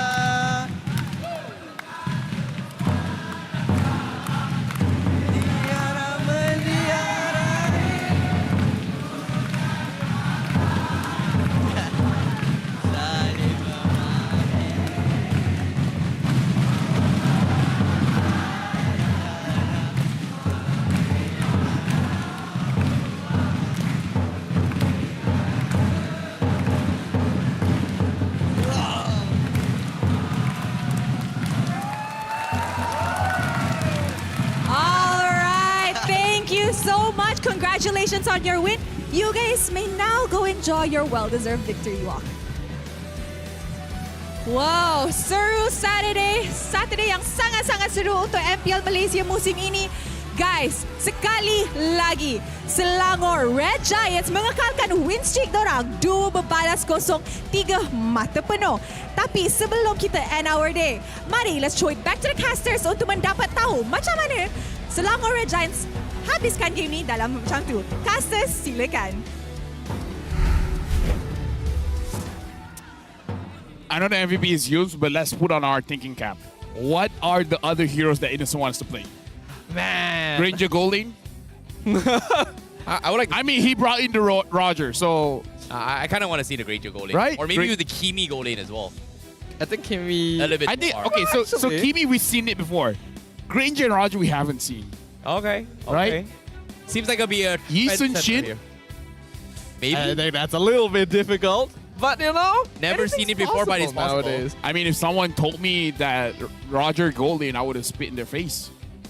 That's true. Well... Now that I've seen it, cool. I mean, we've already seen even CC gold lane as well. So Yes, it's we clear have. that there's a meta, there's a space in the meta for anything as long as it works, right? As long as it's effective. I mean, like, no hero doesn't want gold, right? Yeah, Everyone wants gold. We all want gold. Okay, fair enough indeed. But now speaking of gold lanes here, 2 games in a row. A little bit of a difference in terms of emblems here. Very similar in terms of the Wilderness as well as the Brave Oh, Knight. he has a thrill. But he actually swapped up for his Cho on the second one. What are your thoughts on that? Oh, hold on. Thrill on the Cho. That's interesting. So he wants added damage here. Maybe that's why it's much more impressive. So Selangor Red Giants, when it comes to their philosophy, more damage is better than less damage. The best offense is also a good defense, right? But sure, in this case, he's full tank build. So would you say that is also no? His best emblem defense setup is also a big offense. His setup is damage because he has the thrill. The thrill adds adaptive damage. Yeah. So even though it's tank build, but in the early game when no one has any armor, his damage will be much more than normal. I think it's a good idea because with the concussive blast as well. Yeah, when you have emblems like this, like Trail, like concussive blast, they end up not playing a very big role once you're into the later stages of the game. It's kind of like peanuts. But in the early stage, it makes a big impact, and he recognizes that the Minotaur doesn't really do all that much at level 1. Yeah. So if he's able to invade, if he's able to harass Gary, if he's able to set up kills on Shizo, which he did, then it already pays for itself. It's interesting enough that Innocent has also got that of the same emblem as well, Trills in his priority. So it seems like they understand that maybe adaptive attack just gives so much more value in the early game, and that's why they're just completely smurfing on Todak. Yeah, 76.9% kill participation on Innocent as well as Yubes. And it's got what, 30,000 damage on this show as compared to Rafflesia. Okay, makes a lot of sense, but 30,000 on Innocent. And Gary hasn't been able to do too much compared to Skies, and I don't think we've seen too much of Skies just because of how clustered most of the fights is. But what really surprises me is that Innocent is pretty much the only guy who made Roger look like it's smurfing. Even Sasa didn't really like do a lot of damage that we kind of expect. Like he's outplaying them, but I don't know where all this damage is coming from, but Innocent just makes it look like it's a viable marksman. This is why Innocent says to everyone, it's like, if you guys don't believe that I'm the one starting the Roger gold lane, well, just look at how I play. Honestly, we can't even debate him anymore. Yeah, like, he's amazing. This is the man. This is the pioneer that is creating a brand new trend. That's creating this meta. Like, if we ask who is responsible for introducing Roger gold lane to the world, Innocent is looking a lot more guilty. I mean, like, for everyone would know, it might be just some random pub during ranked games, right? And it's just like, hey, that looked good. That's not bad.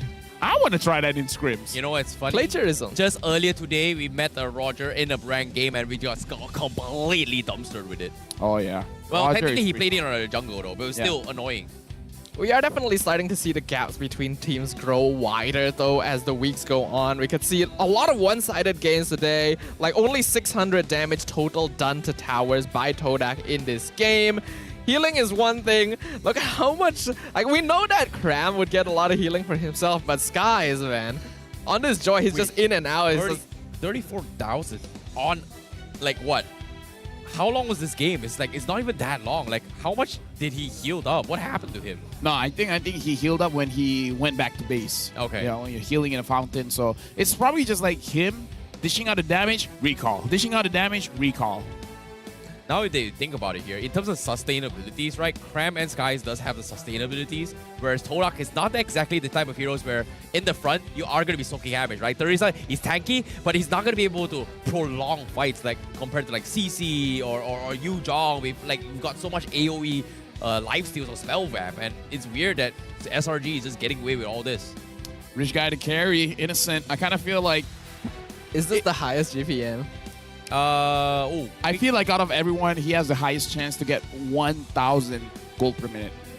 Yeah, I think so as well. Yeah. I think Gary holds the record for the all-time highest, right? Like 1,000 GPM. I think so. I can't confirm though. Yeah. This is close. Like, I remember this is very, very close, but I don't think it's the all-time highest. Maybe for this season, this is highest. For this season, that's what I'm asking, basically. Yeah. I think it could be the highest. I do also want to give a shout out to Cram as well. I love the role that he plays in the Selangor Red Giants, because when everyone else is such a strong micro player and eco challenger, you do need someone to at least like sacrifice themselves for the teams in certain situations, and Cram seems very willing to play that role. We see how good he is with the Tamas, with the CC, with the X-Borg, just basically providing the space his team needs. I like this graph. After 4 minutes, it all goes downhill. Yes. That's the story. That's the analysis. Oh, in this Thanks case, for watching. They're bleeding red. There's nothing much they can do The because stock market has crashed. I mean, like, whoa. Let's This see is a here. bear market. Either ways, at least now, for all of you guys at home, if you guys want to rewatch the match, find what happened during the 4-minute mark. Between 4 minutes and 5 minutes, that's where things started to crumble for Toda. I think that was the... Oh, are you looking for it? No. I'm just like getting ready to record the highlights here because I want to replay it to sleep. Well, speaking of the highlights, we got you here with ROG phone. And looking at the positioning here, it does look like Toda has moments of brilliance with the Minotaur, right? But then something happened during the 4 or 5 minute mark where Selangor Giants just took complete control. It was this play. Oh, the triple It was the kill. Stormy play, yeah. Oh, right. This was a really, really sick play. That's PTSD right there. Yeah, after this, it went all downhill. I don't know if Gary was tilted, but he pretty much lost confidence. There were a lot of times he tried to make an attempt on Stormy, but it was just not worth it. And that's the reason why Nana is just extremely annoying here, just because of this passive ability, right? Like, you can argue that Aurora has the same thing, but the only difference is that Aurora, you're pretty much a standing statue, right? A dead statue, Radiant Reborn, a free immortality kind of situation. But Nana, you just walk away. I don't know why Shizo stopped moving at that. It's such a small thing, but you noticed it, right? Not really. I was more paying attention to how good Red Giants are at maximizing profits. It's like Yums already knows that they're gonna get that kill for sure, so that he goes and picks off someone else instead. Like, it's just so clean. They have so much trust, so much faith in each other. The communication is clear, and this is a team that has so much more to prove. King Empire 3-0, same score as Selangor Red Giants. Selangor Red Giants has 2 points above them and 2 aggregate points above them. And Selangor Red Giants already made a statement. We're coming for you next. You guys got a crown, it's ours. Well, it is going to be a very, very tough one here as well. They are looking to fight each other. They've got their first revenge against Todak for Yums. This time, Becky, they're calling it out for Stormy against King Empire. So there is going to be a little bit of rivalry there. And I really can't wait to see how that match is going to be unfolding as well. Also, because of their loss here, Todak is going to remain in 7th place here, which means that right now they're in danger of not making it into the playoffs. We still have 4 more weeks of regular season, so I expect these standings to change quite a lot. But if this momentum continues, Red Giants has that first place spot basically confirmed. It's funny how it's only the 2nd week.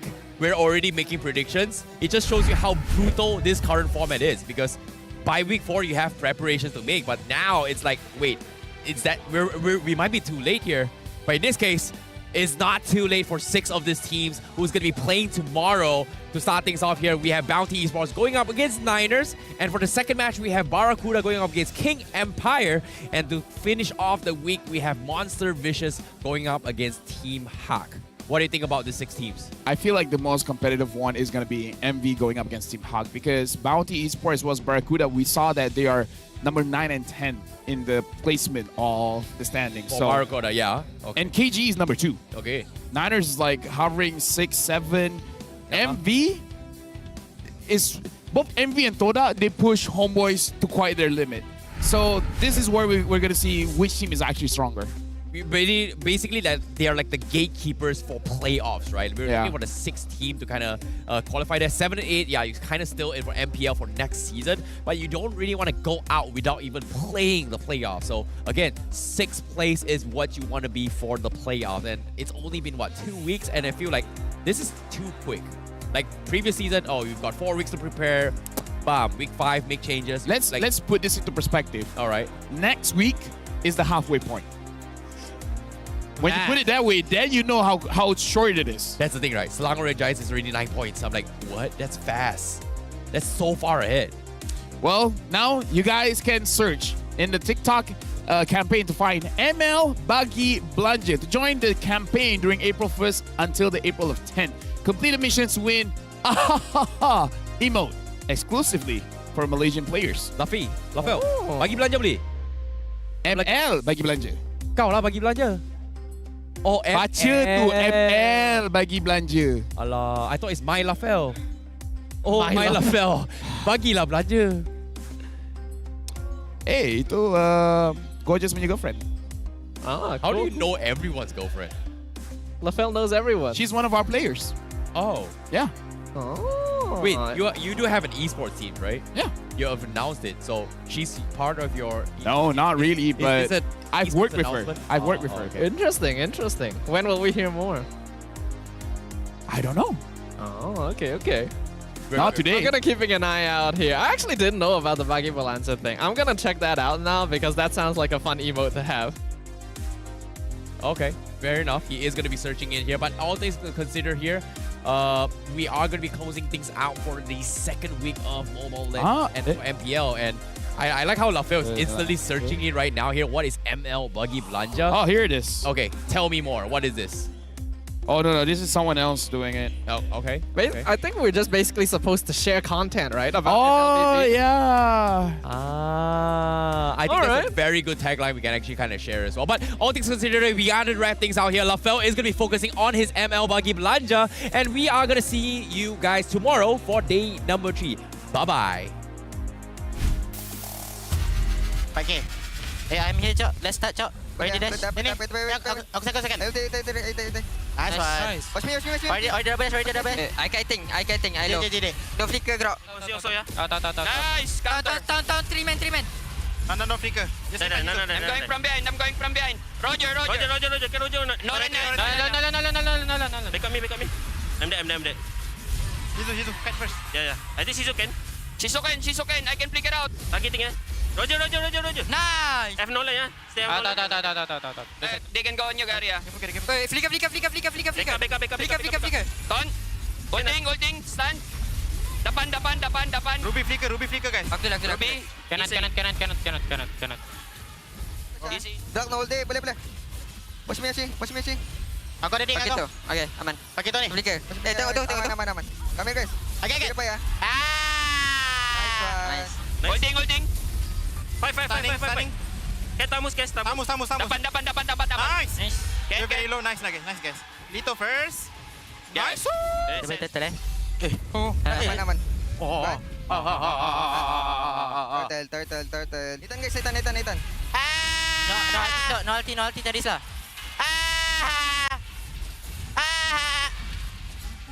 Bobo talaga. Ay, crap. I can take this lah. Okay. Go.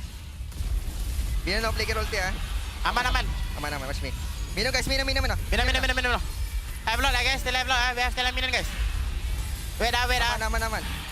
Kita tahu. Tahu. Bobo. Bye-bye.